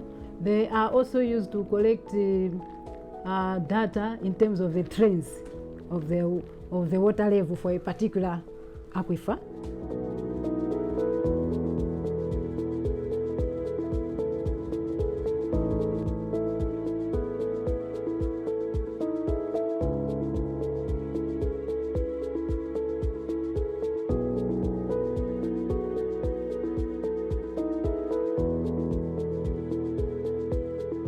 We found out as we were assessing the monitoring wells that the number had actually increased of those that had been vandalized. In total, the percentage that was found of malfunctioning water level loggers was 84%, according to when we looked into water to see everything. And in terms of the barrel loggers, the ones that are used to measure the atmospheric pressure, they're about 63%.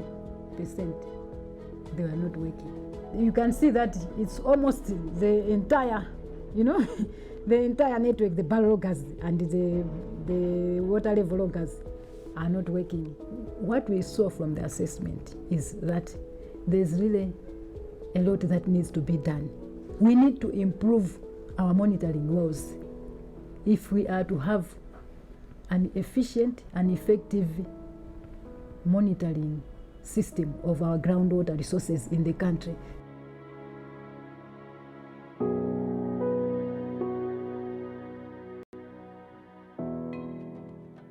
The use of technology is not only revealing to us the condition of our groundwater resources, but it's revealed to us a lot of things that were previously hidden. The borehole forensics work has given us the evidence base that we need to hold stakeholders accountable for failed water supply systems.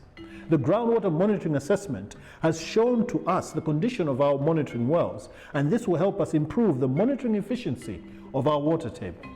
But that is not the end of the story. In close collaboration with Scottish partners such as the Scottish Environmental Protection Agency and the James Hutton Institute, the work that we're doing is part of a larger picture of trying to enhance the regulatory function of organizations such as the National Water Resources Authority and the Malawi Environmental Protection Agency so that they can do their jobs better, so that hopefully in the end, groundwater will no longer be out of mind. It is not only revealing to us the condition of our groundwater resources, okay. I am not serious. Okay. Tikamwiti.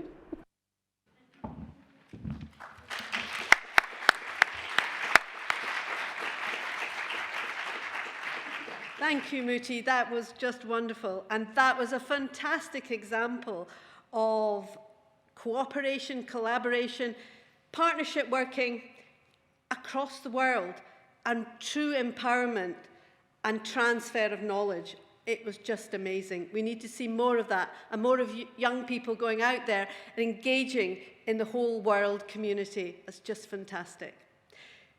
So we're going to move on now to the next session, and it moves swiftly into the WaterWall in motion. And I'd like to introduce Rachel Helliwell from James Hutton Institute and crew. And Rachel's going to chair this session, and I'm going to assist her.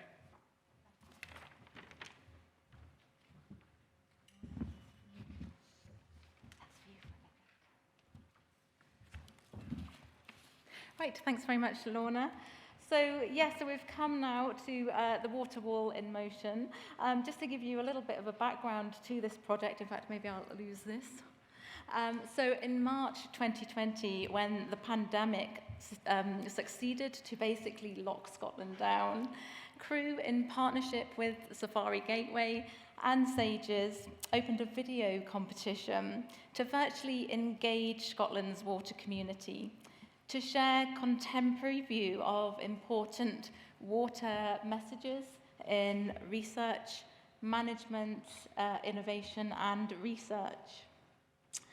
So what we did, we called out to a broad community in Scotland and invited people to submit their videos. We had 7 thematic areas, very much aligned to many of the key messages and key areas that have been discussed today in many of the previous presentations. And we've put these videos onto an online resource, which can be used as a teaching aid for wider events, but also just to promote wider engagement within the water community in Scotland and beyond.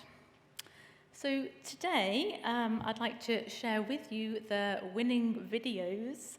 This is the first time that it's been publicly announced. So I would, if you don't mind at the back, if you mind just kickstarting the videos. It's an 8-minute video, and then after that we'll have a prize giving.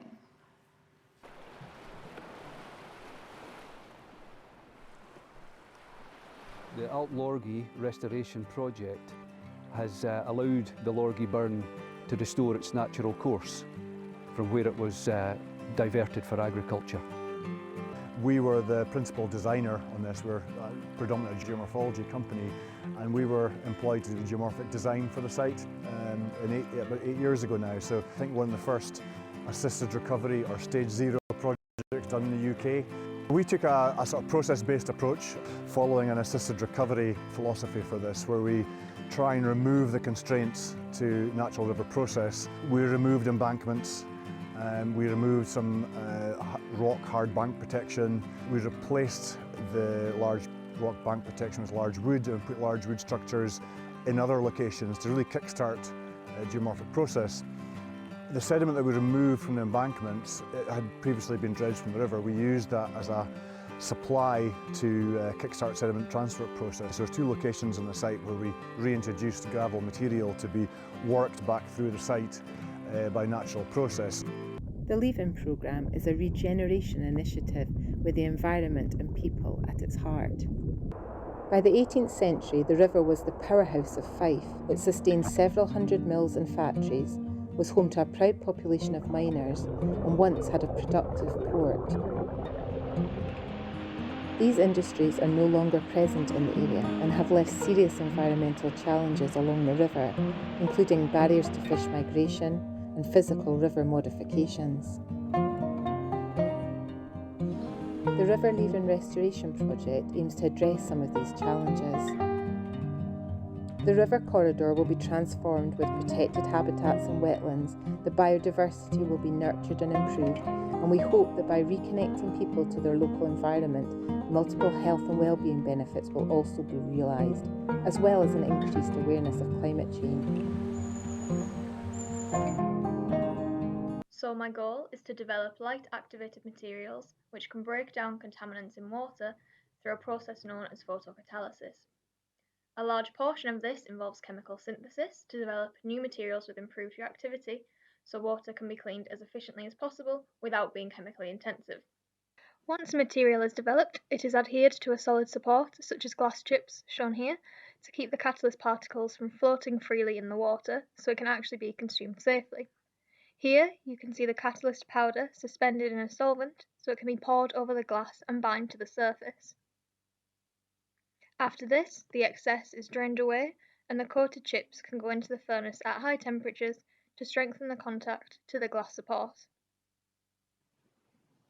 Here, you can see the glass chips coming out of the furnace with a white appearance due to the catalyst coating. After this, they can be tested for their ability to break down a known contaminant. In this example, a brightly coloured molecule is used, so we can track the removal of the contaminant by measuring the colour loss over the course of the treatment. The catalyst and test solution are placed under lights, which initiates the decontamination reaction.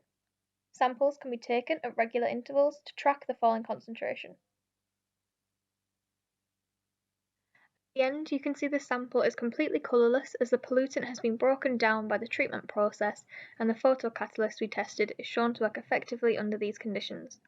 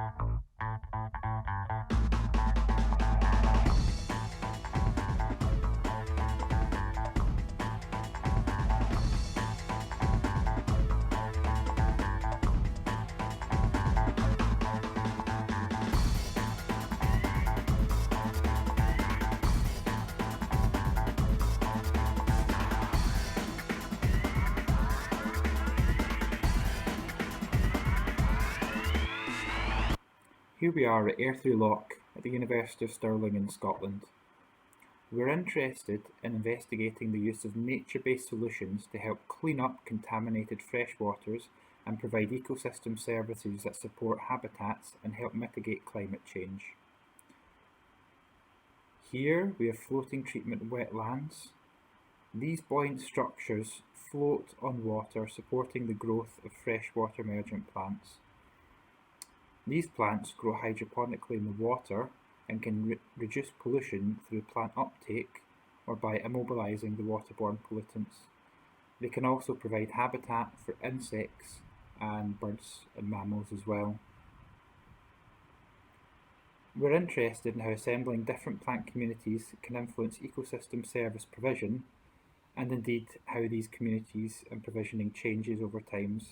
We're particularly interested in the differences between monoculture plant communities and mixture communities, because understanding how these different types of communities function is important for optimising ecosystem service provision. Hi, I'm Reese, and I'm part of the Lambhill Stables Environment Group. Our group and the pupils from Cadder Primary School, along with researchers and students from Glasgow Caledonian University, set out on a citizen science project called Our Voice. Hi, I'm Rocket Man. I watch over the Lambhill Stables. I live in a nice place. Also marsh. I smell dog waste. I see a litter. I try to recycle. I hear birds. I hear that wild plants are good for the community because they attract bees. The canal path. I think there could be many more animals in the water. I know that to look after our animals, we have to firstly look after their environment so that there is a strong ecosystem to provide them with food and habitats. I worry about walking here when it's dark. I wonder if there could be more lighting on the canal path without it disturbing wildlife. We see solar panels getting built. I think signs are good because they help people. We want these changes for future generations and ourselves. The community wants to enjoy these spaces, and with your help, we can. Thank you for listening. Hi, I'm the Hebridean mermaid, and as you can probably guess, I'm from the Outer Hebrides. There's nothing quite like being in the water. It forces you to appreciate what's around you. It's so cold, it really takes your breath away, so much so that you have to get out of your own head, and you start to think about how beautiful it is and how amazing nature is and the environment that you're in. It doesn't matter what the weather is doing or what's going on around you. As soon as you're underwater, it's quiet.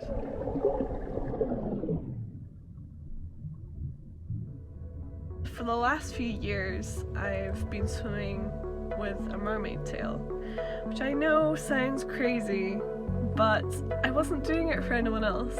I was doing it for myself, and it brought me this sense of belonging. The sea always felt like my second home, and I was at one with the environment. It's an indescribable feeling. There's nothing like it.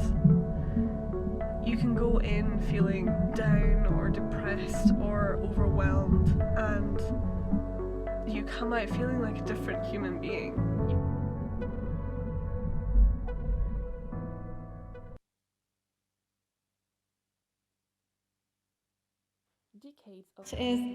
Oh, sorry, that is a bit of a surprise. This is great that this one's coming on. Is that going to continue? In the case of personal care and household products, a particularly common consumer product category, concern over their chemical content has therefore the potential to turn into a ticking bomb. Evidence of health impacts due to chemical exposures from cosmetics can be tracked back from antiquity. Nowadays, molecules of concern have changed and regulation is stricter, but health concerns about consumer products are still common in the news. What is less familiar to the public, however, is the consequences these compounds have on the environment after use. Multiple pathways can indeed lead to the release of chemicals originating from personal care and household products into water bodies, exposing the ecosystems. Environmental impacts of such contamination is still uncertain. Listing potential contaminants is, however, a treacherous exercise, as genuine transparency over product content is still not guaranteed. Additionally, chemical databases are very dense, with more than 100,000 entries from the EU Reference for Contaminants of Emerging Concern, the Norman Project. As a result, a prioritization strategy is needed to apprehend this challenge in a more efficient way.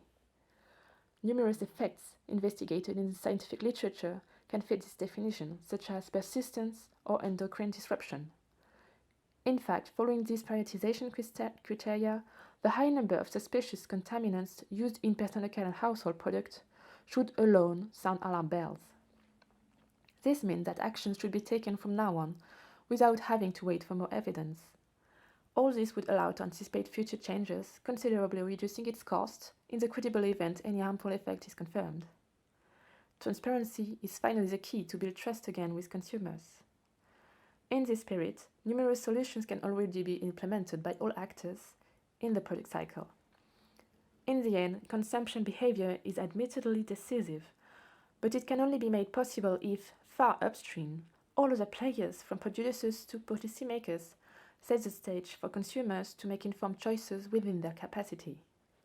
I am Lucille Gros, PhD student at the University of Dundee and hydration scholar, and my message is, waiting for more evidence is no longer an option. We must all act now to stop using dispensable chemicals in our products. Very much. That was a surprise to me. I didn't realise that one had been tagged on the end. So that was brilliant that we had such a strong message to end the WaterWall in Motion winning videos. And we are overrunning slightly. So it is officially coffee time now. If you would like to stay for 5 minutes, we are having the presentation of prizes for the winners. It's entirely up to you. You can grab a cup of coffee or you can stay for 5 minutes. So that's your choice. But I just wanted to show those to show the wide range of submissions that we had across our thematic areas. And I really hope that this resource will be used as a teaching aid, and it is available online from the Crew website. So now I'm going to invite Lorna Dawson to come up, and between us we will do the prize giving.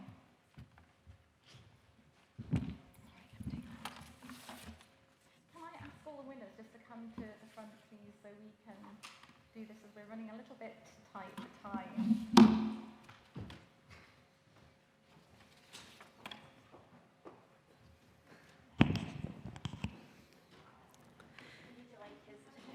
So for the first theme was droughts and floods.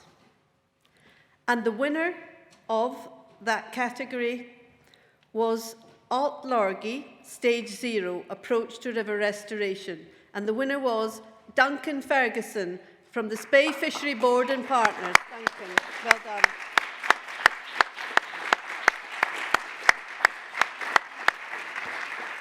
And the next theme was Freshwater Restoration.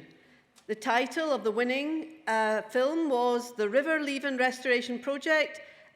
Now, Sarah MacDonald, unfortunately, isn't with us, but we hope she's virtually with us. So, well done, Sarah, of the Fife Coast and Countryside Trust.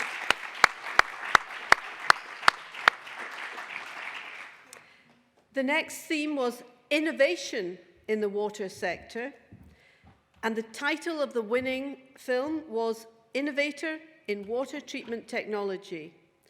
And the winner was Victoria Porley, University of Edinburgh. Well done, Victoria.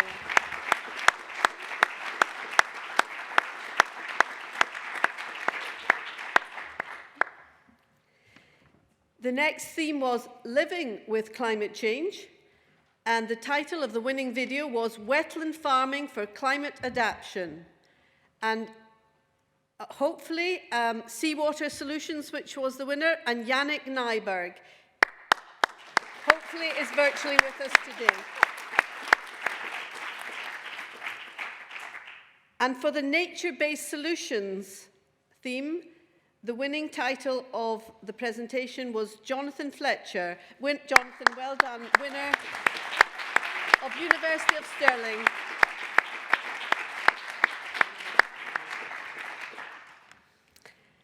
And the next category was water quality.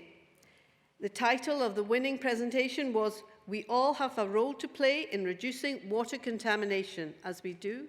And the winner was Lucille Grout, University of Dundee.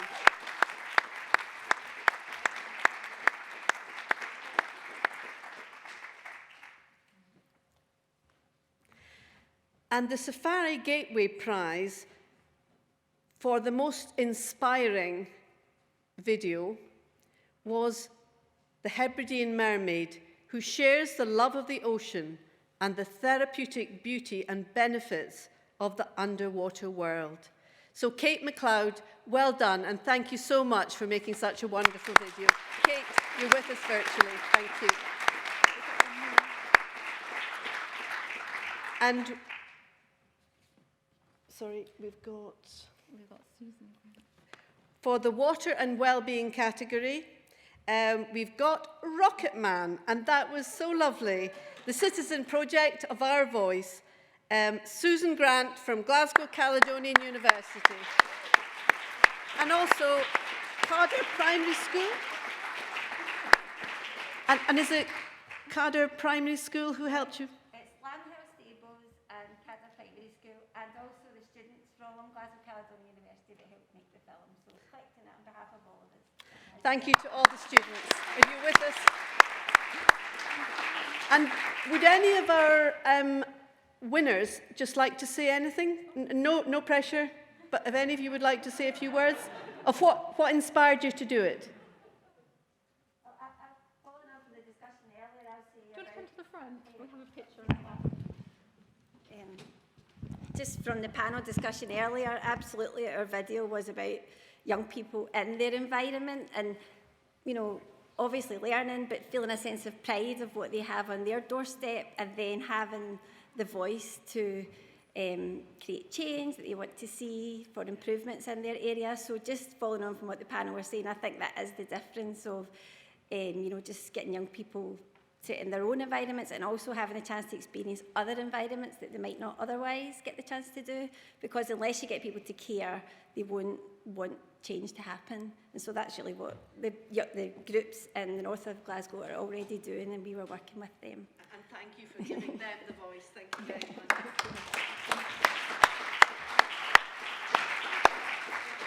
Jonathan, would you like to say something? I'm okay, thanks. Okay. No one else? I'll say Duncan, you would like to say something? If everybody goes out here and realises that fish live in trees too, I'm quite happy.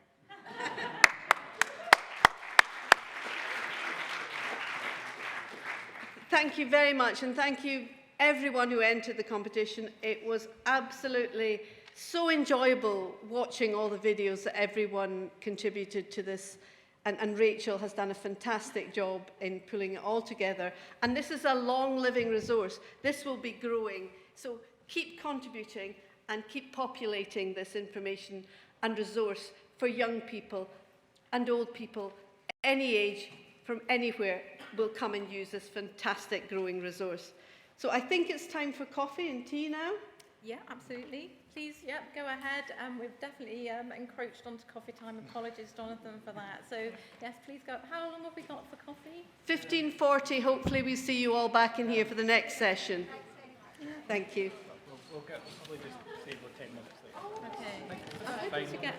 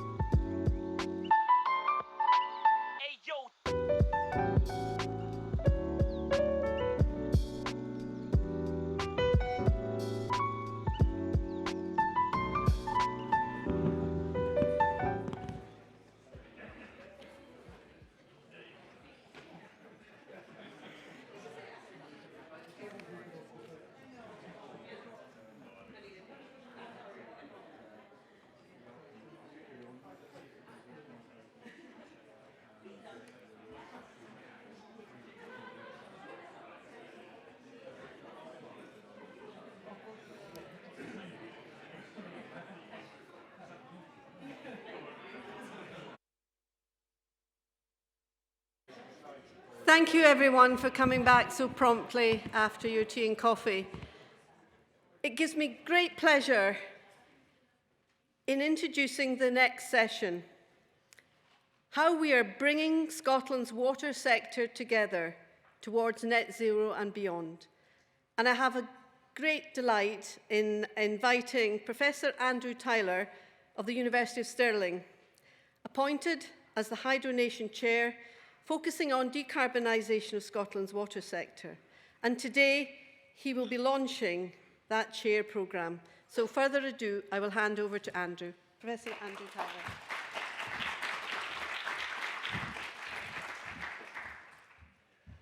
Thank you, Lorna. And I should say, as an academic that's been trying to embed himself into Scottish water, Logan, I don't know if you're still here, but certainly I think I can speak for us all that we feel your pain when it comes to acronyms. So we've certainly been learning a lot. Is that right? So yes, so very good afternoon, everyone. Thank you very much to Hydronation International and to the Scottish Government for giving us this slot to officially launch this programme. So really very excited. We've been working on this, building this programme since June last year, co-developing it with Scottish Water. So finally, it's great that we're here to see you face-to-face as well as online as well to launch this programme. Very exciting programme, fundamentally, to really help the Scottish water sector to realise its vision in terms of that 25-year strategic plan for Scottish water and deliver on net zero. So just a bit of background. You've heard a lot of this before, so one or two of the figures you might have seen before thanks to Mark Williams this morning. But it's probably worth just emphasising that in Scotland, the water sector has to manage water across 1/3 of the UK's landmass. And within that landmass, there's a huge diversity in both the natural landscape but also the economic landscape, managing water and wastewater from remote island communities through to industrial heartlands, which has significant challenges. Now, added to those challenges of managing water, we have to deal with the issues of climate change, and we've heard about that as well, where we have increasing intensity of rainfall events, resulting in periods of flood, as well as more prolonged periods of drought. So these, again, are significant challenges that we have to deal with. And whilst we think we have plenty of water, that's increasingly not the case, with water being in the wrong location at the wrong time.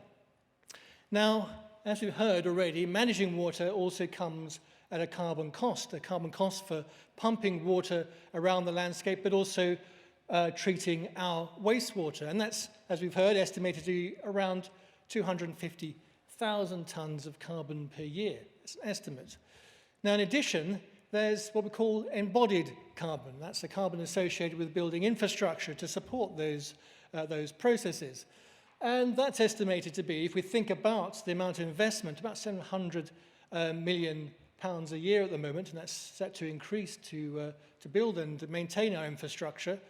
That's also around 200,000 tonnes of carbon per year. And you can read all about that in the Scottish Water Net Zero route map, but again, Mark also introduced you to this morning. So with that kind of challenge, we also need to think about that size of that infrastructure. And if we look at the pipework that we have, both in terms of pumping our water and our sewer pipes, we put those pipes together, that actually would result in a pipework that would stretch around the circumference of our planet 2.5 times, or almost 2.5 times. That's a phenomenal amount of infrastructure if you add all those thousands of kilometres together. So, recognising that challenge, Scottish Water, as we've heard also from Logan and others today, set out their 25-year plan in conjunction with stakeholders to fundamentally support a flourishing Scotland, and all that means, but also deliver on the net zero challenge. So a net zero operation by 2040 and cutting emissions by 2030 to net zero as well. So the vision then of the Hydronation Chair was really set up to help support that, to bring the research and innovation community in Scotland closer to the water sector to help deliver on that ambition. So the vision then is for the Hydronation programme to build an agile research and innovation community to meet Scottish Waters and the Scottish Waters plan and transition to that plan of net zero by 2040. And the mission, therefore, is to help deliver on that, to provide and act as a catalyst to grow the research and innovation across the Scottish water sector, to build capacities in Scottish water to achieve this strategic ambition. And that is about building strong collaborations and partnerships. We've constantly heard about collaborations and partnerships today. And it's about facilitating new capability that's scalable across Scotland and beyond, and fundamentally also delivering on opportunities for change and clean growth to make sure that we all choose those one planet choices. So we have, over the last few months, been co-developing the programme and building the team to help deliver on the hydrogenation programme. This has been a hugely competitive process, and I'm delighted to present the team here to you.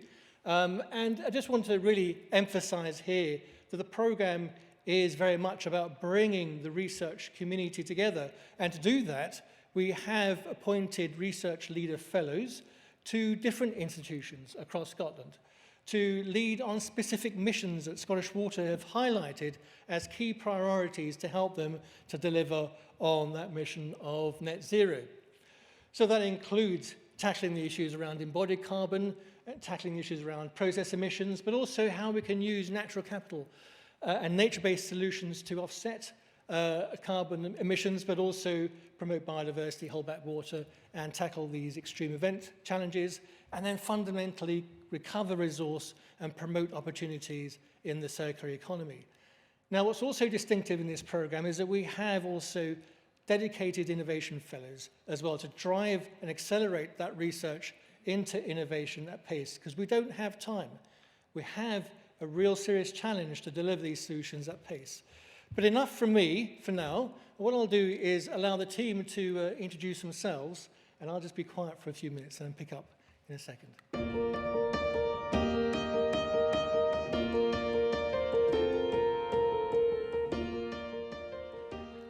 The Hydrogenation Chair programme has been established to bring thought leadership and research excellence from academia in Scotland and beyond, focused on addressing the key challenges facing the water sector in Scotland. In addition, the programme will build stronger links between research and the wider water sector. We are already feeling the effects of climate change through water, in droughts and floods, but water also holds many of the solutions to tackling these challenges. The aim of the Hydrogenation Chair programme is to bring Scotland's water sector together to drive us to a net zero and beyond. We'll do this by partnering research with industry, policymakers and communities to use water management to cut emissions, improve health and create new, greener infrastructures for a sustainable economy. Whilst we appreciate our natural environment, we also know it isn't pristine.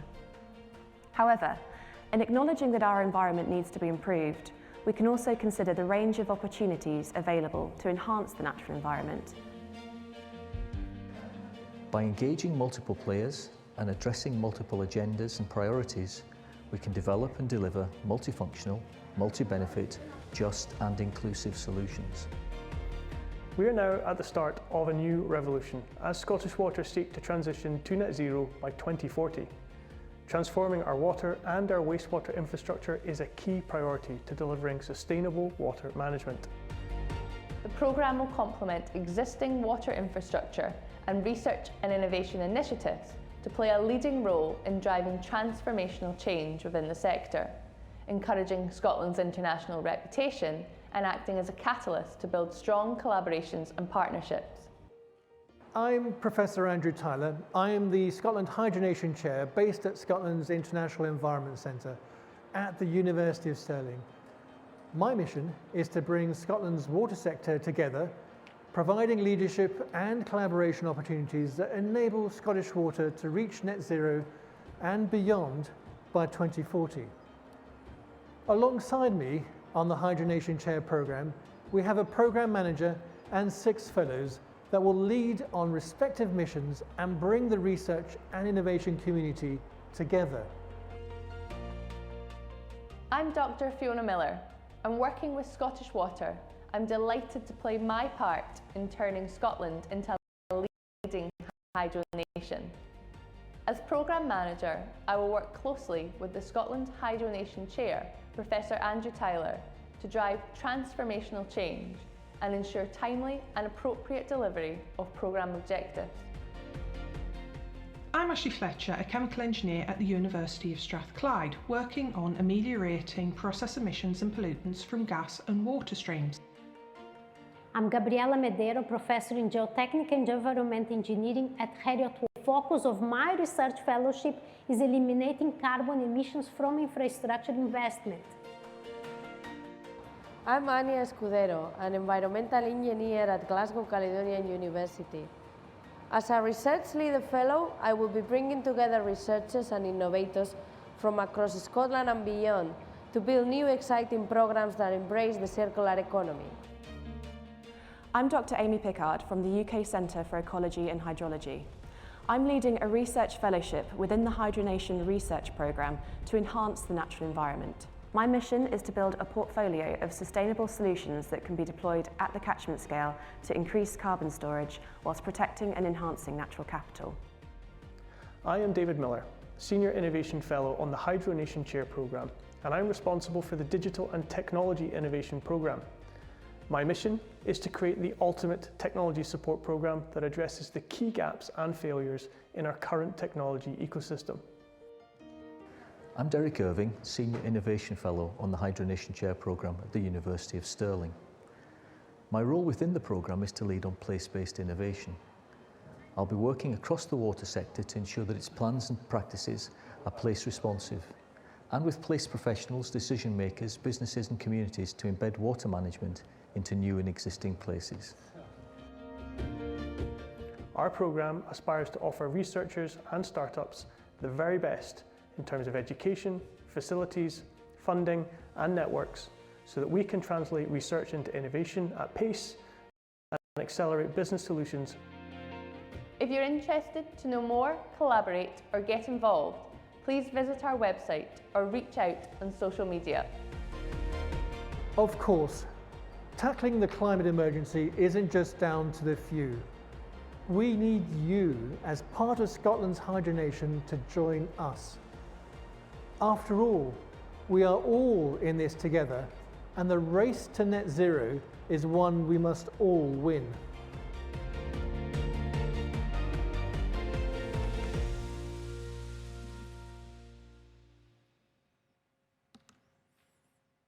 So what a team. Anyway, the key words here are still partnership and collaboration. And, this is really fundamental. So we talk traditionally about collaboration, across universities, but here we need to be tackling what are sometimes seemingly intractable challenges. And the only way to tackle those challenges is to come together, to bring the regulators together with industry, together with communities, together with third sector organizations, together with, dare I say, academics and researchers as well, so that we can fundamentally unpack those challenges and find those solutions going forward. And that is really what we're doing in terms of the way we've built this program, which I've outlined here. So collaboration, partnerships is at the core of what we're trying to do here. And to help facilitate that, a number of mechanisms, but the key one is what we're calling the Hydronation Crucible. So this is a two-day event, for example, where we do bring together the different stakeholders around a specific mission to unpack that mission, work together and identify the various opportunities and solutions that we can take forward. Now, the idea is that hopefully we'll build consortia, and those consortia then take those missions forward, and we will help support that to take those missions forward. So to do that, we have money, we have support, we have pump priming capability within the program to help underpin the ideas, to test ideas, build some data if that's needed, or test the efficacy of new instrumentation, or indeed help support and fund new prestigious grant applications, for example, to then really tackle these big.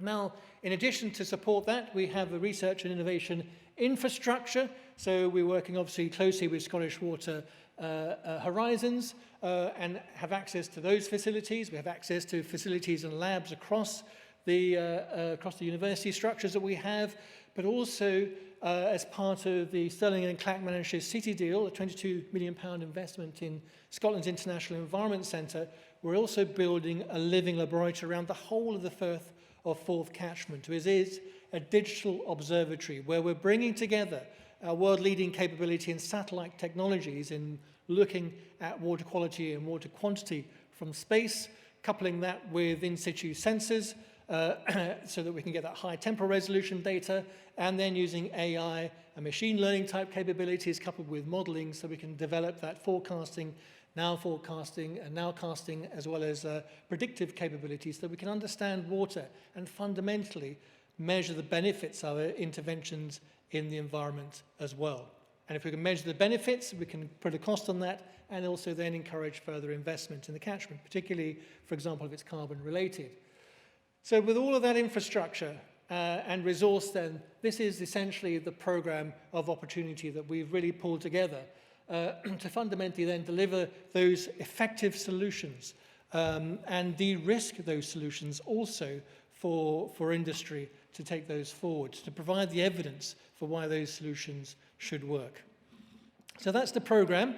I won't go into any great detail, but this is the overview, the four key research missions, as we've heard already in the video. But what I really want to highlight here is that each of these missions are truly interdisciplinary, as well as needing to work across sectors as well to help to deliver on these. So there are technology challenges, there are data challenges, there are science and engineering challenges in here, and there are social science, policy and economic challenges as well. All of these feed into this. So there is opportunity for everyone to engage with these different programs of research. And that's really what I'm trying to encourage you here, is that everyone should be engaging with this.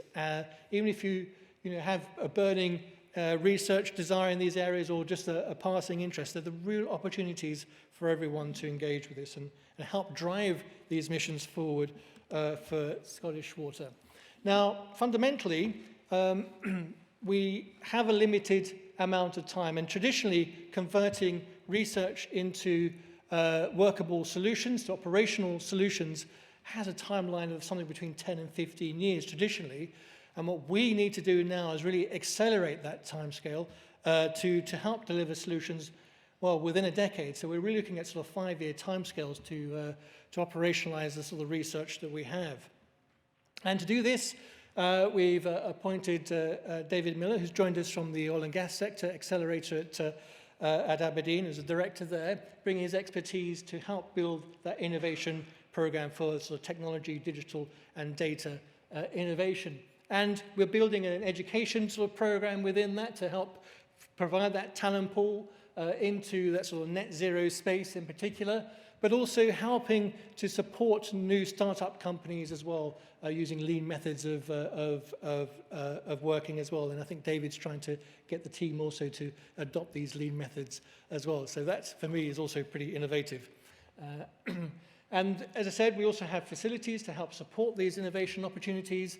And fundamentally, we have the resource to help promote that collaboration. And we have stakeholder and the water sector and Scottish Water involved, obviously, within this. So there is the opportunity to co-develop solutions at pace and help bridge those TRL levels and bridge that valley of death where there's very little funding at those middle TRL levels so that we can implement those solutions quickly.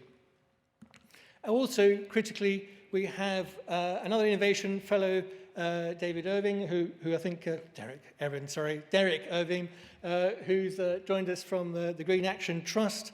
Sorry, Derek. And he was a director there and very much focused with a lot of expertise in sort of urban regeneration and that sort of place-based innovation. So when we come to challenges around water, they are very much focused around place-based issues, as we've already heard today. And we might be looking at challenges at a particular location, but the solutions are almost certainly higher up in the catchment, and that might be related to flooding or high water flows. It may be related to, obviously, the end of the pipeline in terms of how we process our wastewater. And we will have to increasingly find solutions within the catchment rather than at the end of that pipeline. So placemaking is critical here. So that blue-green infrastructure that we've been discussing today is critical here and needs to be implemented sensitively with communities, as we've also been hearing. So that engagement and building those stakeholder partnerships is key to this program and the success of this program. And again, ensuring that solutions are implemented effectively, as well as helping communities or encouraging communities to, again, change their behavior and think about how they fit into that water continuum. So, I'm delighted to also announce, as I'm also launching this program with the team, is the first of the Crucible events. And we're tackling possibly the biggest challenge that we have in the water sector, and that's how we deliver on net zero around process-based emissions. And we're planning to have a Crucible on the 19th and 20th of April. We have an application procedure, and I encourage you all to have a look at this. It's a very simple application procedure to engage with this program. We have funding to help support that engagement, and as I said, we have funding also to help take those key ideas forward on the innovation and research pipeline. And I've listed here on the right the sorts of areas that we're looking for expertise in, and it does cover a multitude of disciplines, from that sort of social sciences, that community engagement, through the biology and science of wastewater treatment, through the engineering challenges of carbon capture. I nearly said sequestration there, but anyway, carbon capture, going back to Mark's challenge. And then also looking at sort of how we offset those carbons with nature-based solutions, and also policy and legislative developments as well to promote these strategies going forward. So that is the program. We will have more missions as we drive the program forward, and those missions will be very much focused on the different research leader fellow task areas, as well as the innovation leader areas as well. And those, we're hoping to have between 3 and 4 of these every year. So keep an eye out of those, and the way to do that is to engage. So do have a look at our webpage. It's a brand new webpage. It's just about all there. But you can register your interest there more broadly, and if you go onto the webpage and look up Crucible, you'll find at the bottom of that page a link to put an application in for these Crucible events. So do engage, do follow us on social media as well. Fiona here, program manager, is an avid social media guru. I don't know what to call you, but anyway. There's plenty of social media out there anyway, so you should be able to follow us and the various activities that we're doing, and to help and encourage you to engage with that. So as I said, we are very much at the start of this journey. We have an exciting program that is evolving. We really do want everyone to engage in this program, but we need you all fundamentally to get involved, to help us to drive that transition to a resilient and fundamentally net zero hydronation for the future. And I'll stop there.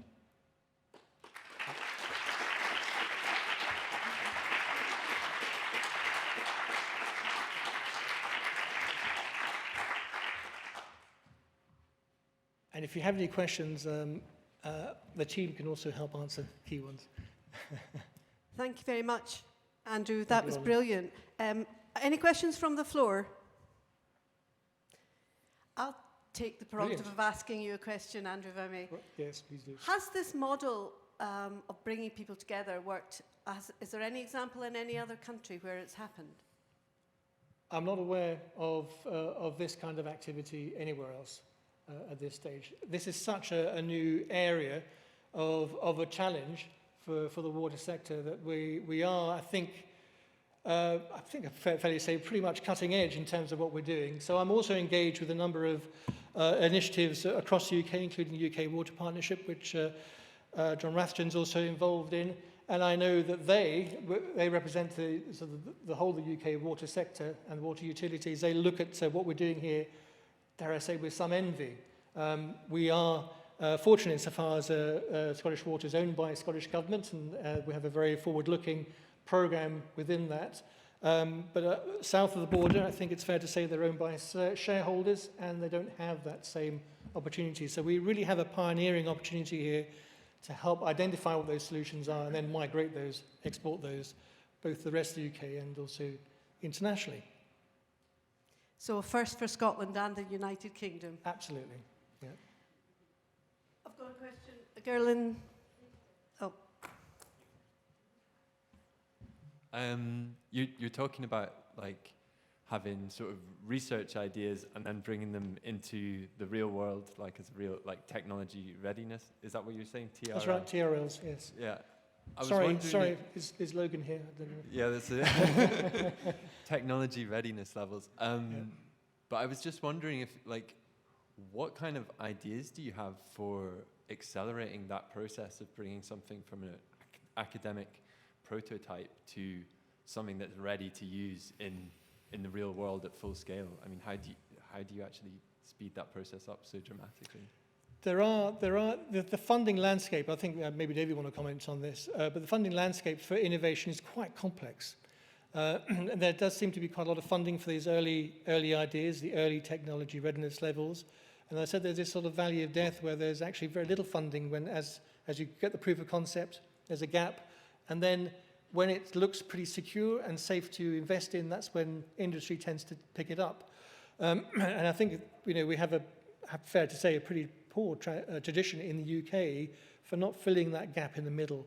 And that's really what we want to try and do here. And I think, David, you're looking at sort of venture capital type opportunities to fill that funding gap. We have some funding, and we are also working, I think, crucially with a number of innovation organizations, Census, for example, and also the Energy Technology Partnership and Converge as well, who are very keen to be working with us and help drive this forward. Again, it's about collaboration and providing a clear structure of how you can take opportunities through those different TRL levels and keep hold of them before there's an opportunity for them to go to America, for example, where innovation funding is much more readily available.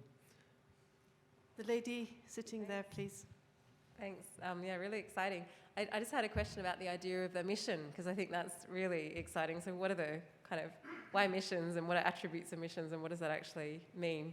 Well, the mission is a clear goal that we need to achieve that's been, in this case, defined by our work with Scottish Water. So, if we take that first mission that we just mentioned there in terms of process-based emissions, that's clearly a very important part of the agenda in delivering net zero. So we need to unpack that. What are the different aspects of those process-based emissions? And that is partly about, obviously emissions associated with energy production to pump water around, but it's also about how we mitigate those emissions associated with processing our waste through wastewater treatment works. And how do we do that? Do we want to maximize emissions so we can recover methane as a commercial opportunity? Or do we want to change the biology, for example, to try and stop methane emissions, for example, and what sort of structures do we need to build to help that process?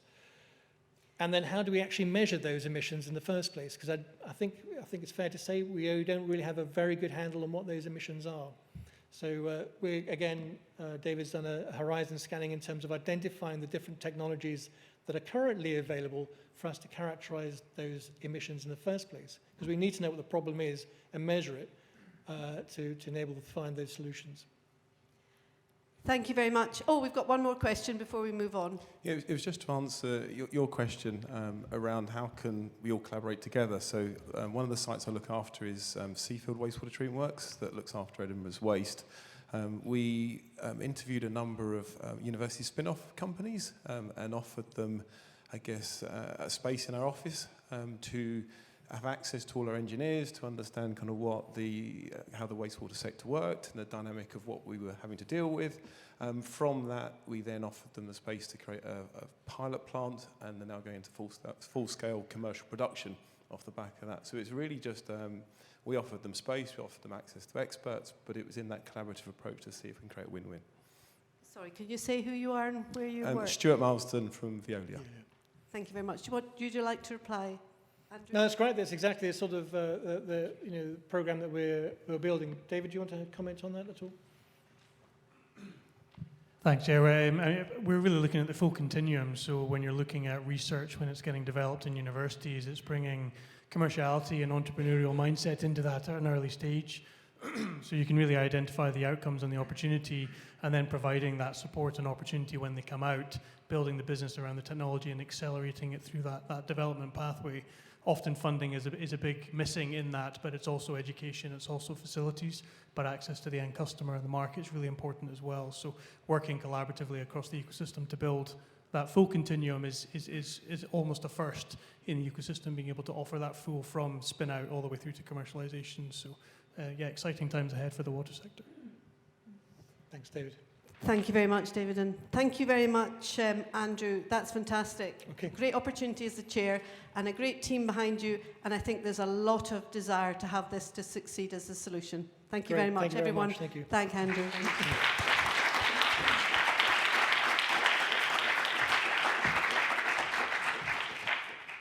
There's a lot of interest now, and I'm sure there's going to be a lot of exciting discussion over drinks later on. But next, I'd like to move on and for the next presentation and summarising the fantastic day we've all had here today and closing this session is I'd like to invite Jon Rathjen, who is Deputy Director of the Water Policy and Directorate of Energy and Climate Change Operations, Scottish Government, and to thank Jon very much for sponsoring this event today and allowing this opportunity for us all to collaborate and cooperate on this important issue of Scotland's water, water for all, and providing solutions to these challenges. Jon, we look forward to hearing your presentation.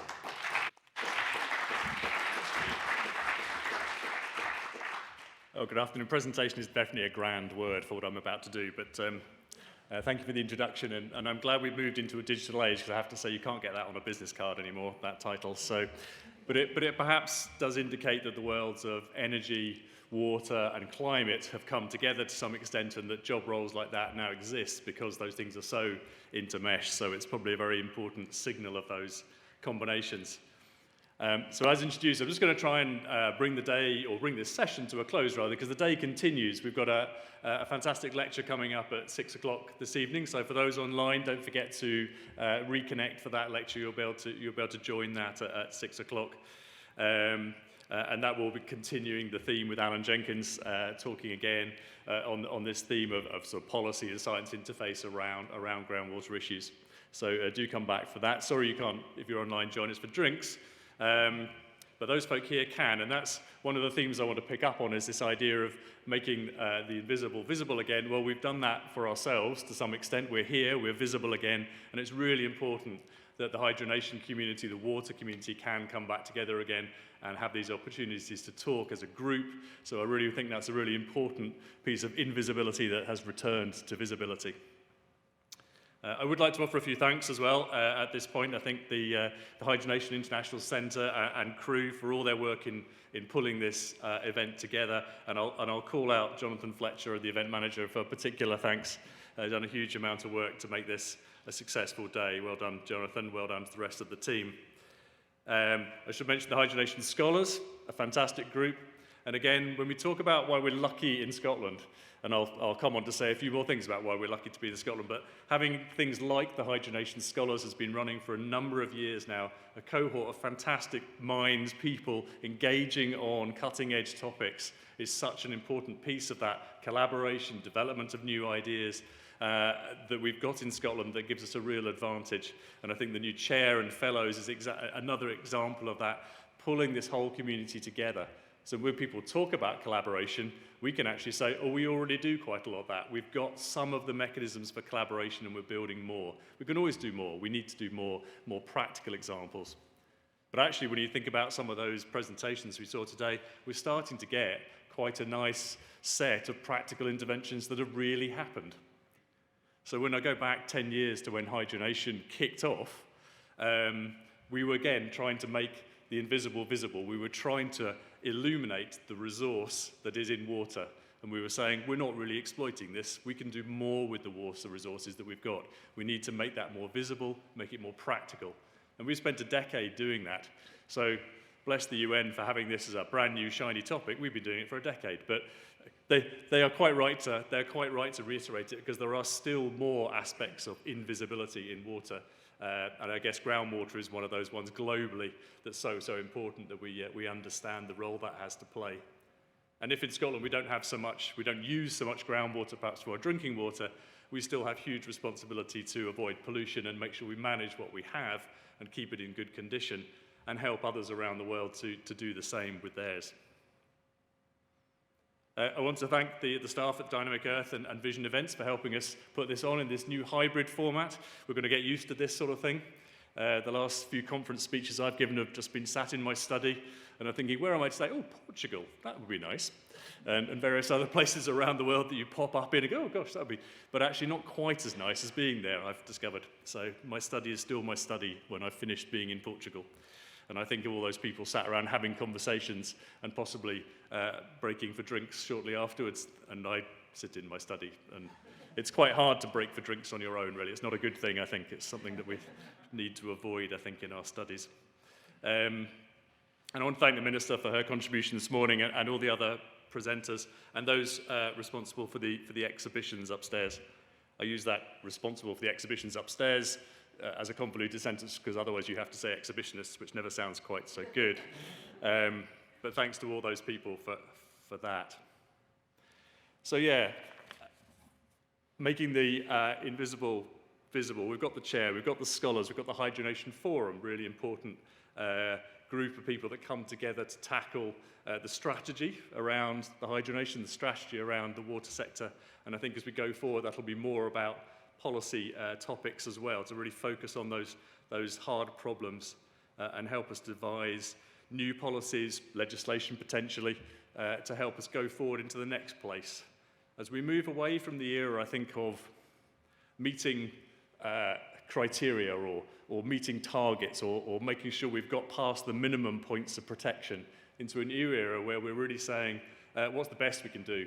How do we maximize this resource? How do we really get the best out of our water resources? And how do we work, and how do we build frameworks to deliver that collaboratively? So legislation will look different, I think, as we go forward. Policy will look different as we seek to really go well beyond just managing the water environment and getting to the point where we really, really use it. And I think I was taken by the idea of trying to think of what success criteria might look like in this space. There was a question there at the end of the first session around that, and lots of people came up with excellent ways that you might measure it. And I think I sort of settled in my mind at the time. I was thinking, yeah, I think we just need to make sure water plays its fullest role possible in making Scotland a great place to live in. And then we need to take that learning and help other countries to also go on that same journey. So I think it's just making sure that water is playing its full role. It's not the answer to everything. We shouldn't get too obsessed about water, says cautiously in this company, but it plays a huge role. It underpins so much. We need to make sure it's playing its full role in making Scotland a great place to live for everybody. So thanks once again to all the contributors. Thanks for all the questions from the floor. It's been some good interventions there. We've had opportunities to discuss face-to-face or face-to-mask, which has been great and a real novelty. I had to pop out to take one meeting, and I did the reverse thing. I was walking outside with a phone, with 4 other people on my phone. So I was having a walking meeting while they were all sat in offices. So that was the other way around, if you like, and felt very peculiar. So, but I guess that's the world we are still in at the moment. So once again, thank you all for your contributions today. It's been an excellent set of interventions. We've had lots of really, really good input. I just want to remark again that Scotland the Hydronation is now a phrase that people don't query. It's just a sort of known thing. We've got institutions that have set up centres. We've got forums, we've got scholars, we've got chairs, we've got all these things that take that title because it's a permanence about it now. People consider Scotland to be the hydro nation. It has international resonance, certainly has UK resonance, and I think we're very fortunate to be here in Scotland to have that as a house that we can inhabit, and we can take it any direction we want. And I just want to hope that everybody feels welcome in that house. We do want you all to collaborate as we go on this water journey. So thank you all for attending. I understand there is an opportunity for networking upstairs. He looks hopefully to my right. Yes, that seems to be the case. So take full advantage of that. Talk to people you haven't spoken to for ages. Go and find out how everybody's doing and have some great ideas amongst yourselves. There is a lecture at 6 o'clock, which I would encourage you all to come along and join in. That'll be fantastic. And I'm looking forward to catching up with a few more friends over the next little time. Thank you all. Thank you very much, Jon.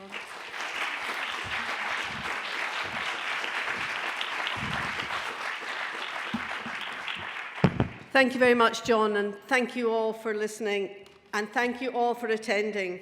Everyone in person and who are virtually joining us online, thank you for your time. I think we've seen today that Scotland is the hydro nation, and we are making the invisible visible. In fact, I think today you could say that we've made it sparkle. So thank you for coming, and again I would reiterate, please join us now for drinks and nibbles upstairs, and then at 6 o'clock prompt, please come back and join us for the crew lecture by Professor Alan Jenkins. And also Professor Bob Ferrier will be chairing that session tonight. So please enjoy your water of life upstairs and join us all again later. Thank you.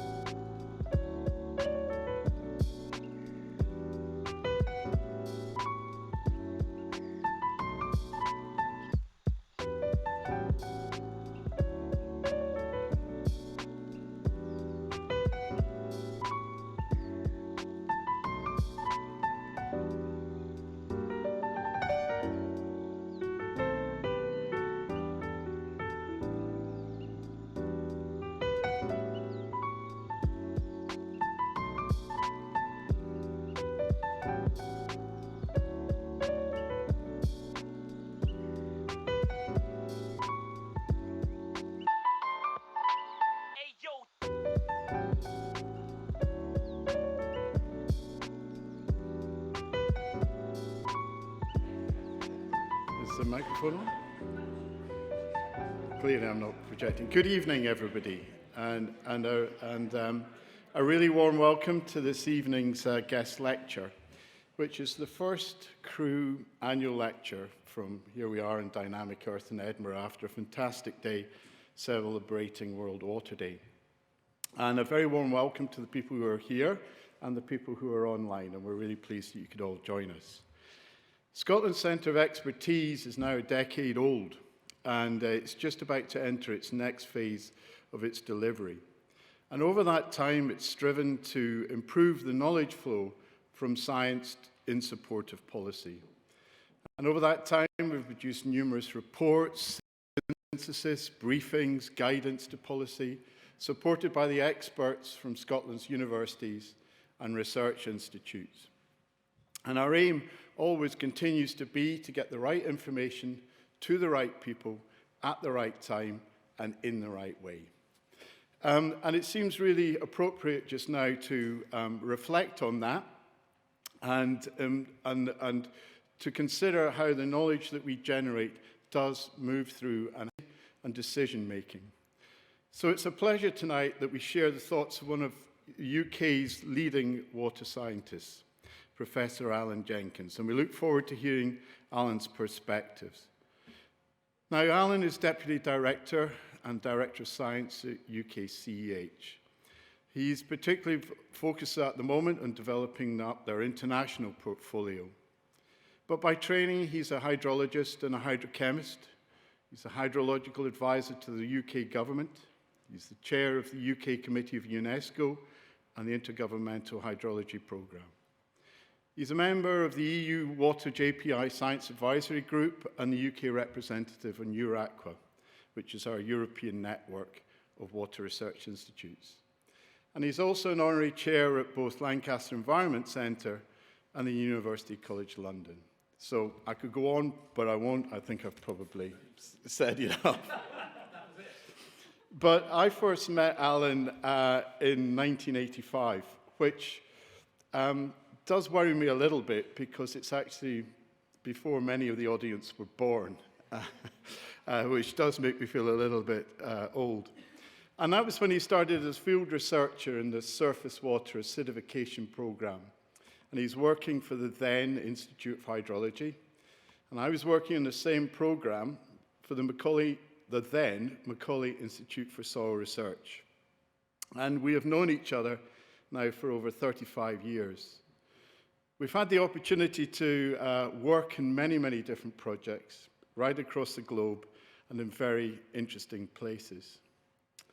And I think it's fair to say that over the years we've had more than a few, and I was trying to find the right word for this. I suppose escapades is the only way I can describe it.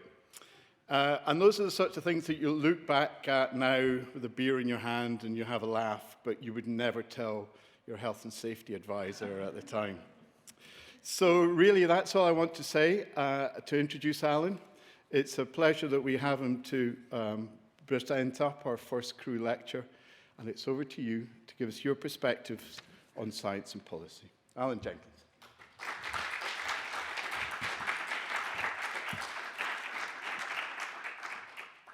Thanks, Bob. Thank you also for being here. Thanks to those online. Let me say it's a huge pleasure for me to be here. It's even better to be the first, because then you can't be unfavorably compared with previous speakers who did a better job. So it's good to be up here at the start. Bob gave me this title, Water Science, Supporting Policy Reflections and Future Challenges. This is not just about water science or policy. It's going to go off-piste a little bit. It's about water science being used beyond just policy. And like all of these things, when Bob asked me to do it, I said, oh, sure, that's no problem. It won't take me long to put some slides together. Well, it did. It took about 3 weeks, probably, to put the slides together.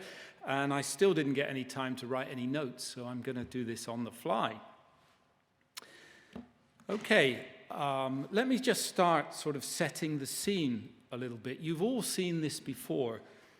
This is a really interesting graphic from the USGS. And the largest of those blue spheres, or dots, that represents all of the water on the Earth, including all the seawater. And of course, this is deceiving because this is in 2D and not in 3D. And so actually that's a very big bubble. And it's several hundreds of kilometers in diameter. And of course, our atmosphere is only a few kilometers in height. So that's actually quite a lot of water in that bubble. But the bubble next to it, to the right of it, that's all of the liquid fresh water. So that's the soils, the groundwater, the lakes, the rivers, but not including the ice caps. And that's getting pretty small. And then most of you probably can't see this very tiny bubble underneath the middle bubble. And that's all of the water, fresh water in lakes and rivers. So look, what we're dealing with here, it's a pretty small amount of water compared to a pretty big amount of land. And so we've got a lot of managing to do to make sure that that water is appropriately distributed and of an appropriate quality. Water's been respected for a very long time. These are just a few silly quotes that I've picked out, but going back to 500 years BC, water is the best of all things. I think we as water scientists would agree to that. When the well is dry, we know the worth of water. Well, very sensible words there from Benjamin Franklin, as you might expect. If there's magic on this planet, it's contained in water. Well, we all agree with that, don't we? Because we've all worked with water for so long. But the point is that people have recognized the value of water for a huge amount of time. And in the early 2000s, so I think this was about 2004, some very good friends of mine, if you like, the generation above me in terms of hydrologists, Jon Rathjen and Lucio Ubertini in Italy, they produced this book, The Basis of Civilization, Water Science, ? And they said some really interesting things, but each step forward in water science and its application has had an impact on the use of water and subsequently on the economy, on society, settlements, law, the environment, and on many areas of human endeavor and concern. So there's no doubt that water science has had an impact on policy, because it must have done if it's influenced all those other things. And the accelerating demand for water and the mounting burden of pollution leading to water scarcity is a considerable threat to society in many parts of the world, a threat which heralds a world water crisis later this century. So they were probably words of great wisdom and things that we need to reflect on now. There we go. In 2009, the Secretary General of the United Nations was Ban Ki-moon, and he reflected on these multiple pressures, and he said, this is a unique moment in world affairs. Multiple crises, food, fuel, financial, flu, they're all hitting at once. Well, of course, he doesn't mention water, but then there's no effing water, which was probably the point that he was trying to make, and what we're all worried about. Apologies for that. John Beddington, a former chief science advisor to the government, came up with this idea of a perfect storm also in about 2009, 2010, say. And he recognized, of course, that water availability, food security, energy supply, they were all problems that were interrelated. And in fact, water is at the root of many of them. And he also noticed or stated that changes in water resources will be the most visible impact of climate change on human society. And interestingly, that was a point that came out very strongly from the COP in Glasgow last year. So he was a clever man and clearly ahead of his time. What does it all mean in numbers? Well, look, these are just numbers I pulled off the internet. By 2050, world population is expected to increase to 9 billion. We're very close to 8 billion now, if not maybe through it. Food demand expected to increase by 70 to 100%. Water consumption to increase by 50%. Global energy expected to increase by 40%. How on earth do we, as water scientists, provide the information that policymakers need to manage us through this, well, potentially very difficult situation? In terms of global water consumption, it's a very interesting picture. In terms of the whole world, the top bar here, we can see the dominance of water being used for agriculture. But of course, that's not the case in Europe, and it's not so much the case in the Americas, but it certainly is in Asia and Africa. And these are normalized bars, of course. In Europe, there's much more water being used for industrial purposes and for municipal purposes. But the point is that agriculture is the big thirsty beast, and of course agriculture is what supplies the food for all that growing population. And the interesting thing, in my experience, is that we've done a lot of work on water in agriculture, not just as water scientists, but a lot of agricultural scientists have done a lot of work on. You can't grow very much without water.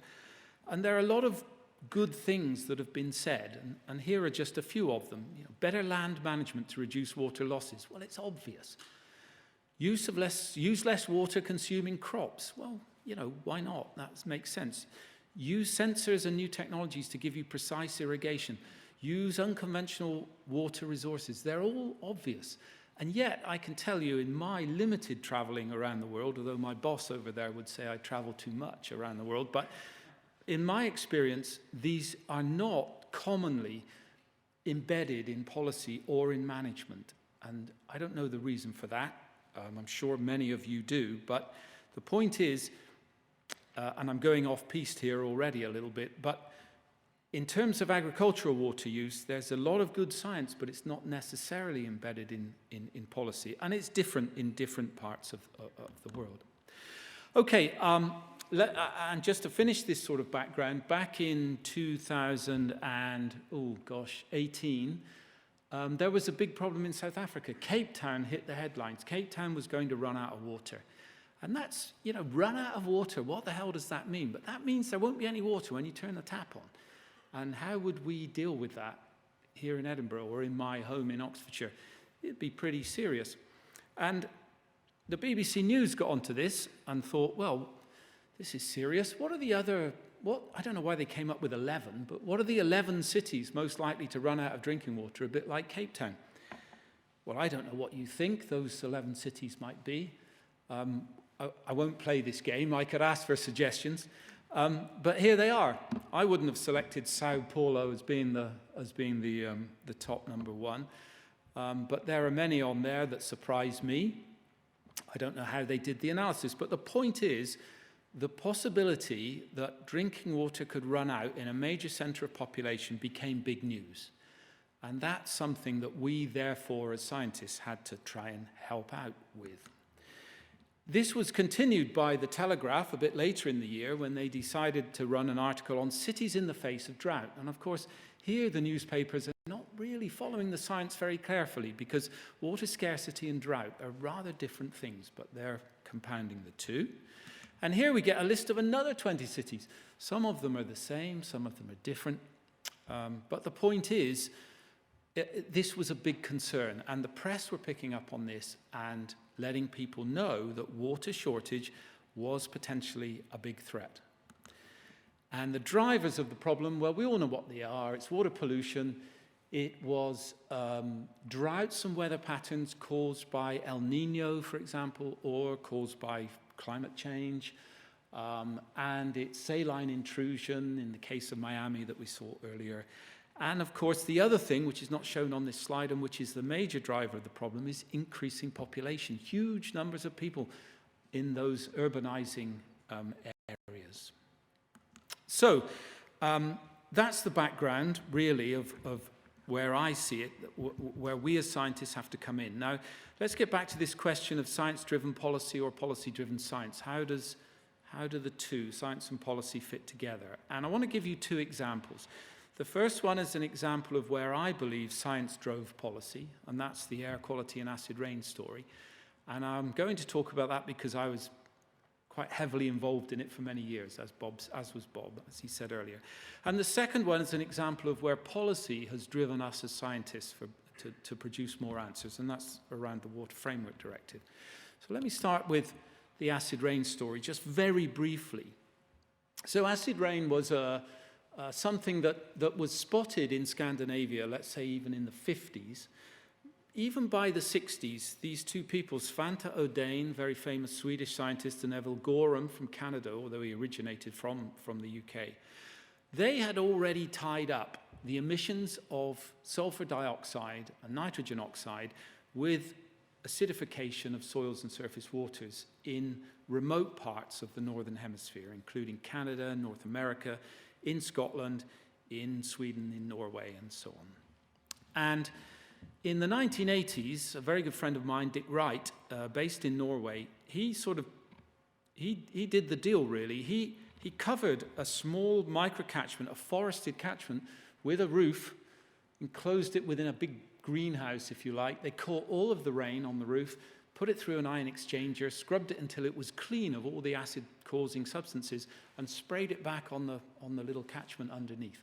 And within about 2 years, the catchment had started to respond and deacidify. So who could argue? I mean, it was a perfect experiment. It was very well done. And as a result of that, policy was introduced in 1985, the first sulfur reduction protocol, 30% club as it was called. And at that same time, as Bob's already mentioned, in 1985, the surface water acidification program started, which was a study which was undertaken by the Royal Societies of UK, Sweden, and Norway. And, it was just a huge amount of legislation, and the science was involved the whole way along. So first of all, the acceptance that the sulfur emissions were causing it, the nitrogen emissions were adding to it, 30% reduction was invoked, and then that wasn't enough, so a 60% reduction effectively in 1994, and then in 1999 a much improved directive which not only said you need to reduce more, but you need to reduce other things, and we need to target where those reductions need to happen the most, picked up by the European Union through a couple of directives. And just to show you, the top line here shows, these are the chemistry of the waters in the Round Loch of Glen Head, a small lake loch in Galloway, southwest Scotland. And you can see the pH is rising from, around 4 and a bit. No fish can survive, no trout can survive anyway. And then rising up to present day, which is, back up to 5.2. That's a huge change in acidity from 4.8 to 5.2, I have to tell you. And you can see on the bottom, there's the driving substance that causes it, the sulfur, and the sulfur has gone down. Well, it's almost eradicated now from the atmosphere of the UK through these reductions. And to me, that's the best example of environmental science in action. It's fantastic. The environmental scientists spotted it, they drove the policy responded, and we've seen the impacts. The only thing I can think that comes close to it, or maybe it's bigger than this, is the ozone hole, the creation of the Montreal Protocol, the reduction of CFCs, and so on and so forth. So environmental science at its best and driving the policy. I take great pride in that because I was involved in it, but I still have this nagging doubt that the science didn't drive it at all. And I found this the other day. Margaret Thatcher, the then UK Prime Minister, questioned by Swedish television early in 1986. Remember that surface water acidification program started in 85. She was asked, well, was it really the science or was it political pressure? And of course, she was a chemist, don't forget. And her answer was, she didn't really answer it. In the middle paragraph here, she says, look, the Royal Society and the Swedish and Norwegian academies have a research project on, well, that was our SWAP program, which started only a few months before.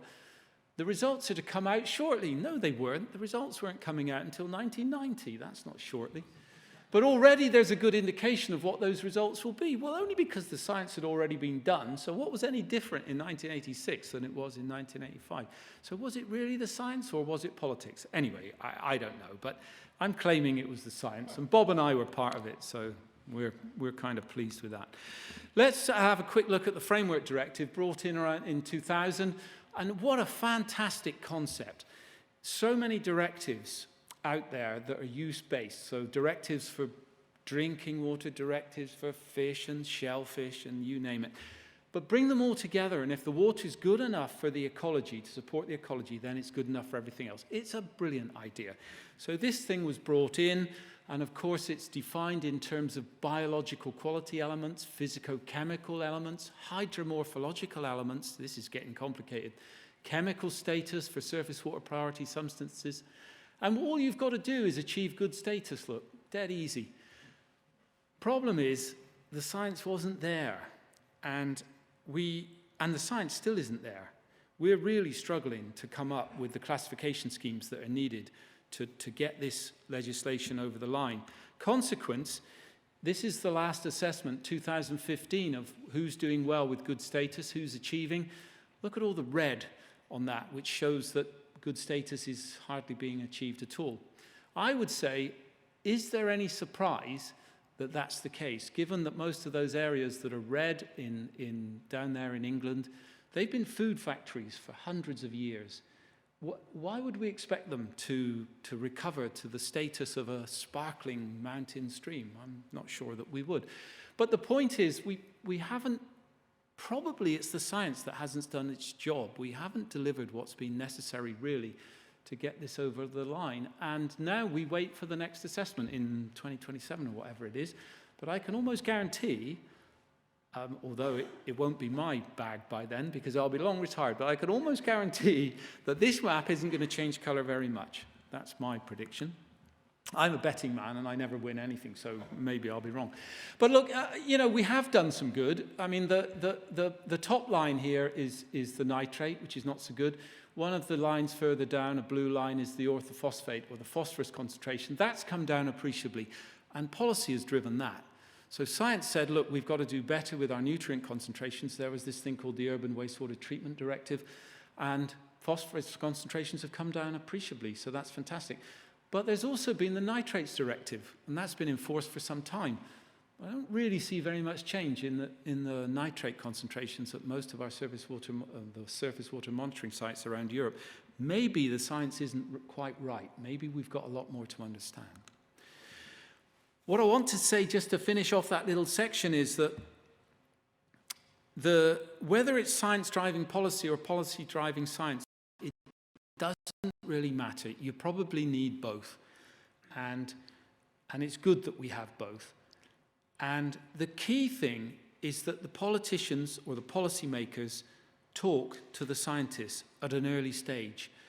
That you can tell that the scientists have a forum where they can tell policymakers what new science they've got and new understanding. And the policymakers can say, wow, that's interesting. How about moving it in this direction?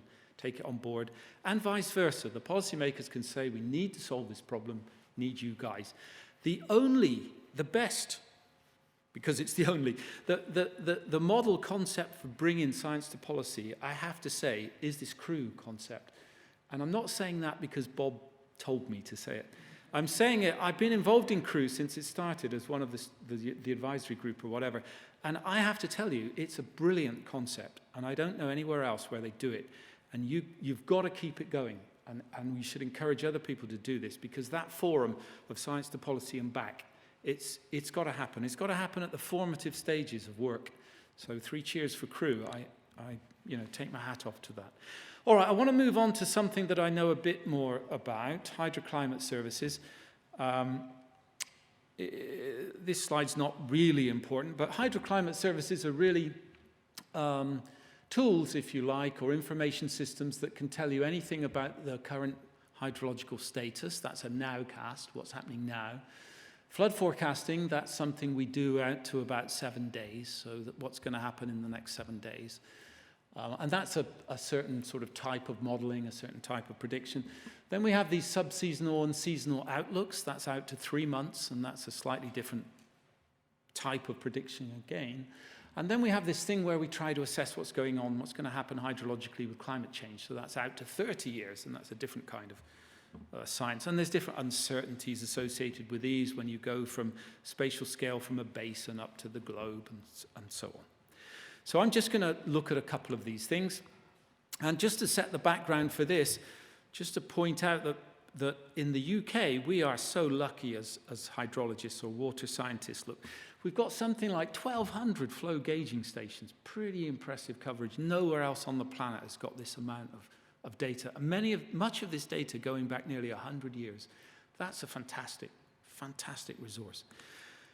Rainfall data, we've got apparently just under 4,000 registered rain gauges. I mean, again, it's probably the densest network in the world. I don't know about one of the densest, it must be the densest. We've also got soil moisture monitoring, and I'm particularly proud of this because it was my idea. And I persuaded Mark to give me the money for all of this. And Mark's my boss sitting there. I think I pointed that out earlier. Cosmos, I mean, this was enabled by the fact that somebody in America, an ex-CEH employee actually, figured out that we could use cosmic rays to help us identifying soil moisture across quite large areas. We've got 50 of these things up and running now in the UK, and it's a superb resource. And again, just going a little bit sideways again. So why am I excited about soil moisture? Who the hell cares about soil moisture? Well, all of these people should care. You know, the weather is driven from below, not from above, and it's largely driven by the status of moisture within the soil. So that determines whether you get sensible heat flux back or whether you get a latent heat flux back, which drives the weather systems. Agriculture should be interested. They need to know whether it's wet or dry to do planting and maintenance and apply fertilizers. Water resources, anyway, you can see all the things. They should all be interested. I'm sad to say they're not currently using the stuff. And why are they not using the information? Here's the March Cosmos UK output. Comes out of UKCEH. On the left, you'll see those 50 sites characterized by their soil wetness in terms of their moisture content. And you'll see that nearly all of them, lots of them, most of them in Scotland, most of them in England, they're all sort of between 20 and 60% soil wetness of water content. Now, of course, most people haven't got a clue what that means. So what we try to do is to give them the picture on the right, which is a soil wetness status where it's a sort of categorization where we bring in some soil physics. So we can then say whether it's at field capacity, so is it saturated, or is it above saturation, or is it below saturation? And it turns out that actually at the start of March, most of our soils were pretty much fully full of water. So they're only 20 to 60% water content, but they're saturated. That's quite hard to get across to somebody who doesn't understand soil physics or hydrology. And so, you know, one of the things that strikes me is that we're not getting the messages out properly. So no wonder nobody's using the damn information, because they don't understand what we're trying to tell them. So that's a lesson to be learned. I've digressed again a little bit. I apologize for that. Hydrological summary. This is something that comes out of the flow data from all of those flow datas across the UK, provided by SEPA, by the EA, by NRW, and the people in Northern Ireland. Here again is the March summary reporting the February figures. And you can see that parts of eastern Scotland, normal range mostly, parts of southern England, some of them are below normal. But how do you interpret this? And again, these are cumulative flows, and most people don't understand what cumulative flows mean. They are what they say on the tin, but they can be very severely biased by a very high wet period or a very long dry period within a month. And they don't actually tell you what's going on as the condition yesterday or the day before. So they're the monthly accumulation of rainfall effectively turned into runoff, which is quite a difficult thing for people to deal with. But we've used this, we've published this for, oh gosh, how long? 30 years probably. And we argue that lots of people use it, but lots more people could use it if we as scientists perhaps presented it differently. I want to talk about droughts quickly. And the older people amongst you, of which there don't seem to be very many, will remember the drought of 1976 and 77, the long hot summers. Boy, they were hot summers. And those of you who remember those summers will probably know that that car is an Austin Allegro. You don't see many of those nowadays. A very fine family saloon. Anyway, that's, again, passing the point. We're talking about droughts. And as scientists, we're always asked, or in CH, and I'm often asked, because I have this position as UK advisor with WMO,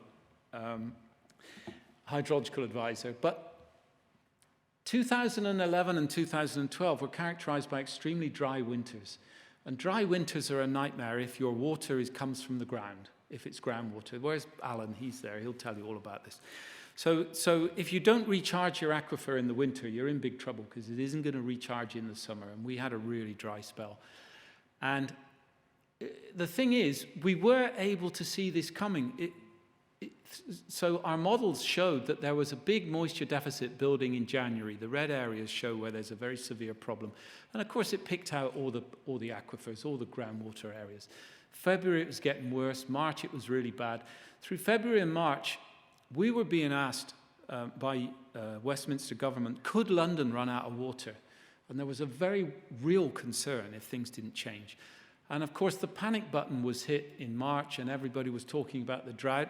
And in April, it rained so bloody much, you cannot imagine. And the drought was over in days. And, but the point is, we could see it coming. The difficulty is, when do you press the button on the D word? When do you hit the drought word? Because that causes a lot of effort and gnashing of teeth for managers and for politicians and so on and so forth. And we don't know as scientists, because that's often, but the discussion should be had as early and as we can. So, all is, we've got lots to do around drought and prediction of drought. And of course, the big question was, when was the drought going to end? We didn't know it was going to end quite as quickly as it did. But back in the February time, of course, we had no idea. And that's what brought along the concept of the UK's hydrological outlook. So this is a seasonal outlook which utilises a dynamic rainfall forecast. So the Met Office actually make rainfall predictions out to 3 months, but they won't give you that data because it's highly uncertain, and they don't want to look silly if you make a bad prediction. But we were able to get them all together, and you can see the sponsors at the bottom, including the Met Office and the various NERC institutes and the measuring agencies, and produce this hydrological outlook which looks 1 to 3 months ahead. And this is what the latest hydrological outlook looks like. And you can see it's a bit basic. It's a heavy interpretation of what is a huge amount of data. But at least people sort of vaguely understand this. So groundwater levels, normal to below normal, from March to May in most of the UK, with some localized exceptions.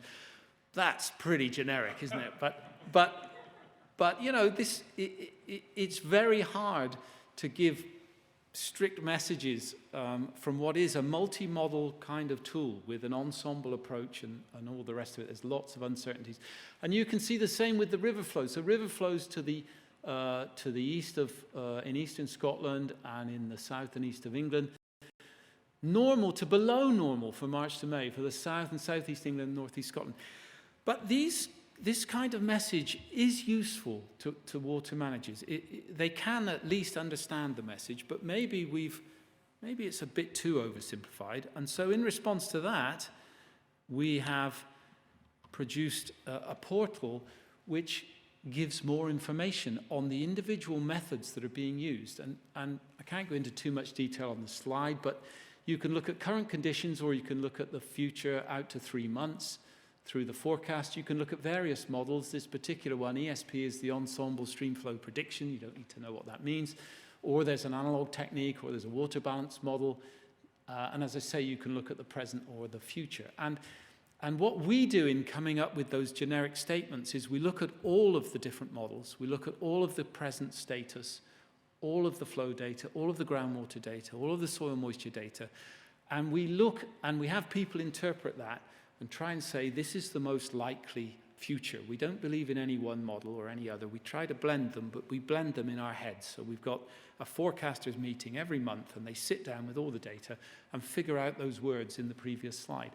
But what they deal with at that meeting, and what I'm trying to say, is that if you even have a slight understanding, if we can give a slight understanding of what these individual methods mean, these outputs showing here are picking up very dry conditions for the next 3 months to the east, in the east of Scotland and in the southern part of England.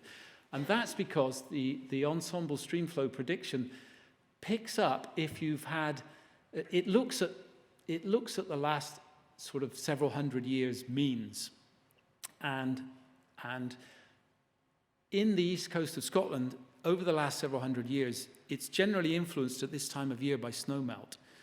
But there hasn't been much snow this winter, so therefore the ensemble streamflow prediction is saying you're not going to have much flow at this time of the year, which kind of makes sense, doesn't it? So it's not a difficult model.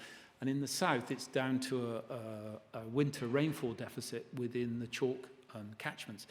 And the other models are embedded in here. So again, if we can just get across to the managers and the policymakers a bit more knowledge of what we're trying to interpret here, there's much more information that could come out for a catchment scale or for a county scale or country scale or whatever you want. And you can do other things. So we can also predict, I mean, this is a soil moisture map now, which is modeled. So it uses the Cosmos information, but it uses the rainfall and what we know about stream flow to produce a very fine grid scale soil moisture map, which basically is for, well, it's for the start of the month. But we can do this for almost on a weekly basis. And the point here from the quote is that these products are increasingly reliable, but we've got to get that across because there is still massive uncertainty in this. And we as scientists understand the uncertainty, but again, the stakeholders, the users, the policymakers, why should they understand uncertainty? And we've got to get that through if we want our science to be used in policy and management. It would be remiss of me not to say something about floods, so I will. And flood prediction and forecasting, we're really good at this, or at least we were. We're really good at it. If you want to design a bridge or plan flood defenses, we've got this thing called the Flood Estimation Handbook, which again came out of my organization based on all that data that we have. You can predict the frequency for any location in the UK of a flood of a given size. But unfortunately, that flood prediction is based upon the concept of what we call stationarity. So what we're going to get tomorrow is a reflection of the historical distribution of flows that we've seen in the past. And of course, we've had this thing called climate change, and we've got a monotonic trend. We've got an increase in rainfall over most regions, and therefore, we've got non-stationarity. So somehow we've got to amend our methods to make this work. We're also extremely good at flood prediction over a 7-day period, and thank God we are. This is, I forget the response to one of the 3 storms earlier this year. They all came in quick succession. This is the River Severn at Iron Bridge, and flood forecasting, thank goodness we've got the capability, centered at the Met Office, to say nationally, look, these floods are coming, you better get these mobile defenses in place. And if you lived in one of these houses, you'd be pretty proud that these mobile defenses were here. And thank goodness we've got that capability.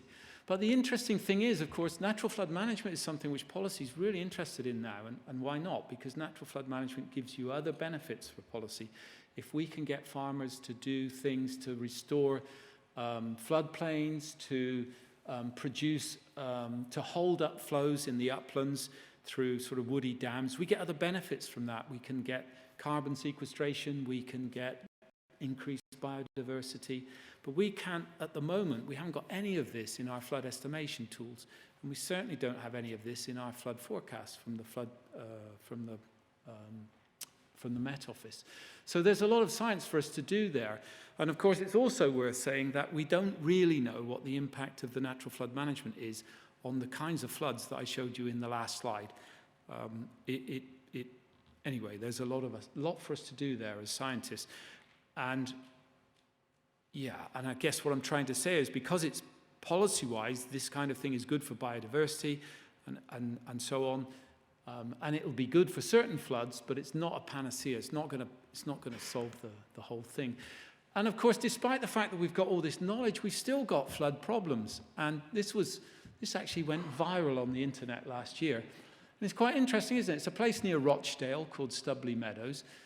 Topley Meadows, 2, 3, and 4 bedroom homes designed for living. Well, I mean, it's flooded. But so why do we build there? There's something.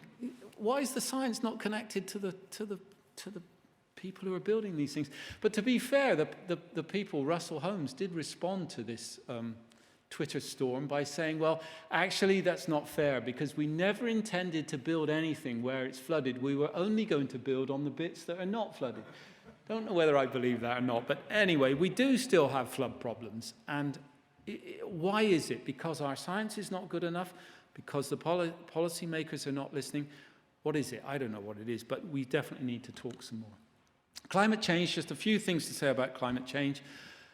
And John Beddington was the man who said, I mentioned it earlier, and it came out of COP26 in Glasgow, most visible impact of climate change will be on water resources. To just show you E-flag. EFLAG is the Enhanced Future Flows and Groundwater Project. It came out of the Strategic Priorities Fund, the Climate Resilience Programme. And the aim is to provide a climate service that will help the water sector manage and plan the UK's water resources to be resilient to drought under climate change. Fantastic, that's just what we need. Delivery of high quality data sets on river flows, groundwater and recharge, and demonstrations that these things work with water industry and regulatory partners. I mean, that's fantastic. That's just what we want from the outset, the co-design of these kinds of scientific outputs so that we can understand what helps the users of this information. But it's a massive amount of work, and there are huge uncertainties. So if we start at the top very briefly, what's EFLAG? Well, it starts with the 12-member UK Climate Programme 18 ensemble. There has to be a huge amount of bias correction in that. And for those of you who don't know what bias correction is, you'll have to Google it, because I haven't got time to explain. But you've got to make what comes out of those ensembles look at least a little bit similar to what we see currently. Otherwise, you're getting nowhere. Once we've bias corrected the climatology, that's really the temperature and the rainfall effectively for us, we can do some river flow modeling and some groundwater modeling. We can use a number of models. You can see there are 3 for river flow modeling and 2 for groundwater. Then we can make some river flow and groundwater projections. Once we've got those flow and groundwater projections, we can use drought analysis, and we can do that using even more models, and then we can come up with some drought projections.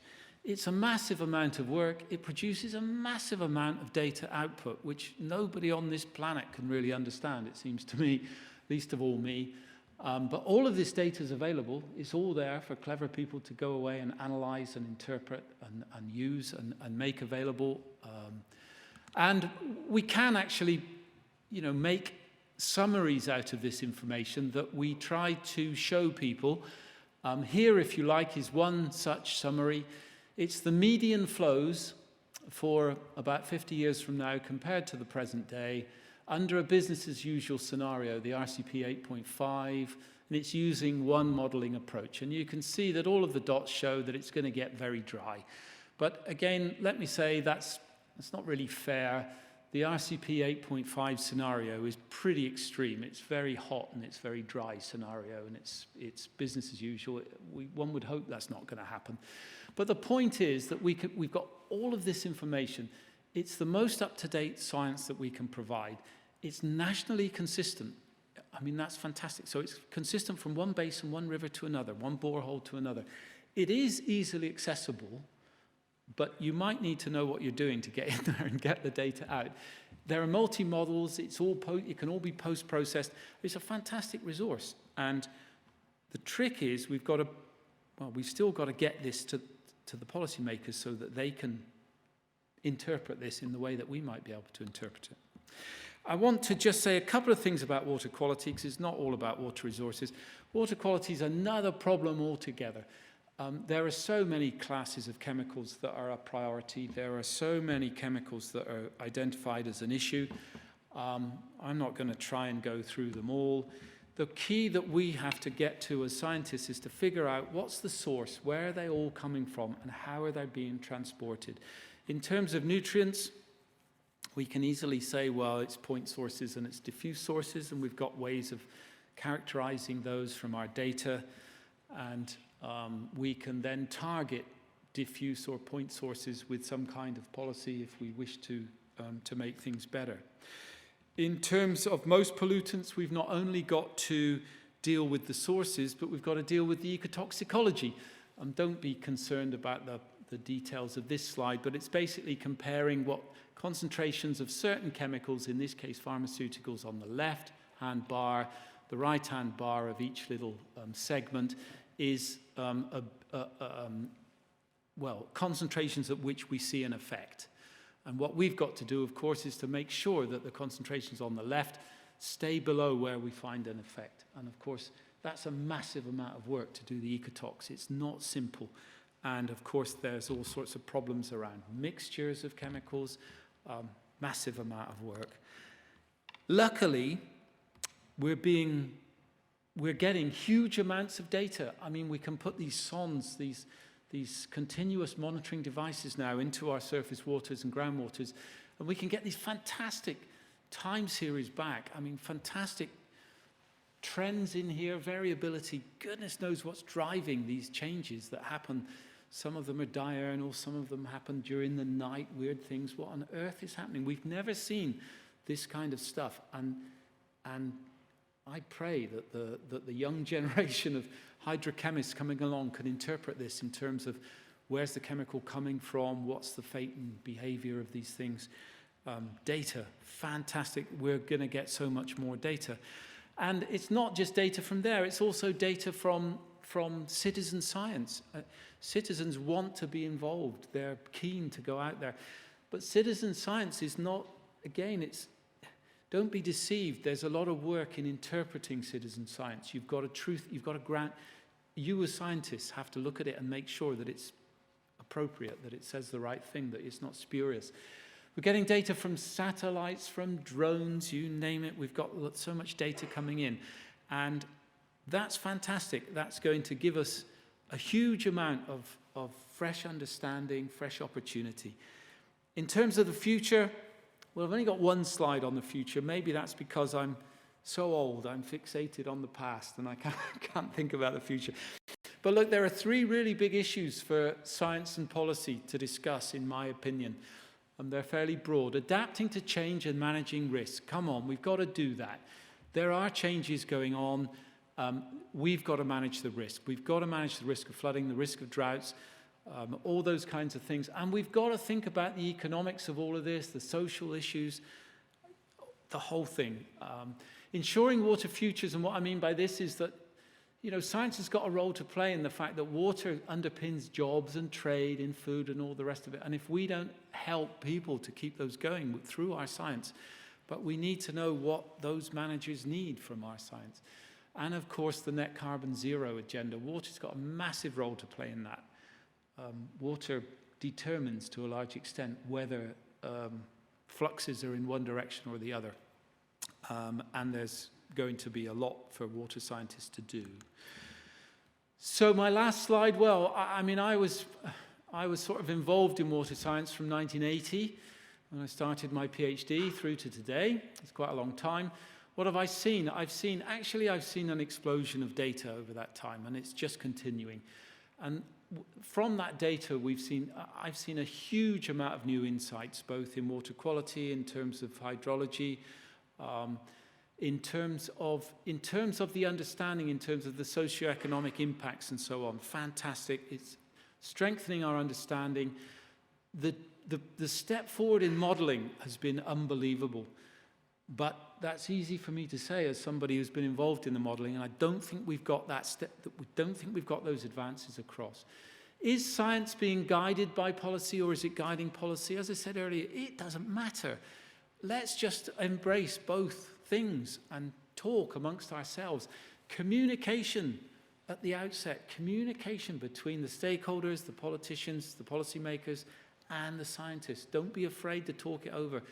Then we'll get to where we need to be. There you go, that's it. Thank you for listening. Sorry if I've bored you witless.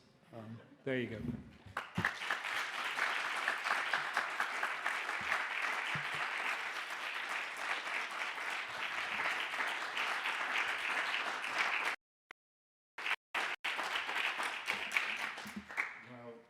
Thank you, Alan.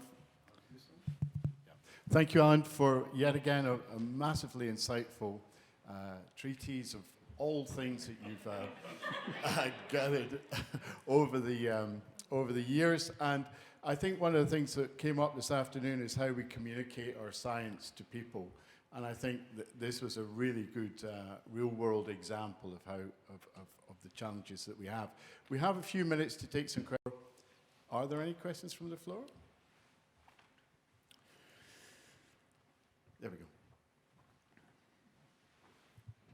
Hi, Alan. I really enjoyed your talk. It was good to hear the background for acid rain, because that happened when I was a child, and it was good to kind of understand more. The question was relating to the Cosmos data. I wondered if that data provided an emergence of the uncertainty due to climate change. You said it'd been collected over, was it, how long was it you said, 10 years? It's about 6 years old now, six or 7 Okay. years old. So I don't think we can pick up a climate change signal yet. Yeah. I mean, it does pick up interesting signals. What we've noticed is a lot of the sites are showing drying earlier in the year than us old guys can remember. So that the expected response to soil dry, you know, from other soil sensors that have been around for a long time, that are point measurements, usually the soil starts to dry at the end of March, early April, as you'd expect. Temperatures start to rise. But what we've been seeing in a lot of the Cosmos sites is that drying is starting much earlier. But it's too early to pick up a climate change signal. Hopefully. Yeah. You mentioned the kind of change in the snow melt. Yeah. I just wondered if it picked up these, you know, these more like summer storms that they say, oh, it's a 1 in 100 year occurrence of this summer, you know, like storm rain that just makes more uncertainty. Yeah. All of that's in there, and in fact, all of those Cosmos sites are equipped with full weather stations and rain gauges, and so on. So all of that data's in there, but I can't answer your question because I've not looked at it. I'm also acutely aware all of a sudden that there are very bright lights, and bald people don't look good under bright lights. Has that light been on the whole time, or has that just come on? Sorry. Please take a look. Anyway, look, what I should say is that the data's available. It's available anyway, sort of up until it takes us a while to process it and get it out, but it is available, and if you need it you can certainly get it from a year ago, you can download it from our websites and so on, but if you need more recent data, you just need to email the people in CH and they'll give you all the up-to-date stuff. Yeah. Katja, did you? Thanks, Alan. You kind of already answered my question, actually. I have been doing some Cosmos-related research, so it's really nice to see that the UK is all covered by these sensors now. It's been 10 years since the technology has been developing. I was just wondering, but you just did answer the question. It's probably quite easy for farmers and other stakeholders to request the data. Yep. But then what do you think would be the next step to make it even easier to use for farmers and other people that do need to interpret this data in terms of what is going to happen this summer? What am I supposed to do? When do I press the D button, as you said? Yeah. What would you say is the next step? Well, the next step that's going to happen is that we will interface more closely that data with our models. So we'll get the models to assimilate the real-time information so that we can then we can run that into the future with the seasonal Met forecast to give them a better indication of what the soil behavior would be. So that's our next plan. You know, that's work that's in process. What more would we need? I don't really know. I have to say I don't really envisage an individual farmer using this information. I think most farmers, if you went to see them, they'd say, well, I know how wet my soils are. You know, I walk around in my wellies, and if it squelches, then it's wet, and if it doesn't, it isn't. And they probably do. They probably know their own land. But for the big agricultural supply companies who are supplying fertilizer or pesticide where you cannot spread on wet surfaces, I mean, for them, it would be important to know if a certain region is not suitable, because then you send the lorries off somewhere else, you know, so they might be able to target their deliveries and, you know, so I don't know. But then, on the other hand, maybe it's useful. Well, I know it's used by some of the very big farms in East Anglia, for example, where, I mean, they're not just individual farmers. These are huge factory farming. and they are interested in these sort of real-time data for soil moisture, because it's sort of more precision agriculture, if you like. But I'd welcome, you tell me, if you can see an application for that information for anybody, then for goodness sake, shout, and let's work on it. Because it costs a lot of money, that information. Yeah. Yeah.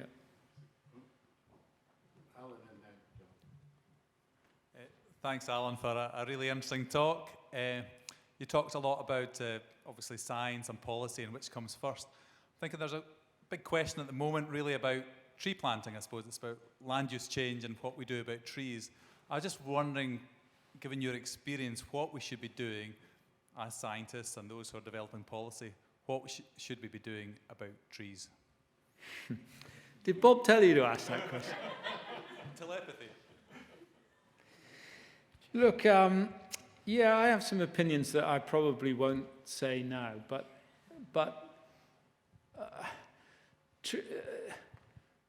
tree planting is good for a lot of things.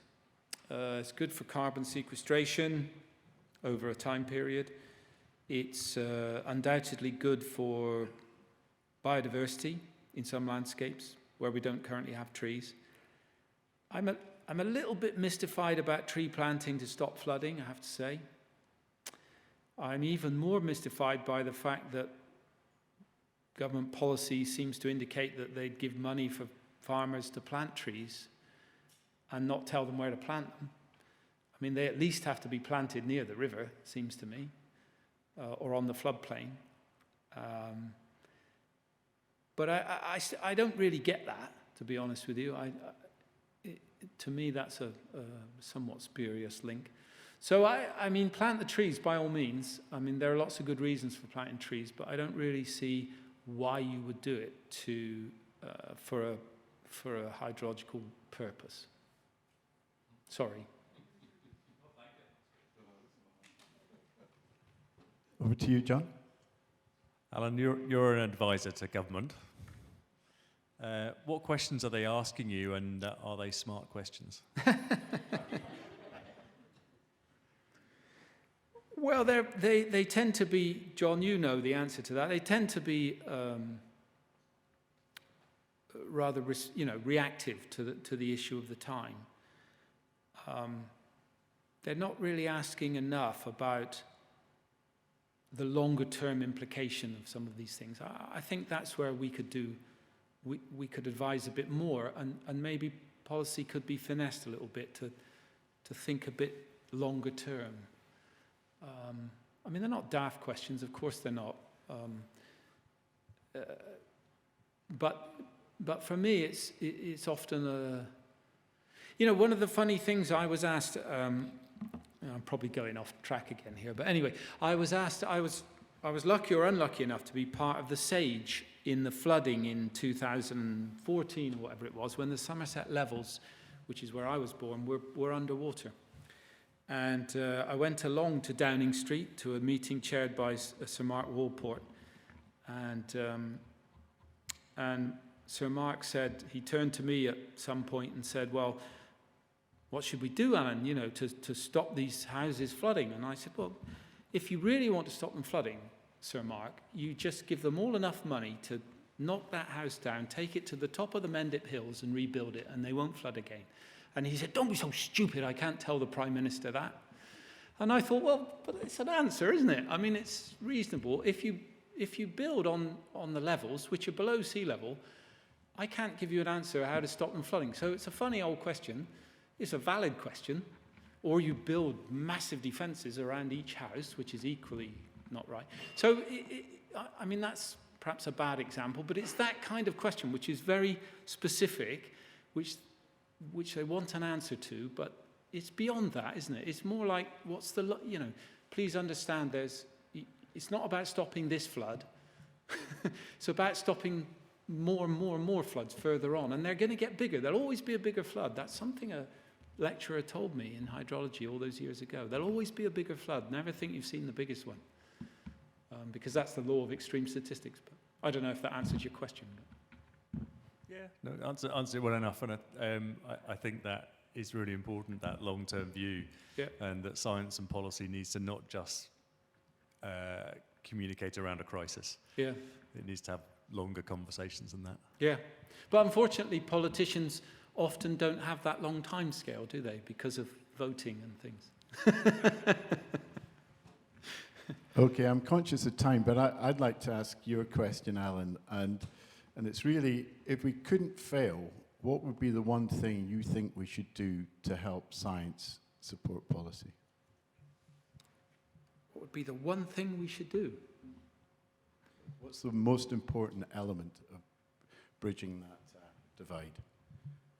Well, I mean, I still think it's the communication. There has to be better communication. And the forums for fora for communication just don't exist in the way they should do.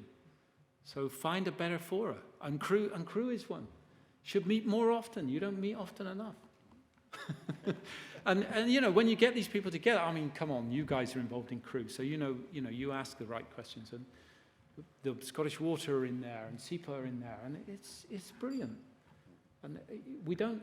That's not common everywhere, and it needs to be done much more, frequently. So that's what I'd say is, we talk about it a lot, but we don't really do anything much about it. Okay, Rachel, last question. Alan, just on that line, in the 90s we were talking about how to communicate uncertainty in our model predictions. Yeah. And you mentioned it just now. We're still in the same situation, Yeah. so where are we going wrong? And drawing on your wisdom, like how do we address that issue? Yeah. I don't...